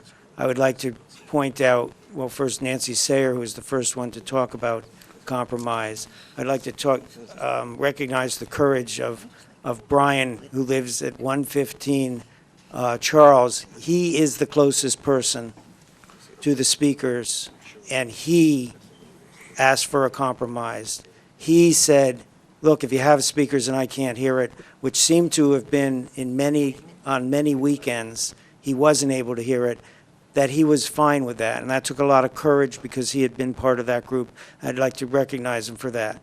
And then these four gentlemen in the third row, they clearly here are for Pop Warner, but whenever they heard something reasonable on that side, they applauded. And I really, that heartened me, that we can get together on this. We can figure it out. We can do this. So we can form a group to try to do this, but I do second Councilwoman Sherman's proposal because we have advice from a technical advisor that we can do it, that we can have a sound system that the people in the area won't hear. That should satisfy everyone. So I second that motion. Okay, so I'm going to go back. I'll take that as a motion in a second then. Okay, so what we have now is the original ordinance, obviously introduced. And to allow speakers certain times on Sunday with a baseline test and certain consequences if they're not met. And also added that the sound should not go past the borders of the park and to form the ad hoc committee as was suggested. So if this amendment passes, the original one is changed. Okay, we'll go to Councilman Chase, and then Councilman Prasad. Mr. Mayor, I move to table the whole ordinance. I think not only is the situation getting very complicated with an amendment upon the ordinance, I think it's clear that we need a lot more technical knowledge to arrive at the compromise which I think the council wants and which more and more of the audience want. I just don't think that we're ready at this time to put, it's putting the ordinance before the compromise. So I very much support what Councilwoman Sherman has said about forming a committee and reaching a compromise solution. So I'd like to see us form a committee. I think we could probably do that by resolution. But I would move that we table this ordinance for the moment until we have had a committee that has done its best to reach a compromise. I would like to second that table. Okay, so the motion now is to table the ordinance, meaning we're not going to vote on it tonight. I'm going to turn to our attorney, Mr. Raynone, an expert parliamentarian, just to be sure. At this point, there's no discussion on the motion to table. We would go right to a vote? Correct, and the motion to table takes precedent over all of the other motions. So we would have to vote first on the motion to table. Okay, so then we're going to go to a vote. Table means don't vote on it tonight. I suspect there's consensus to make a committee, but we'll see if that comes later. If that passes, and then if it's a no vote, we go back to discussing this. So, Ms. McCarthy. So, Mr. Mayor, the one thing that is allowed to be discussed on the table is when you are tabling it to. Yes. Not, Thank you. there is no discussion about That's- whether to table or not. That's true if it's a motion to table to a specific time. So- Motion to just place it on the table, there wouldn't be any discussion, right? So did Councilman Chase have a date in mind so we can get, I don't have a date in mind because I don't know when this committee that we haven't created yet will be ready to make a recommendation. If that means just laying it on the table, that's what we'll have to do, but I don't intend to just obviously we can't put this aside indefinitely. I think the Pop Warner season is over, so that, in the extreme case, we have until the next season. I'm sure that everybody wants to have this settled as soon as possible. If by any chance there is a playoff game scheduled here, I think we could use that to make some technical determinations to determine how much a system would have to be turned down not to be heard at 116 Charles Street. What's that, Mr. Bidlack? So, if I was gonna can, ask our Mr. attorney. Mayor, just to Mr. Reno. clarify where we are, so, Councilman Kramer is correct that a motion to table to a specific time, there can be debate on when that time is. In a motion, in that kind of motion, that would mean that at whatever that time was, it would come automatically off the table and be voted on. So now when we put it on the table, and I think that that's how I understood Councilman Chase's motion, so just a motion to put it on a table, and it will remain there until council either decides to take some other action or to remove this from the table and put us back where we are.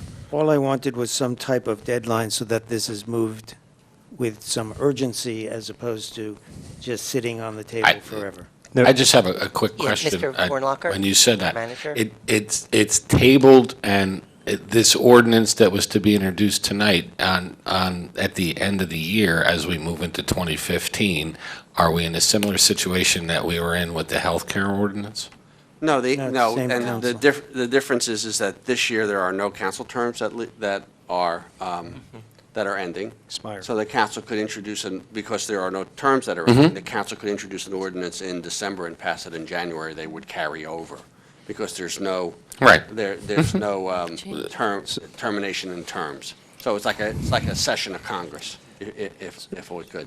So, and you know, just in terms of a parliamentary ruling, it sounds to me like whatever we're going to do is going to be very different from this ordinance. I would most likely recommend just let this die and Right. introduce an Right. entirely new ordinance. Right. So I think that probably the motion to the table is Is the correct, one. and then what should happen next is that there should be a discussion about how quickly you can get your committee So- together. and Exactly. What to do next.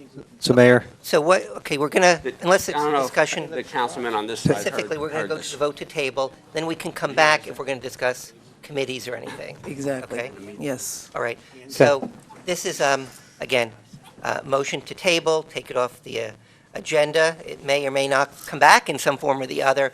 I suspect we're going to form a committee immediately after, but we'll see how that goes too. So, Ms. McCarthy, please poll the council on the motion to table.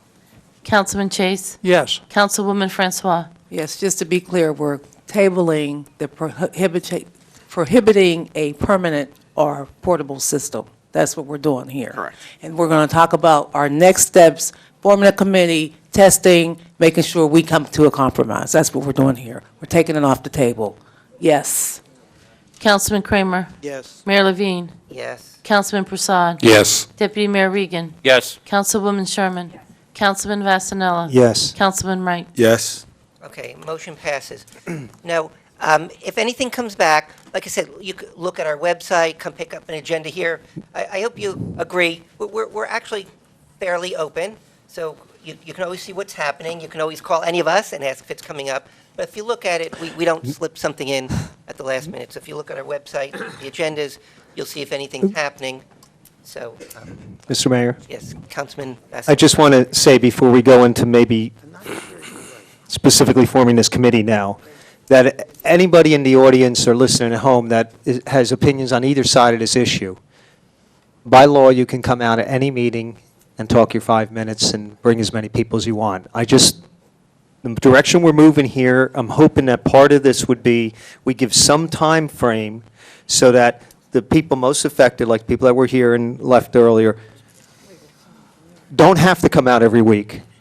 You can, but if we're working towards a compromise, I think it would be best that we can give some guidelines, like say maybe we'll take 6 weeks, 8 weeks, and we'll get to that in a moment. But in the meanwhile, maybe it's best to filter, if you come up with new ideas or want to drive home an idea, maybe you can send it email. I just don't want, I want this to move in a positive direction, and coming out every week is not necessarily going to help that if we're trying to work towards a compromise. So just want to make that part of it. Mr. Mayor. Yes, Councilwoman Sherman. Yes, I'd like to suggest again that this happened very quickly, that I can't quite grasp the structure in my head, but my first thought is that the manager requests which of the council people would be interested in participating on this committee. Then each one of us has a particular area. I have a certain, I've worked with the residents since the very beginning of this. Councilman Wright is on Pop Warner. I'm not making the decisions, but there are certain of us that will really want to be part of it. Councilman Kramer has been very, I don't want to go beyond that. Let's just leave that the manager will ask for interest by the council people who would like to be part of this committee. Once we find out who would like to be part of the committee, then we can take the next steps and invite the residents, invite Pop Warner people, and then bring a full committee together. And I'd like that to happen next week. Mr. Mayor? Deputy Mayor Regan. So yeah, I have no issue with what Councilwoman Sherman suggested. So obviously, we can only have at most 4 council people. Right, Right? that's true. Ideally, so I have worked in corporate world for many, many years, and committees of 20 don't work to get anything done. They do. Right? Obviously, a committee of 1 is not a committee. So I think we have to find the number. So I think 3 council people working with Mr. Vornlocker being designated as the town, and then trying to figure out the appropriate selection of community members to be on there. Again, like, I know, not to preclude anybody, but it really has to, in my opinion, that selection has to be like 2 to 3 people, not 10. I don't think that's going to be beneficial. Perhaps, good point. I could suggest, Mr. Vornlocker, perhaps you can reach out to the council, see who wants to be on it. If we can get the requisite number, 3 or 4, that council committee can decide how they want to populate the rest of it and bring it to the council.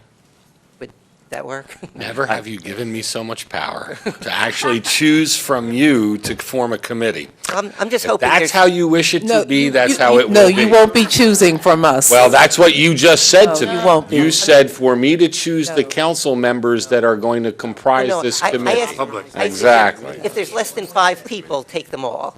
If there's more than, Do you see, and that's why you understand, Councilwoman, what, and I am hearing still what I'm hearing. There will be 4 council people. There And will be we will 4. tell you who we will be.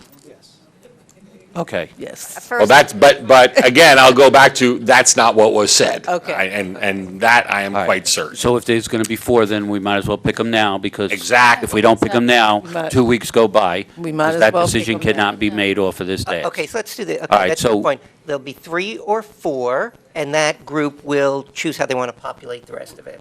All right. Okay. So I'll take the first gander at this. So I think, Okay. obviously, Councilwoman Sherman has to be part of that. I think Councilman Wright has to be part of that. Yes, absolutely. All right. I would then suggest, and I don't know if she's going to say no or not, I would like to suggest be a part. Councilwoman Francois to be Thank part you. of that. So those are 3. I wouldn't mind being it, but I also know Councilman Kramer is Yes. going to be very interested, but I'm not, I'm interested in this moving forward. So if Councilman Kramer has such a desire to be on it, then I will gracefully back off so that you 4 can figure this out. And I would suggest Councilman Kramer, because of his input, has been very strong on the Yeah, the technology side. I believe my input's been pretty strong, too, so I'm not going to discard anybody's, Eddie, I was trying to keep this neutral, Councilwoman. Would you like to be on the deputy mayor? I said, but however, I don't want to, I am deferring to Councilman Kramer. If he wants to be part of this, then he can be part of it, and I won't. It's that simple, because it's more important that this committee get together Right. and move forward than us arguing about who's on the committee. Right. Why don't we ask him? Councilman Kramer, would you Do you want to be on? want on it? Would you defer to the deputy mayor, Or would you want, Councilman Kramer? We got 3 playoff games this Sunday, so we're gonna do the test this Sunday.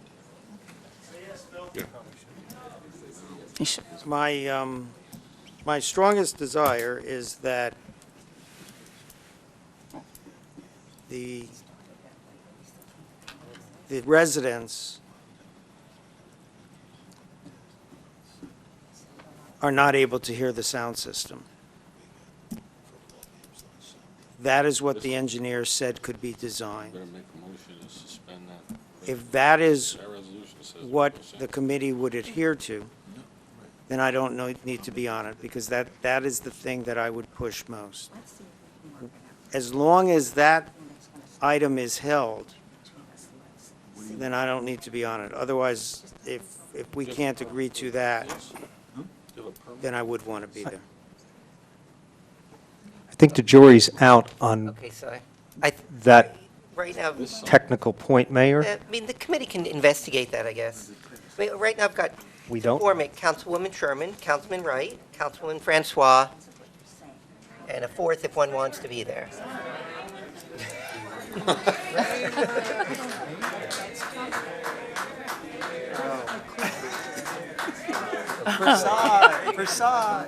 Take her. You want to decide later between you?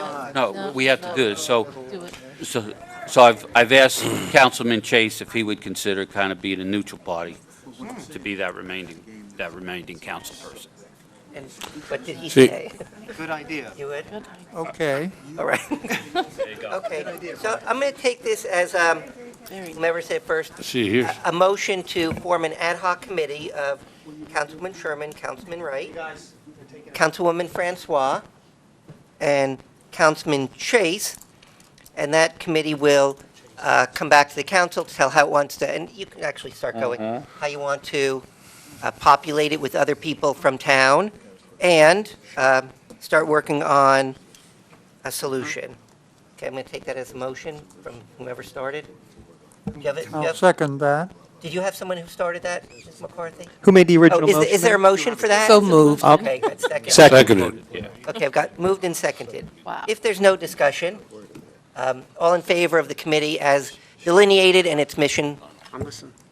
Can I just ask one question? Yeah, go ahead, Councilman. I'm sorry, I was busy in another conversation. In order to move this quickly, there may have to be meetings during the day. Can we work that out with Councilwoman Francois? Can you participate in daytime meetings if we have call to? me. Yeah, Okay, we can yeah. get you on all right, I don't want the system stopped Yeah. because of that I will issue. give this the 100% of my Wonderful. I attention. would have expected nothing Yes. less. Thank you. Thank you. So, Mayor, the only thing with that motion, I'm asking, for the sake of the audience and all the people that have opinions at home on this issue, could we just give some kind of time frame? So we mentioned that when we formed this committee, that we would try to do that. Okay, do you want to set a goal? So please? Councilwoman Francois made the original motion, which I'm ready to vote on in favor of. But can you just give some sense of timing? Because what we're thinking up here, I want to relate to the people that have strong opinions out there, so they have some understanding of when they may need to come back. By the next meeting, one of the Yeah, November meetings? again, I'm appealing to you. I assume you're going to have a handful of meetings and maybe over the next, 4 to 8 weeks, come to a compromise, maybe sooner. But could you please make mention of that in your motion? We gotta do the test A first. time frame? I was Mobilize. thinking that we were going to, as part of this committee that we're forming, we're going to include people from Pop Warner and people from the residents. And we also, the first order of business is we should conduct a test of a real live game, which is something we've been talking about. Right. And Well- that should happen in the next 2 weeks. Well, what I wanted to bring up, and that's why I want to slide up and down the aisles with, I just got word that we're hosting playoff games, 3 of them, next week here on our home field. Oh. So, One day. if we pull out the council members, then we should be able to right quick go out and say, I want you, and we get out to the field. Now, the technical aspects of it, what we're looking for is a calibrated noise meter.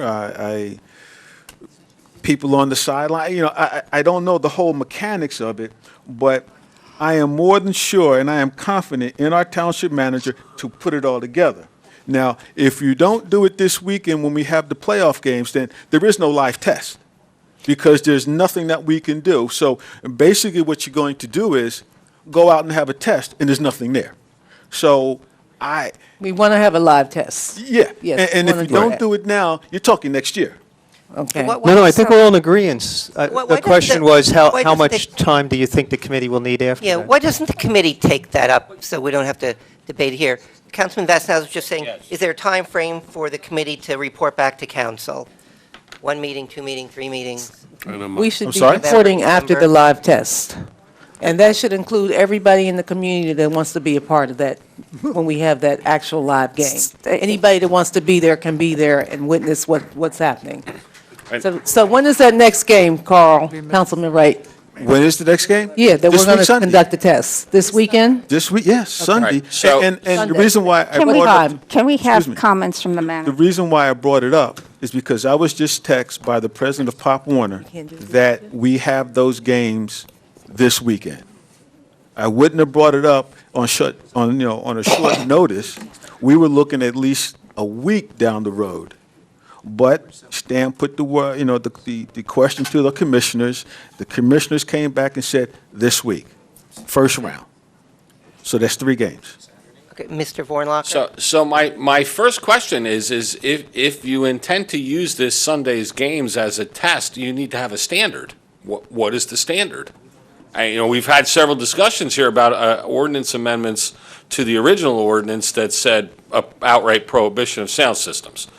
What is the level standard that we're looking to determine as we go out and test the system if we're so tested on Sunday? Mr. Mayor? We should be testing it against our existing ordinance. Well, Wait, I need to know what the standard At the property is. line. Okay, how about our Deputy Mr. Mayor? Mayor? Deputy Mayor Regan? All right, Come on. so I think the committee with members should work the testing scenario offline. Though the only test that I would encourage everybody to do is work with one of the residents, Mr. Bidwell, in his house to say, okay, turn the volume down till he can't hear it in his house and see what the result of that is in the stands. That would be like the first test, just to get it.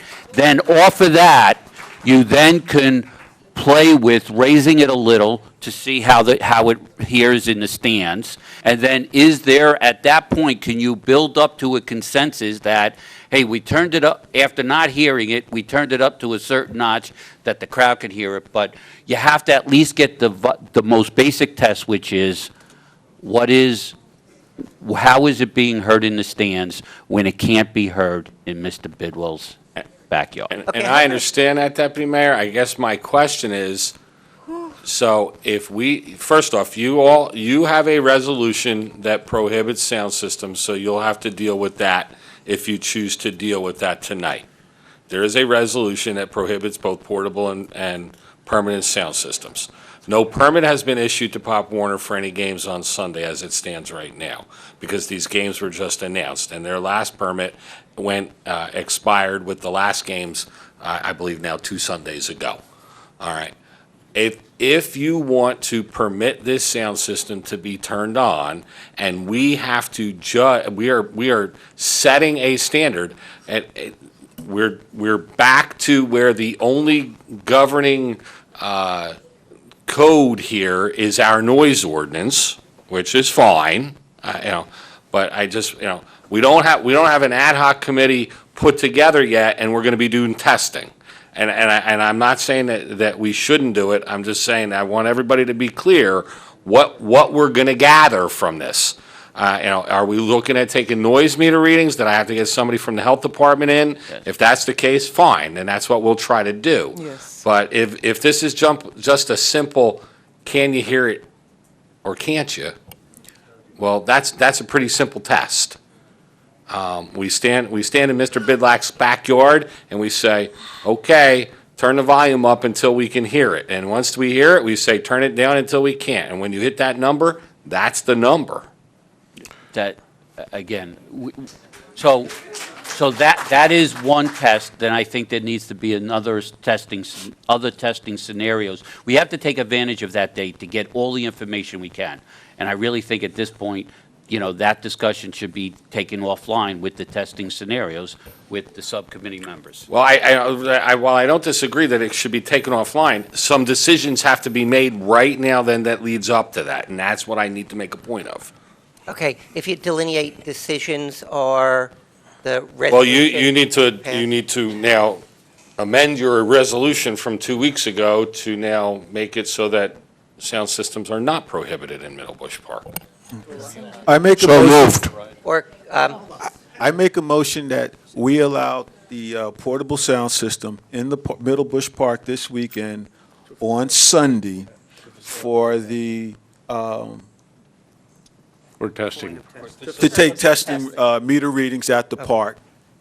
So I make that motion. Seconded. okay, now, to our attorney. With the understanding that it'll be turned down This is a as new far as resolution. possible. Okay, I'm going to ask our attorney, I can include that in this other motion, or should I do that separately to form the committee? It's a separate motion. I would do them as a separate motion, just so that we can get it going, but while we're talking about both of them at the same time, my suggestion is that you pass it in exactly the form that you have it, and that the committee somewhere between now and, at least the council members, between now and the weekend, confer with the manager about how it is you want to, I think all you're going to do now is try to gather information. Exactly. This is one test scenario. It happens to be a live one. Right. Correct. There will be others. Right, Correct. if the committee decides on something, no matter what, the committee will get back to us next meeting. So, And then see if where we it can goes hold from there. Councilman Wright's motion for a second, Mayor, why don't you vote on forming the committee and then vote on Councilman Wright's motion? Okay, we forming the committee, we name the members, general Do and that on a- specific You can do that on commissions. We can do voice vote. You can do that on a voice vote. Okay, so that's for the committee has been delineated with a few general and specific commissions, and the members. All in favor of that, please say aye. Aye. Opposed, abstained, motion is carried. Thank you, ad hoc committee members. Now, Councilman Wright, your motion is to, Allow a portable sound system for this weekend at Middlebush Park to facilitate gathering of information and testing to help the committee in discharging its functions. and is there a second? Seconded. Okay, Councilman Wright moved, seconded. If no discussion on that, all in favor Be clear. of that? For Sunday, for Oh, this hold on. Sunday, I just want to be clear, because it's Councilman still, Costello, go ahead. for this Sunday. Yes. Yes. So it's just kind of an exemption from the prohibiting for this Sunday. Correct. Right. Gotcha. For this Sunday, for all of the games, so that Right. it'll give you an opportunity Gotcha. to test different scenarios. Collect data. And then see whether or not it's workable in terms of the sound and Okay. go from there. Right, a one-day, one-shot change. Got it. Okay, good, that's clear. Any other clarifications? Mr. Okay. Mayor.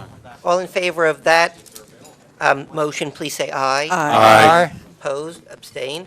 That Mis- carries also. Okay. Mr. Mayor, Yes, Councilman Kramer. I just need to point out that while collecting this data is all very well and good, you are putting the test before the design.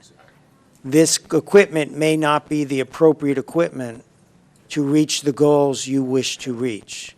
You may need more speakers at lower volumes so that the audience can hear, and distributed at wider spaces or at narrower spaces, actually, so that the audience can hear everything, but at those lower volumes, you would not be able to hear it at the residence in question. So I just caution you, you're going to collect data, but the data may not be meaningful towards an end system. Do it that way, we have an opportunity of a live game, so I agree with doing it that way. But somewhere in here, we're going to need design, we're going to need an engineer to design the proper system, knowing the equipment that's available out there. So just because this test fails, I do not want to give, if it fails, maybe it'll work, maybe it'll be fine, maybe we have the right equipment. But if it fails, I am not willing to give up on the idea of a sound system that cannot be heard by the residents. That's understood, Councilman. Agreed entirely. Mr. Mayor? Okay, all good. Mayor, I just have one comment. Councilman Wright, please. I agree with Councilman Kramer. We need to do all that we can to make sure that no matter what we do, we try to make the residents over on Charles Street and Gogan Way and the residents on the other side, being Pop Warner Soccer and everyone else, happy with whatever we do.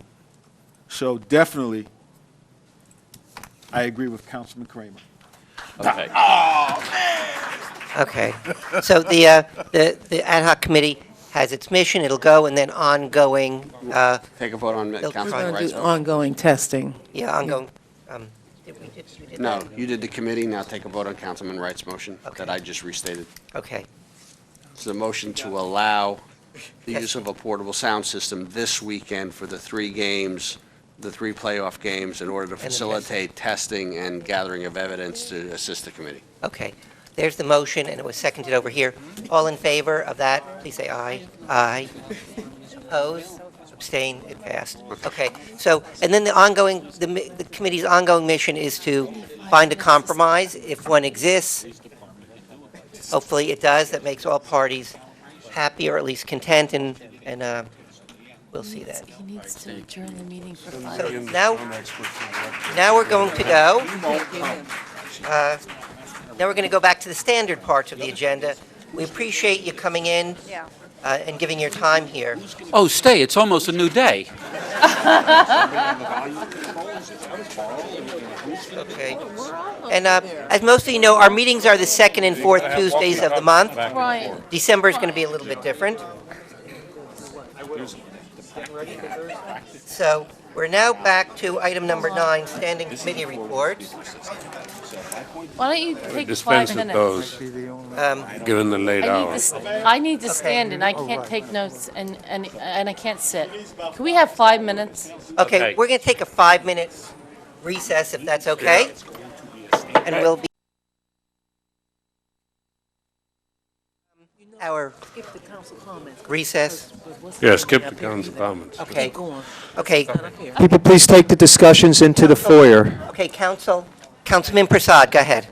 Yeah, Mr. Mayor, I'd like to move that we dispense with the standing committee reports and council comments, I second. No, don't do that. except for, Comment. Let him come for- back. Right now, we're moving on. He's not up here. We can come back to that. Let's keep going. Second. Okay, moved and seconded to jump to item number 11, basically at this point. Township manager's report. Okay, all in favor? Aye. We can skip that, Opposed, too. abstain. Mr. Manager, you have anything? Yes, I have 14 pages to read, Mayor. Okay, good.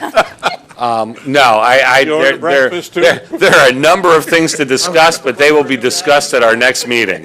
Thank you very much, Mr. Good, Mayor. thank you. Okay, thank you. So go to item number 12, council discussion items, which is the 4th of July celebration of 2015, and specifically, probably Councilman Wright looking at July 2nd or July 3rd.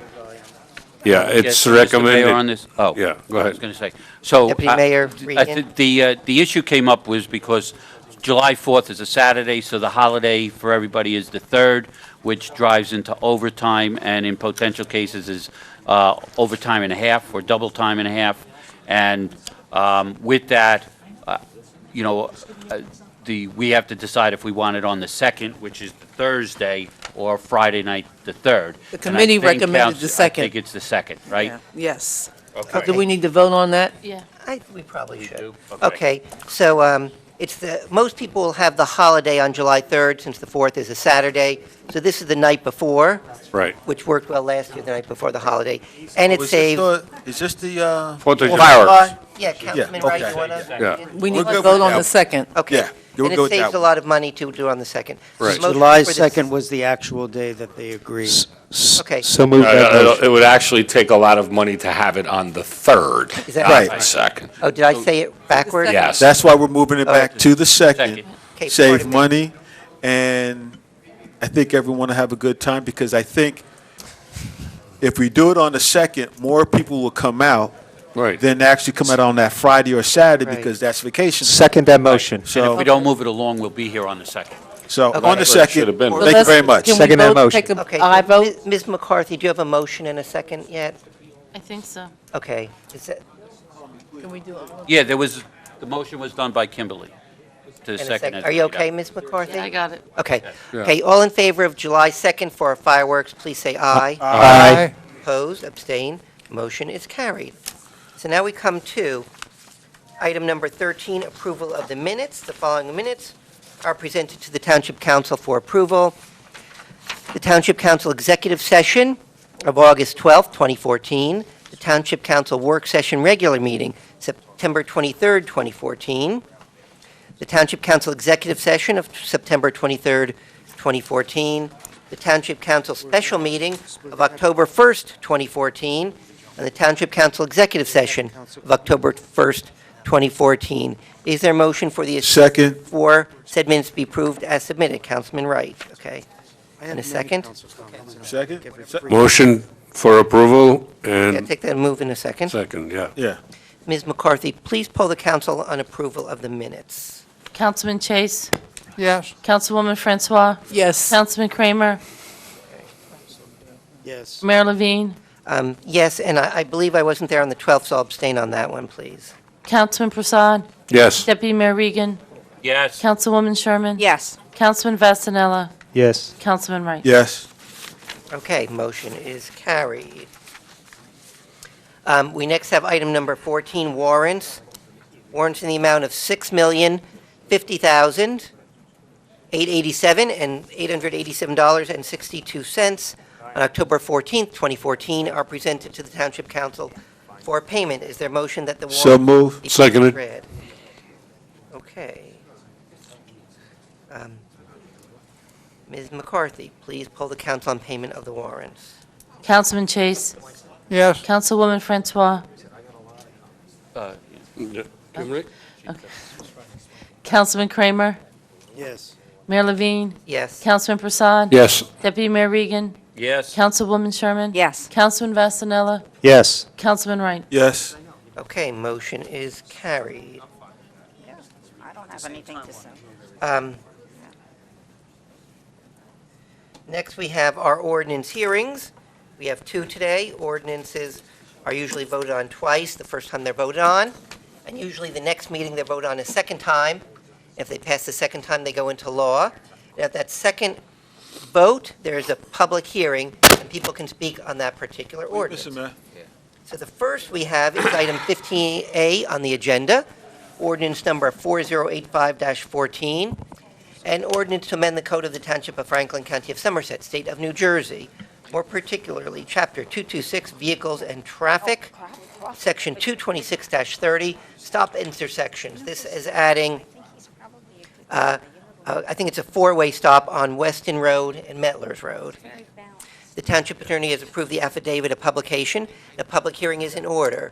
Is there a motion to open the meeting for public hearing on this ordinance? So moved, Mayor. So moved. Moved and seconded. All in favor? Aye. Opposed? Abstained? Motion is carried. Meeting is open for public discussion on this ordinance. Anyone interested in speaking, please raise your hand. Mr. Mayor, upon seeing no one come forward. Mr. Mayor, Here. there was a gentleman here who could not wait till the end of the last public session, Oh, no. so he did tell me to let you know that he was in support of the 4-way sign. Okay. Oh, thank you for that. So, Okay. Deputy Okay. Mayor? All right, so upon seeing no one coming forward, make a motion to close the public session. Second. seconded. Moved and seconded. All in favor? Aye. Aye. Opposed? Abstained? Motion is carried. Public hearing is closed for this ordinance. Thank you. Is there a motion for final passage of the ordinance? So moved. Seconded. Publication in accordance with law. Sorry, Mayor. That's okay. Madam Clerk, please poll the council on item 15A, ordinance 4085-14, please. Councilman Chase? Yes. Councilman Kramer? Yes. Mayor Levine? Yes. Councilman Prasad? Yes. Deputy Mayor Regan? Yes. Councilwoman Sherman? Yes. Councilman Vasanella? Yes. Okay, motion is carried. We now have the second and last of our ordinance hearings. It is item 15B on the agenda, ordinance 4086-14, an ordinance of the Township of Franklin, County of Somerset, State of New Jersey, authorizing the acceptance of conservation easement and basin maintenance easement from the Vaughn Realty Company for premises known as Block 86.02, Lot 1.02, which is at 60 Clyde Road. It's kind of a fairly standard easement. The Township Attorney has approved the affidavit of publication. The public hearing is in order. Is there a motion to open the meeting for public hearing on this ordinance? So moved. Second. Moved and seconded. All in favor? Aye. Opposed? Abstained? Motion is carried. Meeting is open for public hearing on this particular ordinance. Anyone interested in speaking, please raise your hand. Mr. Mayor, upon seeing no one coming forward, as no one's here, I make a motion to close the public session. Seconded. Moved and seconded. All in favor? Aye. Opposed? Abstained? Motion is carried. Public hearing is closed for this ordinance. Thank you. Is there a motion for final passage of the ordinance and publication in accordance with law? So moved. Second. Moved and seconded. Madam Clerk, please poll the council on item 15B, ordinance 4086-14, please. Councilman Chase? Yes. Councilman Kramer? Yes. Mayor Levine? Yes. Councilman Prasad? Yes. Deputy Mayor Regan? Yes. Councilwoman Sherman? Yes. Councilman Vasanella? Yes. Okay, motion is carried. Now we have our one remaining ordinance introduction, item 16A on the agenda, ordinance 4087-14, an ordinance amending the code of the Township of Franklin, County of Somerset, State of New Jersey, more particularly Appendix Chapter A401, Telecommunications Franchise, amending Appendix Article 6, Level 3 Communications, LLC. This is allowing a telecommunication franchise, basically. The foregoing ordinance is presented to the Township Council for adoption on first reading, posting, publication in accordance with law, and public hearing and final adoption on Tuesday, October 28th, 2014, at 7 o'clock p.m. here at the Municipal Complex. Is there a motion to introduce? So moved. Second. Ms. McCarthy, please poll the council on item 16A, ordinance 4087-114, please. Councilman Chase. Yes. Councilman Kramer. Yes. Mayor Levine. Yes. Councilman Prasad. Yes. Deputy Mayor Regan. Yes. Councilwoman Sherman. Yes. Councilman Vasanella. Yes. Okay, motion is carried. We did 16B earlier. The result of that was tabling and forming a committee. We next have item 17, the consent agenda. Items 17A through 17AF. They're listed on the consent agenda portion of this meeting. Is any council person's prerogative to have something taken off for a separate vote? Is there a discussion or a motion for the consent agenda? Motion for the consent agenda. Second. Moved and seconded.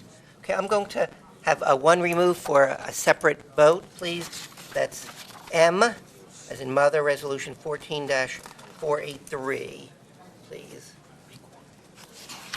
Anything else?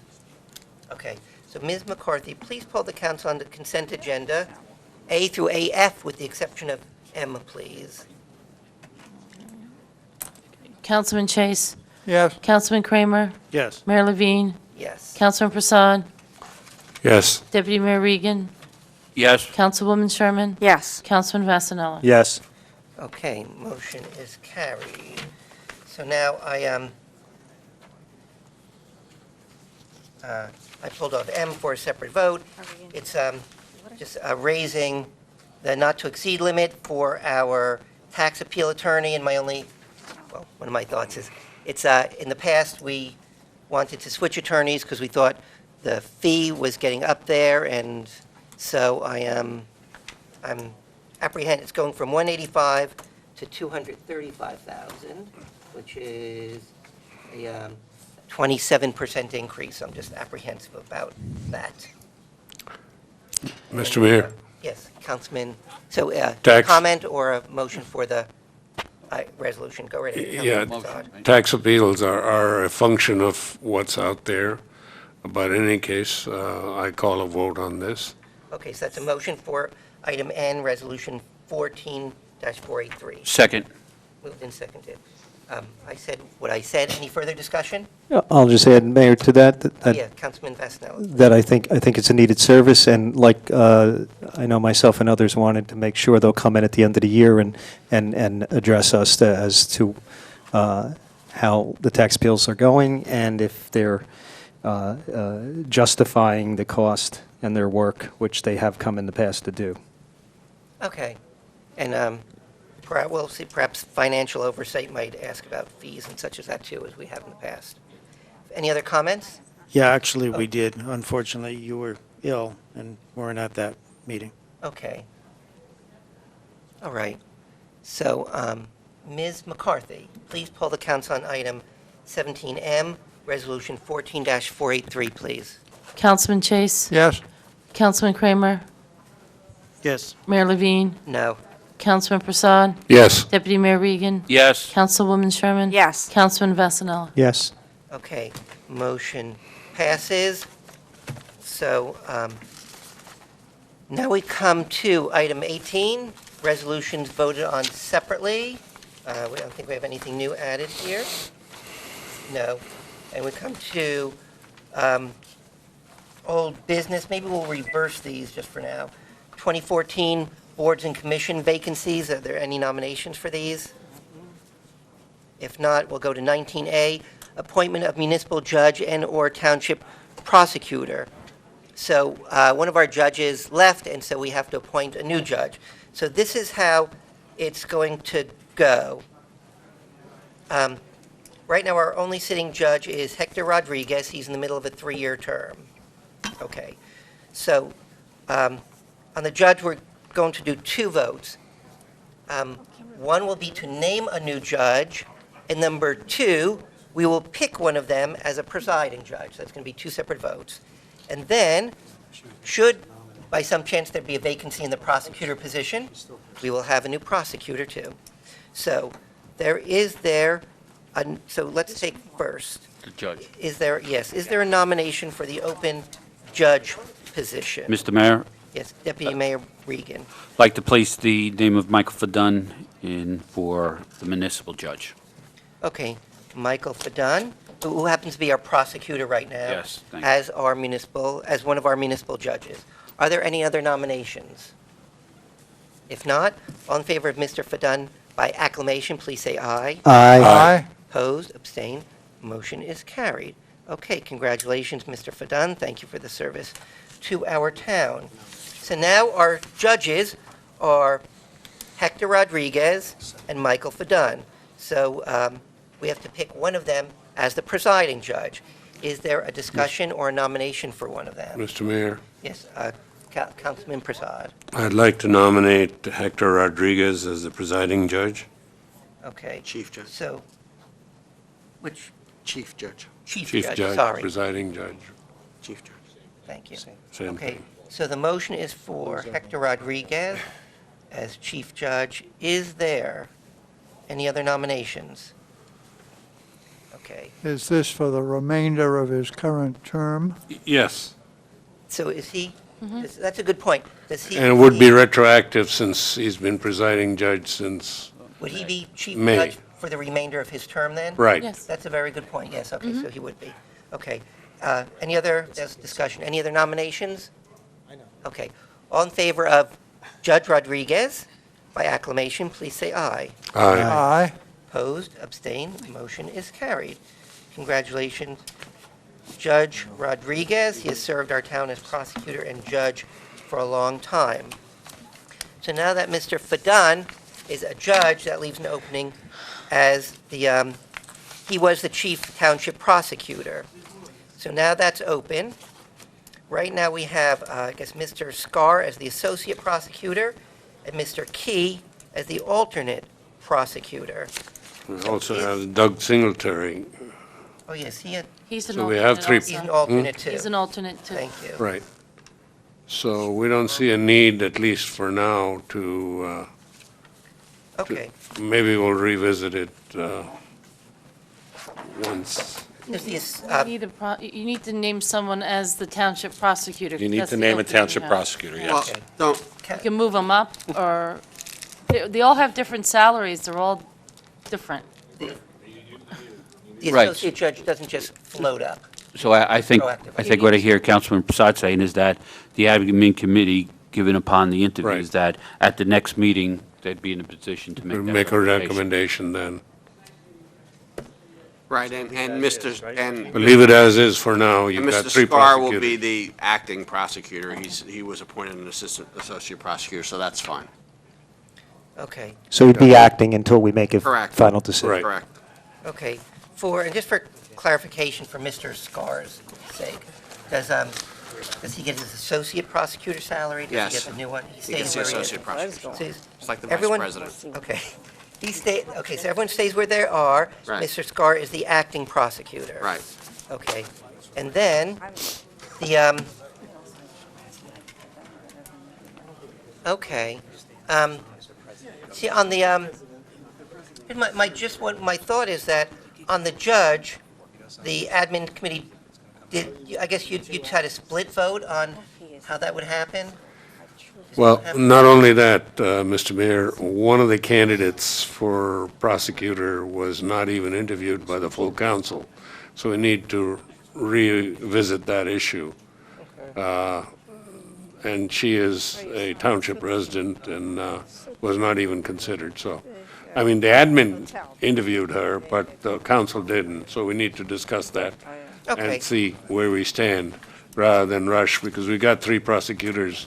So Okay. just in the next couple of weeks, hopefully, we'll have that resolved, Okay, and we'll move forward.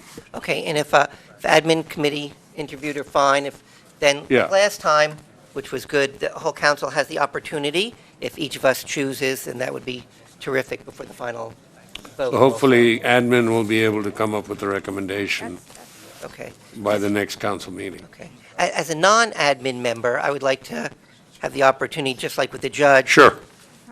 to- You can speak to her, too, if you want to. We can set that up for you, Okay, and others who may wish. all right. If there's more than 5 of us, No, we'll need a sunshine. If there's only a few of us, then we can well, you meet got 4 on informally. the admin already, so Okay, they've met with her.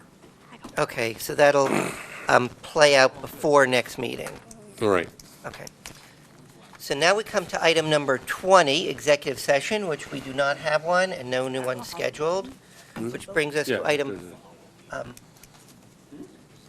Councilman Kramer? Yes, we skipped council comments. I'd like to go back to that relatively briefly. Councilman Vasanella and I partook in a press conference that was held here on the Ebola crisis, and it was sensitive to a certain segment of our population.